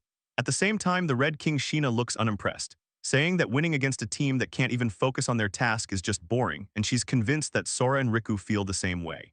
Meanwhile, Rei and Hikaru stand ready as a duo, fully locked in to face the Hidaka brothers, with Hikaru realizing internally that he regained his composure thanks to Rei, and believing that if they fight together, they can actually win this. Sticking to the plan, Hikaru signals Rei, who immediately responds, and in the next moment, Rei conjures a blue skill in his hand, Ice Needles, causing a barrage of sharp, icy projectiles to appear out of nowhere. Riku notes that Rei is using a beginner-level blue skill, while Sora points out that even if he switches to long-range combat, it's useless, as the brothers effortlessly dodge the incoming needles like it's nothing, making it look easy. Rei quickly realizes this isn't enough, while the Hidaka brothers start getting hyped, sensing that things are finally getting interesting. Rei then tells Hikaru he's counting on him and prepares to go on the offensive, as Hikaru activates his barrier skill, shielding Rei, and in the very next instant, Rei dashes forward, rapidly closing the distance between himself and the brothers. Watching from the drone feed, both Hinata and the Red King are visibly surprised, clearly caught off guard by this sudden aggressive move. Kirimiya, observing the battle, comments that it looks like a solo suicide attack immediately after deploying a barrier, while the Red King smirks, thinking that barriers are meant purely for defense, and that such a straightforward attack should be easy to handle. Internally, she cheers for Sora and Riku to end things quickly, but the Hidaka brothers, now fully excited, decide to counterattack, declaring that if Rei is coming at them, they'll just shoot him down, as they activate a red skill called Comet Blast, summoning two massive comets in the sky. They unleash consecutive shots straight at Rei, and seeing this on the big screen, Azuma notes that it's a high firepower red skill, questioning whether they're trying to break Hikaru's barrier with brute force, while the brothers remain confident that the barrier won't be able to withstand the attack. But Hikaru simply smiles, wondering about that, and remarks that it all depends on the shape of the barrier, before clapping his hands and activating his skill, Quintuple Wall.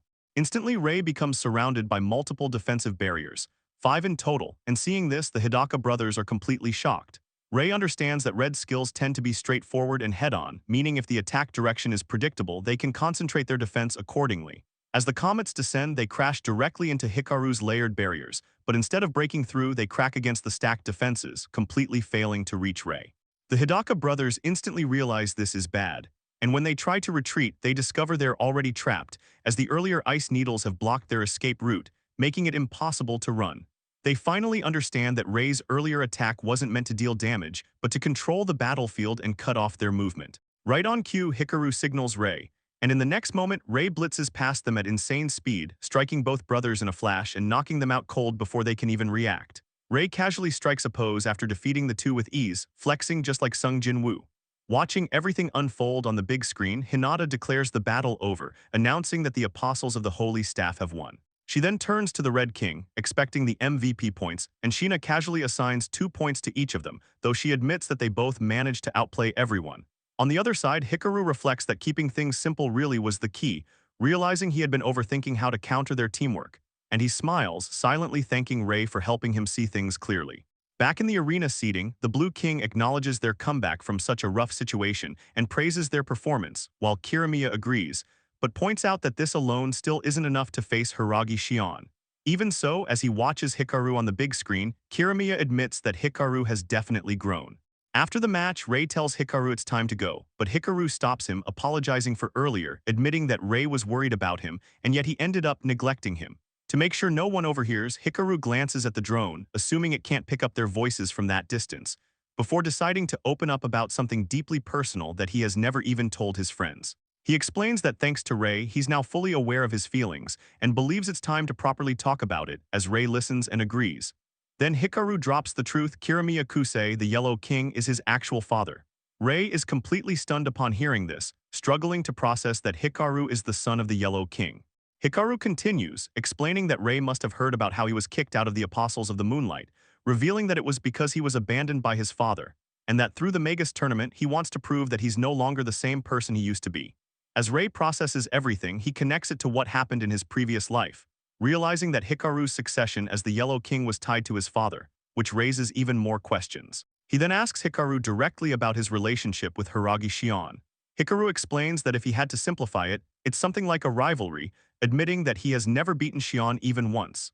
But what truly sends chills down the spine is the realization that the Apostles of the Moonlight are now facing Ichinose and Yuri, hinting that the real nightmare is only just beginning.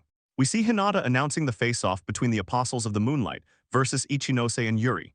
Just then, the scene flashes back to moments earlier, where Ichinose and Yuri are running together, while Ichinose questions Yuri about fighting that Shion guy last year. Yuri tells her she can probably guess how that went. Ichinose realizes that even Yuri could not beat Shion, but Yuri clarifies that it was more like the idiot she got paired with got completely folded. She remembers Kurahashi charging straight at the Apostles of the Moonlight, only to get his ass handed to him almost instantly. Ichinose says that is rough, but Yuri explains that Shion is definitely a top-tier mage. Still, she fought him last year, so she is going to fill Ichinose in on everything she knows. Back in the present, Ichinose and Yuri stand face-to-face with the Apostles of the Moonlight, more specifically Shion himself. Ichinose remembers Yuri warning her that Shion is no joke, and if he is coming after them then they are seriously about to throw hands. Shion suddenly tells his partner Watanabe to stay out of this because he will take both of them on by himself. Watanabe watches him and thinks that first it was the opening ceremony and now this. Shion has been acting way too aggressive lately. He wonders if the guy was always like this, but even then, there is no way this bastard loses against the two of them. Watanabe casually agrees, saying he will just save his strength and take it easy instead. In the background, the dude is literally chilling and drinking juice through a straw, while wishing Shion good luck out there. A second later, Shion jumps forward and faces Ichinose and Yuri directly. Ichinose notices Watanabe relaxing in the back, like this entire fight is free content for him. From the arena, Hojo the Blue King questions whether this is even allowed, but Kirimiya responds that results are all that matter. Shion does not need any half-assed backup, and Watanabe understands that better than anyone. On the battlefield, both Ichinose and Yuri flare up with mana surrounding them. Yuri tells Ichinose to focus and get her head in the game, while Ichinose responds with a quick yes ma'am. Meanwhile, Shion stays calm as hell. He raises one hand, as yellow mana surrounds him before activating his skill Evil Mine.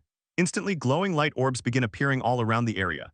Yuri immediately warns Ichinose to get ready because she already knows what is coming next. Shion simply says blow and every orb detonates at once.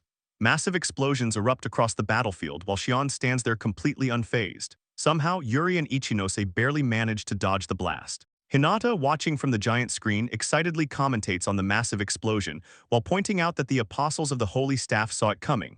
Ichinose realizes that if Yuri had not warned her, she would have been completely cooked right there. Yuri thinks through Shion's magic, remembering that Evil Mind turns his mana into literal bombs. If he triggers them at point-blank range, it is game over. The scary part is that Shion can pull it off from insane distances too, but Yuri has already seen this spell before during their fight last year. Yuri even smiles a little, realizing their counter-strategy is working so far. In the background, Watanabe watches everything while resting, and notices that the blue-haired girl clearly remembered Shion's magic from last year, meaning they came prepared with a counter-plan. Still, Watanabe smirks because he knows that alone is nowhere near enough to win. The next moment proves exactly why. Shion suddenly conjures even more mana orbs, each one basically a ticking bomb. Then he detonates them all again, causing another massive explosion to erupt across the battlefield. This time, Yuri and Ichinose actually get caught in the blast. Yuri realizes Shion increased the number of mines and starts wondering if he had been holding back during their fight last year. Shion stares at them with a dead serious expression and basically tells them that even if they have a counter strategy, it does not matter because they are still nowhere near his league. Now lying on the ground, Yuri admits the situation is way worse than she expected. She tells Ichinose that retreating is a long shot, but they have to try. However, Ichinose refuses to back down. She says not yet because if she breaks now, then nothing will ever change. On top of that, she has not even shown the results of their training yet. Even though Ichinose is trembling, the scene shifts into the past, where she asked Yuri to train her so she could level up. Ichinose explains that the battle on the island made her realize something important. In the end, she was still relying entirely on Rei, and she hates that. She wants to become stronger herself, which is why she asked Yuri for help. Yuri understands immediately, and from there the training begins. The two of them spar repeatedly, while Ichinose pushes herself non-stop. She meditates in a lotus position to improve her mana control, sharpens her attack techniques, and grinds through every bit of hard work possible just to get stronger. Back in the present, Yuri realizes Ichinose is right because they have not even tried their real move yet. Ichinose rises back to her feet with flames surrounding her body, while Yuri decides there is no point giving up anymore. Yuri also thinks about how unbelievable it is that Ichinose turned down her suggestion to retreat. Compared to the day they first met, she has changed completely, and Yuri genuinely loves that attitude. Watching from the arena, the Red King Shina observes the battle and praises Ichinose and Yuri, saying those girls have some serious guts. Standing before them, Shion acknowledges that Ichinose's mana capacity is impressive. He gives her credit for that much, but his tone immediately turns harsh, as he warns her not to think for even a second that she can beat him. Ichinose already knows she is normally no match for Shion. That is exactly why she trained so hard for this moment. Then in the next instant, she attempts something completely new, massive, and honestly insane. In the background, Watanabe, who had been lying around relaxed this whole time, suddenly shoots up in shock after seeing what this mad woman just conjured. Ichinose creates an absolutely gigantic fireball, the size of a meteorite. Watanabe instantly panics, realizing it is high-tier magic, but even then, the scale of it is completely ridiculous. Yuri watches proudly, while thinking that Ichinose always possessed monstrous mana reserves, but until now she never had a proper way to unleash all that power. With this new high-tier spell, she can finally pour every last drop of mana into a single attack. Ichinose is now fully ready to fuck Shion up, as she unleashes her high-tier magic meteor blaze. The gigantic attack comes crashing straight toward the annoying Shion. Watanabe immediately throws up a barrier while panicking, because even Shion should not be able to tank a hit like that. But Shion remains unfazed as fuck. The guy stays completely nonchalant and calmly raises one hand while staring directly at the incoming meteor with a terrifying gaze. Then in the very next second, the entire high-tier spell suddenly disappears. Both Yuri and Ichinose are left completely shocked. Yuri cannot even process what just happened and realizes Shion straight up erased the magic. For a brief moment, complete silence takes over the area. After Shion casually displays that insane level of strength, the audience is shocked as hell, struggling to process what they just witnessed. Shion Hiragi had just completely neutralized Ichinose's ultimate flame magic. The entire crowd is left staring in disbelief, wondering what the hell just happened. Hinata immediately turns toward the Red King, Shina, looking for an explanation. But even Shina looks intrigued. She says it doesn't seem like Shion merely neutralized the spell. Calling it erased feels way more accurate. Hinata is completely thrown off by that wording, while Shina admits she has never heard of magic like that before. Even she is wondering what the hell that kid just did. Meanwhile, Yuri realizes Shion didn't use his explosion magic to counter Ichinose's spell. Back when they fought last year, he never used anything remotely similar. Watanabe is equally baffled, internally repeating the same question over and over. What was that just now? Shion had never shown magic like that in front of him either. Yuri notices the confusion on Watanabe's face and immediately starts speculating. If even Watanabe doesn't know about this power, then what exactly is Shion hiding? At the same time, Ichinose is mentally shaken. That had been the strongest spell she could possibly cast, yet Shion handled it effortlessly. Then Shion finally speaks, calling her woman while giving her credit for actually forcing him to use this magic. But he coldly reminds her that this is the difference in their ranks. The next second, Shion activates his mana again and tells her that no matter how much she struggles, it's useless. Instantly, two glowing mana orbs appear near Ichinose's feet as he activates Evil Mind once again. The glowing spheres detonate without mercy, and the resulting blast engulfs both Ichinose and Yuri. Ichinose drops in severe pain as the explosion tears into her leg. Blood starts pouring from the injury after the orbs explode right beside her. Watching the scene unfold, the Red King Shina admits she put up a solid fight against Shion, but this feels like the end. Shion then mocks them without hesitation, saying that to him, they are nothing more than stones on the side of the road. That hierarchy will never change. Yuri quickly rushes to Ichinose's side, trying to stop her from taking any more punishment. But the words that come out of Ichinose's mouth genuinely terrify Yuri. Her resolve is still burning hard. She refuses to give up, saying, "Not yet." Ichinose forces herself back onto her feet and declares that if she gives up here, she will never become stronger. She wants to get closer to Rei as much as she possibly can. She says she can still fight, and the determination in her eyes suddenly hits way harder. Even Shina is surprised she's still willing to keep going. But instead of mocking her, she smirks and admits she likes her spirit.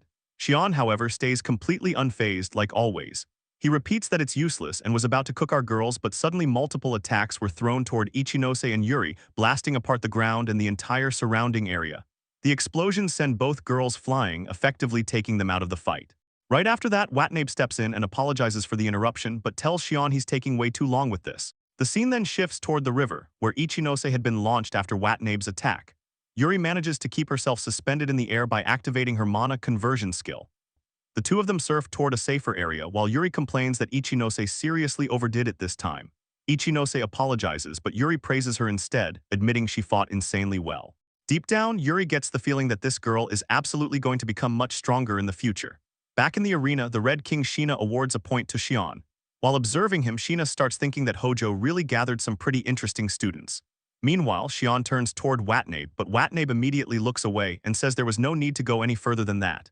They need to move now, or the other pairs will get ahead of them. Xion lets out an annoyed sigh before agreeing, and the two of them immediately head toward the tower at the center.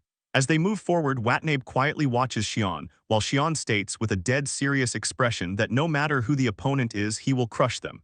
Hinata continues her commentary, announcing that the great festival has finally entered its middle stage. The remaining contestants are now stepping into an entirely new field, with the goal finally in sight, and the battles are only going to become even more intense from here. Sheena then casually comments that fighting is fun, but people eventually get bored if that's all there is. Because of that, she prepared a little surprise for the contestants in the next area. Hinata is completely caught off guard since nobody told her about this. Sheena responds with a devilish smile, wondering if the contestants can even make it through. Hinata immediately reacts to that terrifying expression, and right afterward, the perspective shifts toward Kurahashi and Kai. The two are completely stunned by the sight standing in front of them. A gigantic mountain of magma and lava blocks their path. Kurahashi stares at it in disbelief, wondering if they seriously have to cross through that nightmare. Kai tells him that whining about it won't change anything and they simply have to move forward. Kurahashi thinks this has to be a joke. Then right underneath them, lava suddenly erupts. Their asses get burned instantly. Kurahashi starts cursing, calling the king of primary colors completely insane for creating something like this. Kai then casually tells Kurahashi he's leaving the decoy duty to him. He says he believes in him and plans to use that opening to get ahead. Kurahashi is absolutely done with this bullshit. He asks how Kai can say that with a straight face and demands to know why he has to be the shield. If anything, Kai should be the damn decoy instead. The two immediately start non-stop bickering and blaming each other like always. But before they can keep yapping, another volcanic eruption explodes beneath them and fries their asses again. Watching the chaos unfold, Shiroi calls them idiots. Yashiro responds that this is nothing new, but points out they should probably worry about themselves instead. Sure enough, they realize they're in deep shit too as lava erupts from every direction while they run. Seeing the disaster spreading across the field, Hinata announces that screams are erupting everywhere. She wonders if this is the moment where they witness a massive elimination round. Sheena casually responds with an oops, admitting maybe he went a little too far. But for Xion and Watanabe, the volcanic zone feels like nothing. Watanabe asks Xion if he can handle it, and Xion instantly fires back by asking who the hell he thinks he's talking to. In the next moment, Xion activates Evil Mind again, conjuring multiple glowing mana orbs before detonating them, one after another. Hinata comments that Xion and Watanabe's pair remain completely unfazed, despite volcanic bombs raining down around them. She starts wondering if they might become the first team to reach the tower. But suddenly, Xion notices something. He tells Watanabe to look. At the same time, Hikaru and Rei are revealed to be charging straight into the volcanic zone as well.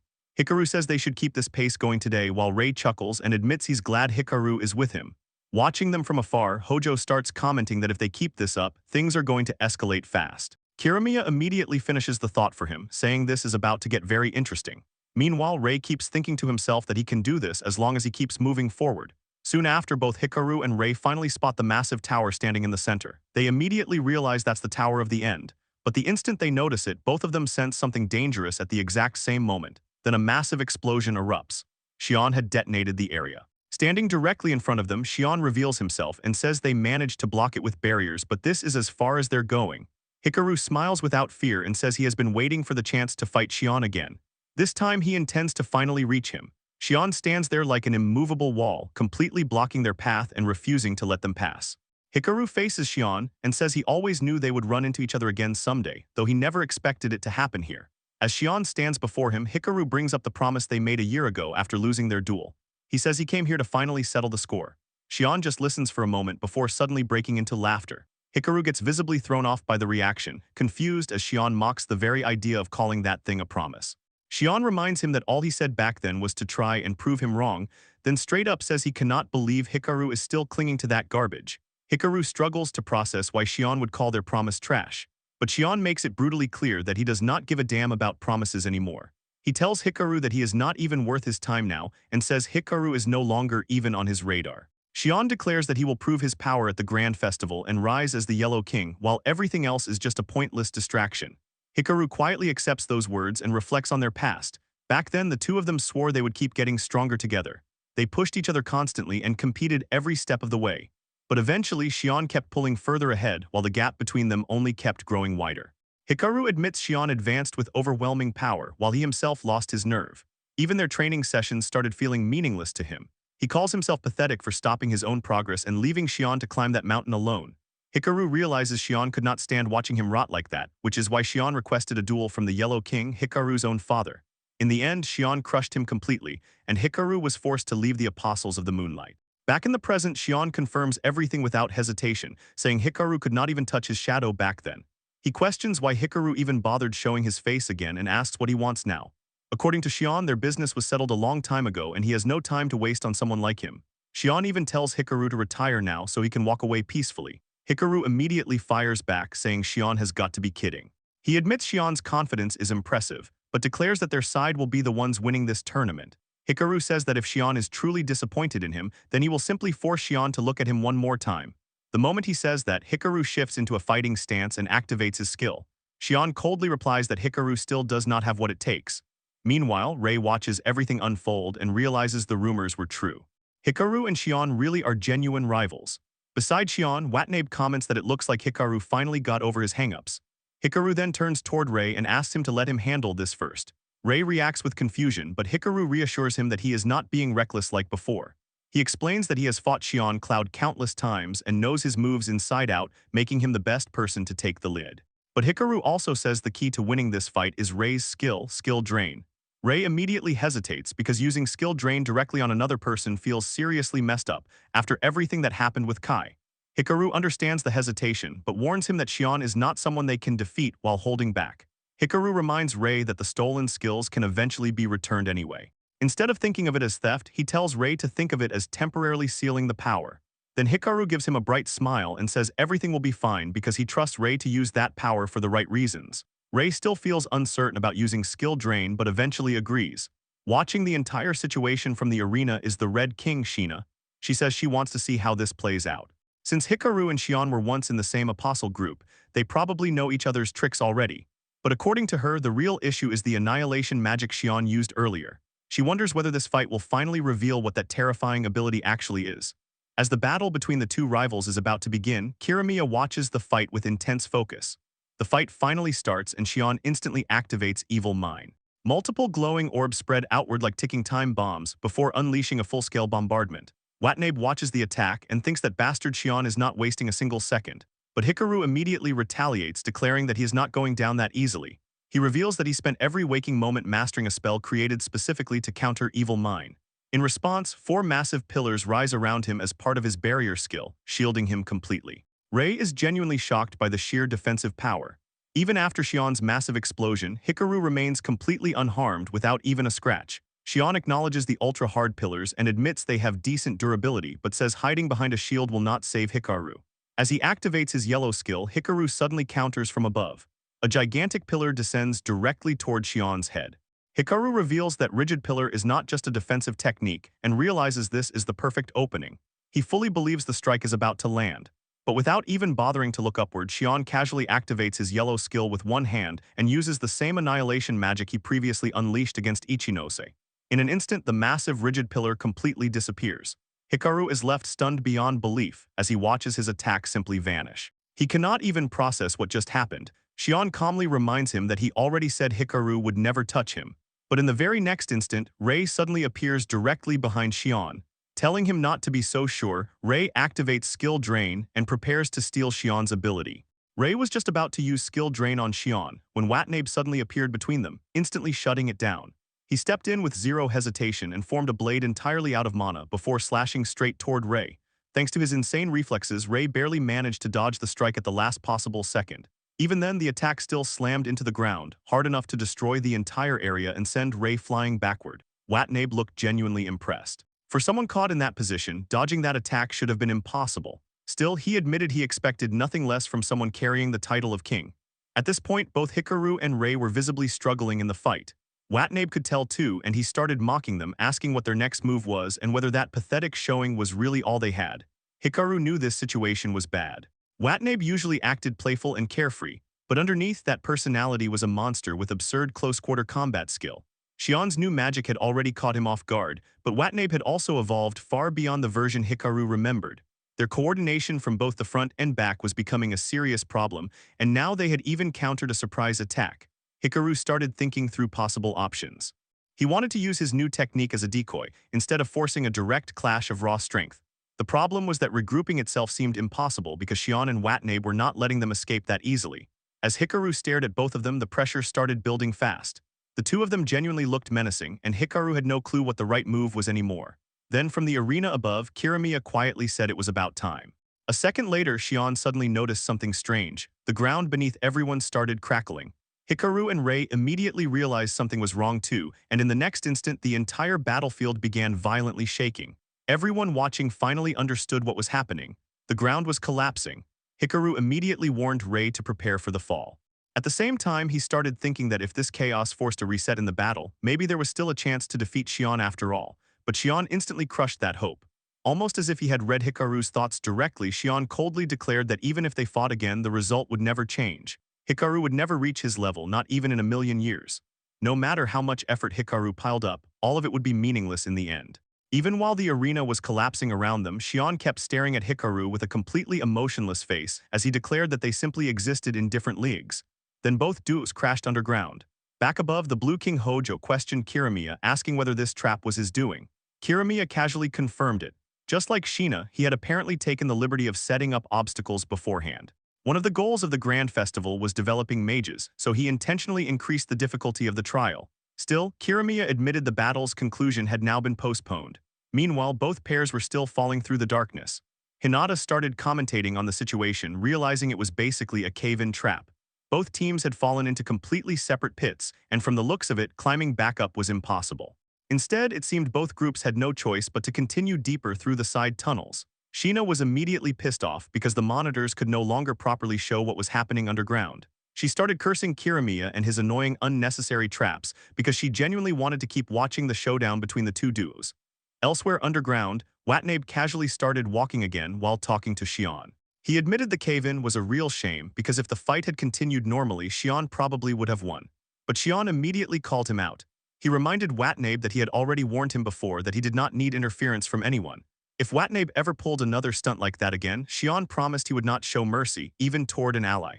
Watanabe looked more amused than threatened. He complained about Shion's harsh tone and joked that even an old man like him had feelings too. Then he pointed out something else that had been bothering him. Shion had completely changed. According to Watanabe, Shion never used to act like this. It felt like some insanely delayed rebellious phase. He had completely cast Hikaru aside despite the fact the two of them were always together before. On top of that, Shion was now using strange magic Watanabe had never seen before. Lately, Shion honestly felt like a completely different person. Shion immediately rejected that idea and called it ridiculous. According to him, he was exactly the same person he had always been. Meanwhile, Watanabe quietly wondered to himself if this was just teenage angst. The scene then shifted toward Rei and Hikaru as they walked through the underground tunnels. Rei hoped there was at least some path leading back outside, but Hikaru stayed completely silent. Inside his head, Hikaru was spiraling. It was not that he had underestimated Shion and Watanabe. He had carefully considered how much they could grow and built his strategy around that possibility.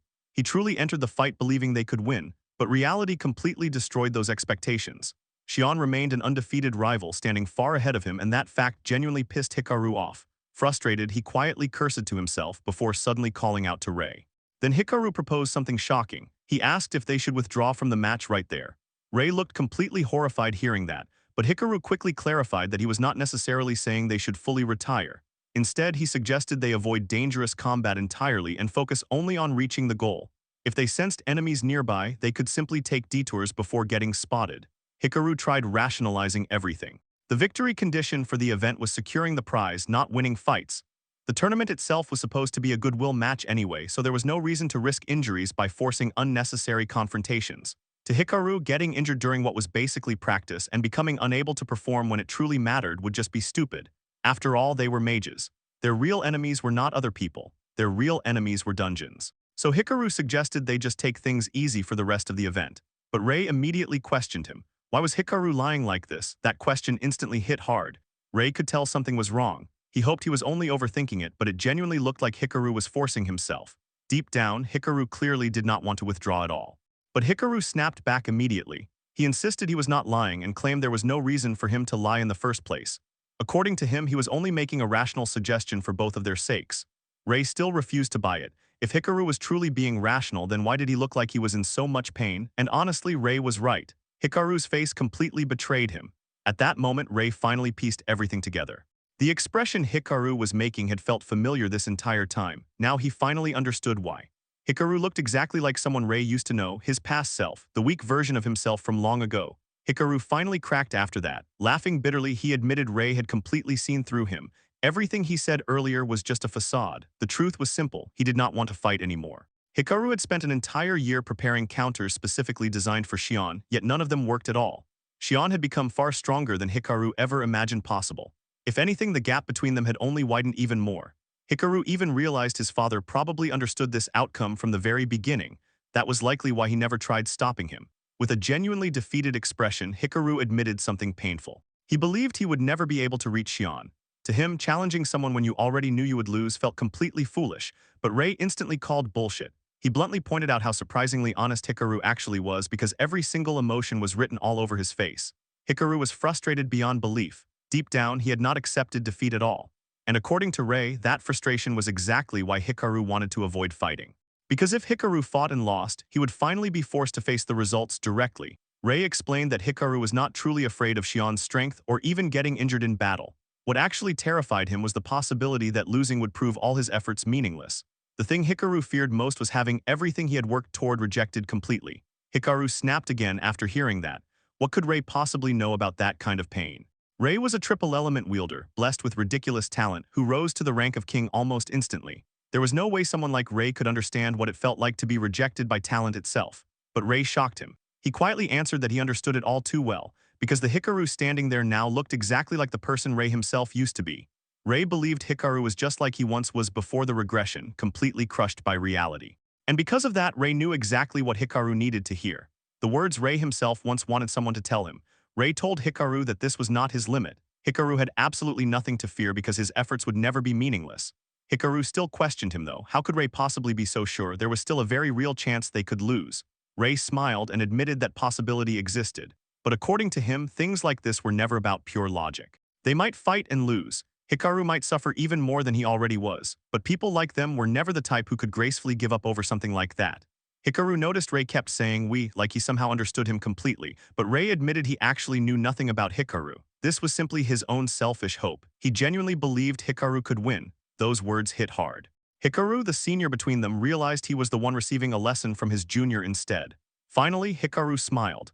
Laughing, he admitted Rei had got him there. Then he jokingly pointed out that if they lost, they would lose together. Hikaru even complained that Rei should have encouraged him by confidently saying they would win instead.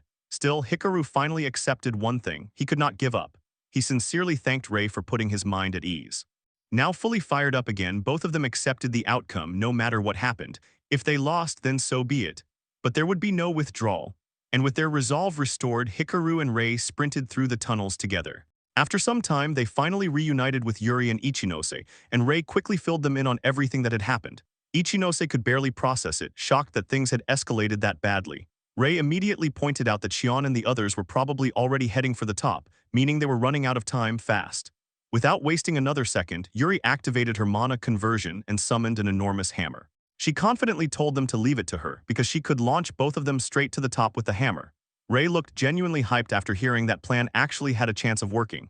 Ichinose agreed and said they should get started immediately. Right before they moved, Ichinose suddenly stopped Rei because she wanted to talk about something regarding Xion's magic. She explained that there was something she had noticed during the fight. The exact details of what she said were not revealed to us.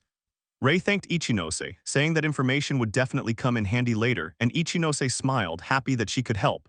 Moments later, Yuri stood ready with the massive hammer prepared to launch the duo toward the top. She counted down from 1 to 3, and in the very next second swung with all her strength and blasted both of them high into the air toward the summit. Even Yuri admitted it was frustrating, but the rest was now in their hands. Ichinose agreed as the two finally landed on the ground near the towering structure ahead of them. Hikaru looked forward and realized this was the final stretch. With Rei beside him, the duo immediately rushed ahead as they stood before the massive tower. Rei and Hikaru launched themselves toward the target, while drones streamed every second of the action to the arena. Hinata's commentary echoed across the stadium as she announced that the two members of the Apostles of the Holy Staff had returned to the surface and were heading straight for the tower. Sheena watched the feed with interest. The final stage had begun and she wanted a showdown worthy of the climax. A clean victory without a real battle would be boring. Rei and Hikaru soon arrived before the massive tower. Hikaru noted that no other pair seemed to be coming. Most teams had likely been wiped out in the volcanic zone, though Xion and his partner might already be inside. Rei pointed out that the match would not end until someone carried the key back from the tower. Even if Xion reached it first, they could still steal it afterward. Hikaru disagreed. Watanabe, Xian's partner, was the fastest member of the Apostles of the Moonlight. If they secured the key, the match would effectively be over. Ray thinks it will be bad if they beat us there. If he had to face Xian again, the information Ichinose had given him would be crucial. The pair spotted the entrance and pushed open the enormous doors. Inside, the scene was grim. Monster corpses covered the floor. Hikaru realized they were mana-formed creatures placed there by the Blue King. A distant battle echoed from above, confirming that Xian's team was already ahead. Ray and Hikaru sprinted for the stairs. Hikaru reasoned that if the monsters on the upper floors were strong enough to slow Xian down, they might still have a chance. But at the top floor, the scene is completely opposite. Xian was tearing through monsters with ease using his evil mind skill.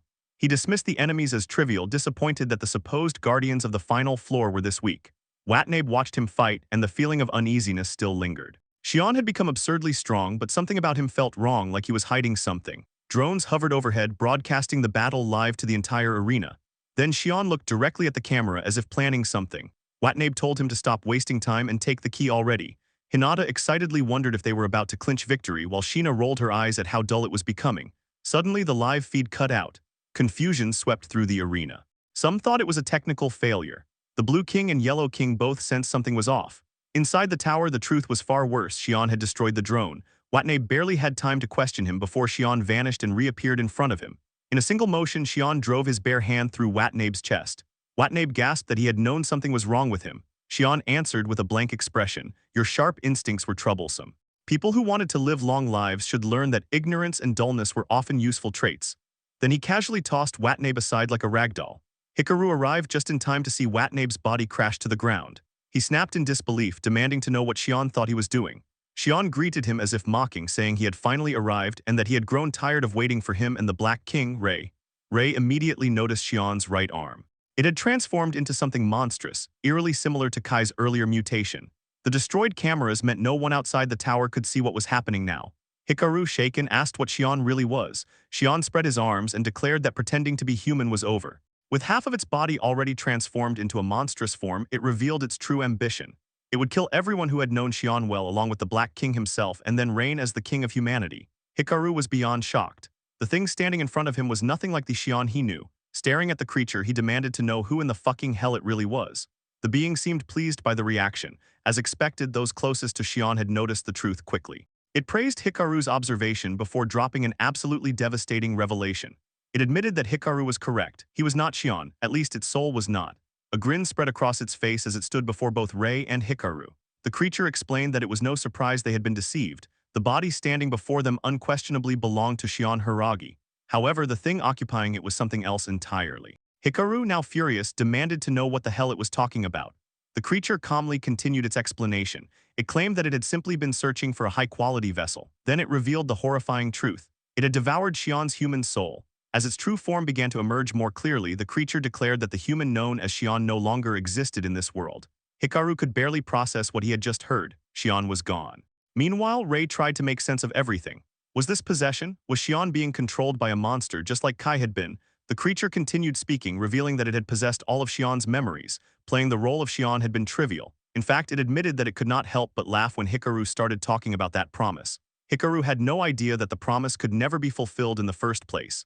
Even then, the creature continued mocking him. Wasn't he happy? After all, he was finally getting the chance to fight the rival he had been so obsessed with. The only problem was that nothing remained of that rival except an empty husk.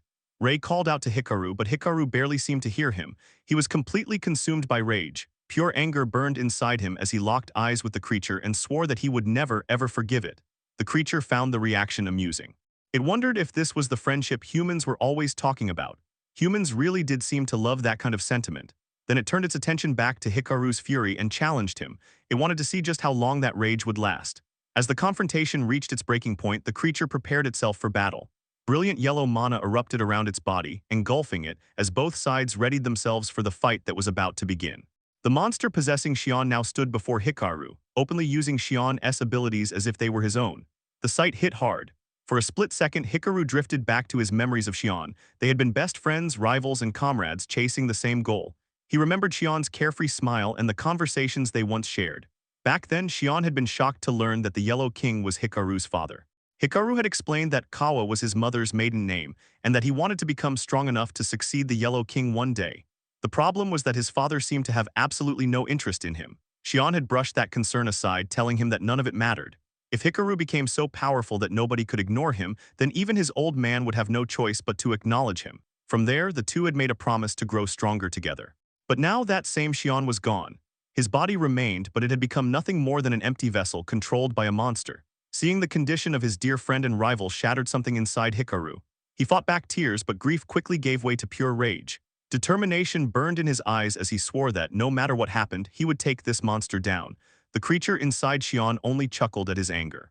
According to this twisted psychopath, humans made the most exquisite expressions. Watching faces filled with despair and then killing people who looked like that was, in his words, absolutely delightful. He even taunted Hikaru further, asking if he wanted to know when Xion Hiraga's soul had been devoured. The monster recalled how Xion had shown him such a wonderful expression during that moment. Hikaru had heard enough of this sick bastard's rambling. Completely consumed by fury, he told the twisted fuck to shut the fuck up. His aura erupted violently as he roared for the monster to shut its damn mouth. In the next second, multiple rigid pillars materialized and shot toward the monster. Yet the creature effortlessly dodged every single one. Moving through the barrage felt like a walk in the park. It mocked Hikaru, claiming that mindlessly spamming attacks was useless. But Hikaru wasn't done. Another massive rigid pillar descended from above. The monster immediately recognized the attack and mocked him again, saying he had already seen that move before. Then, using his annihilation magic, he completely destroyed the incoming pillar before it could land. The monster declared the attack useless. At this point, Hikaru was beyond fed up with this bastard and his annihilation magic. Sensing his frustration, the monster proudly explained his skill. It was called Banishment Bite, an ability capable of nullifying any supernatural power. A skill worthy of a king like him, or so he claimed. In simple terms, he bragged that it was impossible for Hikaru to even scratch him. But Hikaru wasn't about to let things end there. As his rage continued boiling over, Rei observed the battle from the side. He realized he had never seen Hikaru wear his heart on his sleeve like this before. Then again, considering Xion's fate, it was completely understandable. Still, Rei knew his role. It was his job to analyze the battlefield. He wasn't going to let Hikaru fight this battle alone. The monster interrupted his thoughts, mockingly asking if they were starting to miss the dead one already. Then it pointed toward the duo and activated Evil Mine. A devastating bombardment instantly rained across the area. Fortunately, Hikaru reacted quickly, deploying a barrier to protect both himself and Rei from the assault. The monster seemed impressed. Remarked that Hikaru was surprisingly sturdy before grinning and proposing a durability test. The question was simple: how long could he keep this up? Moments later, numerous glowing orbs appeared throughout the battlefield. They floated ominously like ticking bombs before rushing toward the duo from every direction. Hikaru immediately realized the problem. There were simply too many. He couldn't block them all. The monster was overwhelming them through sheer numbers alone. Explosions tore through. The resulting blast sent Hikaru and Rei flying. Watching them struggle only amused the monster. It pointed out that they were completely on the defensive and mocked Hikaru for his inability to avenge his fallen friend at this rate. To the creature, it was pathetic. Those words only pushed Hikaru further into rage. Calling the monster a bastard, he summoned another rigid pillar and launched it straight at him. The creature remained completely nonchalant. It mocked Hikaru again, saying he never learned. There was no way such a predictable attack would ever work. But this time, Rei noticed something. Immediately, he shouted for Hikaru to keep firing the pillars and not stop. As Hikaru continued the assault, Rei sprinted directly toward the monster. Leaping into the air, he activated his black skill, Abyss Flame. The monster saw the attack coming and scoffed. Flame attacks meant nothing to him. More importantly, attacking from the air was foolish. Without room to maneuver, Rei was nothing but a sitting duck. Rei disagreed. In the very next second, multiple rigid pillars appeared throughout the battlefield. Using the falling pillars as stepping stones, Rei began bouncing from one to another, rapidly changing directions. The monster quickly grew annoyed. Only then did it realize what Rei was doing. Meanwhile, Rei remembered something Ichinose had once pointed out. Whenever the monster used his annihilation magic, he always touched the target with his hand. That meant there was a limitation. He couldn't nullify attacks if he couldn't react with his palms in time. Using that information to his advantage, Rei suddenly appeared behind the monster. The creature noticed him at the very last moment. Roaring as he swung his fist, Rei launched his attack. The monster warned him not to underestimate him. Then, using nothing but his bare hand, the creature blocked the attack. Rei was stunned. From that position, he genuinely thought the monster wouldn't be able to react in time. The monster burst into laughter, mocking him for coming so close. But Rei wasn't finished. Declaring that it wasn't over yet, he revealed the real purpose of his attack. Using pure big brain tactics, Rei activated his skill Drain. A massive glow of energy erupted as the ability took effect. Moments later, a system panel appeared, confirming that Evil Mine had successfully been stolen. Now holding the monster's offensive skill for himself, Rei declared that this was the end. Even with annihilation magic, the monster had lost his primary means of attack. Without it, there was no way he could win. Unfortunately, the monster's reaction was the exact opposite of what Rei expected. A wide grin spread across its face, then it started laughing again. According to the creature, that was precisely the problem. It couldn't allow them to think the battle was over that easily. Suddenly, its body began mutating right before Ray's eyes. Everything unfolded in real time. Ray could only watch in horror, then the truth was finally revealed. The monster's true form emerged. Proclaiming that the real show was only beginning now, the creature completed its transformation. Standing before Ray was a towering monster, far more terrifying than anything they had faced up to this point. Kronos remained chained, as always poor God, but he admitted that humans had proven to be far more capable than he expected. They had actually managed to force the entity he sent into its shift form. Even so, he believed everything was finally falling into place. Now he could settle the score for what happened with the evil ooze, and the true power of the assassin he had sent would be something his enemies would experience firsthand. Back in the present, Ray stood face to face with the horrifying creature before him. He couldn't believe Xian's duplicate had transformed into such a nightmare. This was the true form of the entity that had been impersonating Xian all along. Then something immediately caught his attention. The monster's level exceeded 100. Its name was Abyss Veil and it was level 105. Ray was completely stunned. Even the overwhelmingly powerful evil ooze had only been level 91. Now he was staring at something even stronger. What made things even worse was that Abyss Veil had never existed in the world before the regression. There had already been several irregular events that weren't supposed to happen, but why were these impossible changes continuing to appear? Abyss Veil responded with a disturbing grin before an enormous aura erupted from its body. Energy burst outward, and even Sheena, who was watching everything unfold on the giant screen, was left shocked. A single blast of energy had exploded from the top of the tower, leaving her wondering what the hell was going on there. Still grinning, Abyss Veil pulled back one arm before casually swinging it forward. That single motion generated a massive energy slash that tore straight toward Ray and Hikaru, blasting both of them backward. Hikaru couldn't believe what he had just witnessed. A simple swing of the monster's arm had caused catastrophic destruction. The force was completely unbearable. Ray and Hikaru desperately tried to defend themselves, but an entire section of the tower was blown apart by Abyss Veil's attack. Watching the battle through the screen, Hojo immediately looked toward Kirimiya. Kirimiya had already risen to his feet and acknowledged that the situation had become extraordinary. Without wasting another second, he declared they were heading to the scene immediately. Hojo understood at once and used his mana to create a giant mana bird. Nearby, Hinata turned toward Sheena. Sheena also stood up, realizing there was no other choice. The three kings climbed onto the bird created entirely from mana, and in the next instant it launched itself toward the island at incredible speed. Meanwhile, Ray and Hikaru lay battered on the ground after taking the devastating attack. Abyss Veil mocked them, explaining that he no longer had any use for Xian's skill, evil mind. With his current pure power, he could simply trample everything standing in his way. Fragile humans like them didn't stand a chance anymore. He even bragged that he would crush them like insects. Despite trembling from the damage, Hikaru forced himself back onto his feet. He refused to go down so easily. Ray glanced toward him and Hikaru returned the look. Without saying another word, the two clearly synchronized their next move. Hikaru summoned his rigid pillars and launched them directly at Abyss Veil. The monster scoffed, convinced an attack like that could never work anymore. But this wasn't the same technique as before. Hikaru clapped both hands together, causing every rigid pillar to twist into razor-sharp spears before they descended straight toward Abyss Veil. The monster remained completely unfazed. He mocked them for forgetting he still possessed that skill. Instantly, he activated Banishment Bite, aka the Annihilation magic, erasing every pointed pillar in an instant. But bro got fooled, as the entire attack had only been bait to distract this twisted fuck. Ray suddenly emerged from below and immediately activated Skill Drain, intending to steal Abyss Veil's Banishment Bite, but something completely unexpected happened. Skill Drain simply refused to activate. It was as if something had blocked the ability itself. Ray froze in disbelief, leaving himself completely defenseless right in front of Abyss Veil. The instant Hikaru realized what had happened, he knew things had gone horribly wrong. He quickly activated Quintuple Wall to protect Ray, but he was already too late. Abyss Veil struck first, sending Ray flying straight into Hikaru. Both of them slammed into a wall and collapsed helplessly onto the ground. Abyss Veil mocked them again, explaining that tricks like Skill Drain simply wouldn't work against him in this form. Lying there, Ray desperately tried to figure out what had happened. Was this the same situation as the Dullahan? Was the misty shroud surrounding Abyss Veil preventing Skill Drain from making direct contact with the monster's true body? Abyss Veil looked down at them and declared they had completely run out of options. At this rate, achieving his goal would be effortless. Ray immediately questioned what that goal actually was. Did he simply intend to kill them before attacking the festival grounds? Abyss Veil burst into laughter. Those objectives were far too petty. His real goal was far greater. He intended to usurp the position of king by using Xian's body. Then he laughed even harder before revealing the rest of his horrifying plan. After devouring Ray and the others, he would wear their skins as disguises as well. Xian Hiragi was the only person fit to become the Yellow King, and wouldn't it be entertaining if they were forced to testify to that themselves?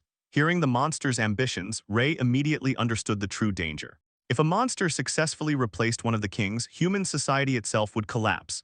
A monster would gain absolute authority. It could intentionally delay dungeon raids whenever it wanted, triggering dungeon collapses across the world at will. Ray could already picture everything descending into complete shithole.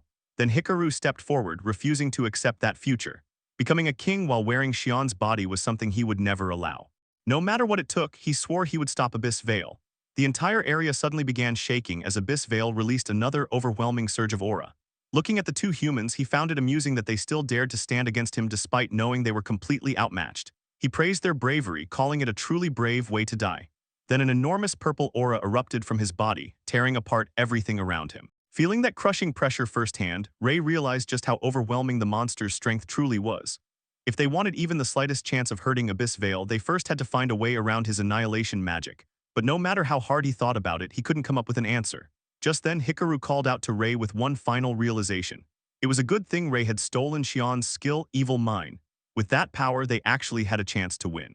Ray immediately questions Hikaru, asking if the Evil Mind skill is really their chance to beat the twisted fuck known as Abyss Veil.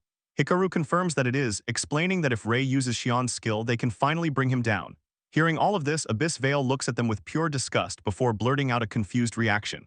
A second later, he bursts into laughter yet again, acting like this whole situation is one big joke. He mocks them, saying he already knew they were persistent, but now they're just completely delusional. According to him, his banishment bite skill nullifies all magic, so there's no possible way they can kill him.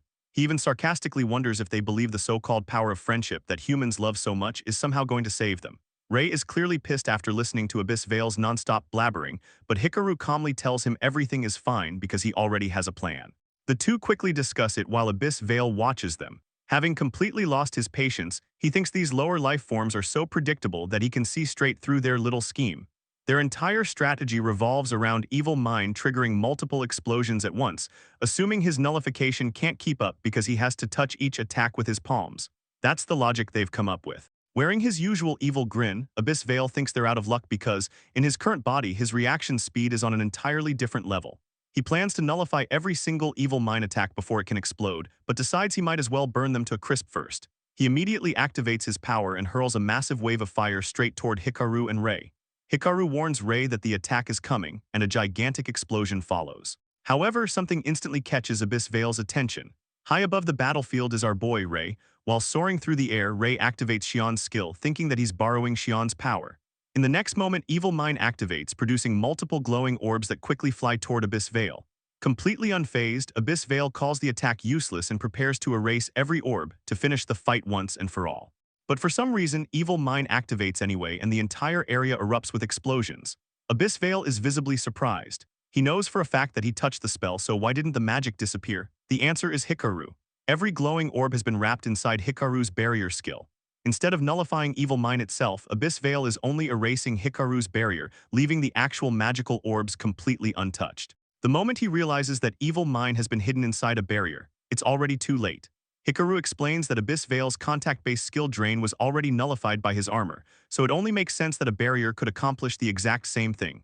Determined not to let a monster like Abyss Veil destroy Xian's skill, Hikaru pushes forward as multiple glowing orbs explode all around their enemy, dealing heavy damage. Abyss Veil screams his ass off in pain as the blasts tear into him. Even after taking the attack, Abyss Veil is only more annoyed. Cursing under his breath, he unleashes his full rage. The overwhelming burst of power instantly horrifies both Ray and Hikaru. A gigantic beam of energy erupts into the sky, piercing straight through the top of the tower and ripping apart the thick purple energy surrounding it. Meanwhile, somewhere Sheena asks Hojo, who's riding on a bird, if they've arrived yet. Hojo replies that they're almost there. At that exact moment, he notices the massive beam tearing through the very top of the tower. Back at the fight, Abyss Veil now floats above the destroyed floor, with enormous wings spread behind him. Overflowing with terrifying mana, he declares that he'll erase every last one of them without fail. Ray can only stare in shock, realizing this is the overwhelming power of a level 100+ monster. Right in the middle of this impossible battle, Hikaru suddenly thanks Ray. Ray is understandably confused, but Hikaru explains that if it weren't for Ray's words, he probably would have kept running away forever. He finally admits the truth. He's been avoiding facing people head-on this entire time. He ran from his father, he ran from Xian, and he even lied to his own heart. More than anything, he had been running away from himself. Rei's determination showed him the importance of continuing to fight, even while facing his own weaknesses. With his resolve finally complete, Hikaru tells Rei to pour every last bit of mana into the next attack. Rei is shocked, asking if he really means all of it. Hikaru knows it'll leave both of them with absolutely nothing left afterward, but he asks Rei to trust him. He tells Rei to aim directly for Abyss Veil's center because if he fires it there, Hikaru will take care of controlling the attack. Rei finally understands the plan. Both of them prepare themselves once again to face the monstrous Abyss Veil. Meanwhile, Abyss Veil throws another tantrum, whining like a little crying girl as he swears he'll crush both them and their pathetic hope. Without another second of hesitation, Rei activates Evil Mind one final time, deciding to trust Hikaru completely and put everything he has into the single strike. A gigantic glowing sphere forms upon Rei's hand as he channels every remaining drop of mana into the massive Evil Mind attack. At the same time, Hikaru activates an even stronger barrier, wrapping it around the glowing orb. Entrusting everything to Xion, Hikaru believes they're going to win. Rei launches the enormous glowing orb directly toward Abyss Veil, while Hikaru's barrier remains tightly wrapped around its blazing aura. Seconds later, the attack crashes into Abyss Veil. He can't believe what he's witnessing. The combined spirit of Rei, Hikaru, and Xion is carried within the single attack as all three pour everything they have into it.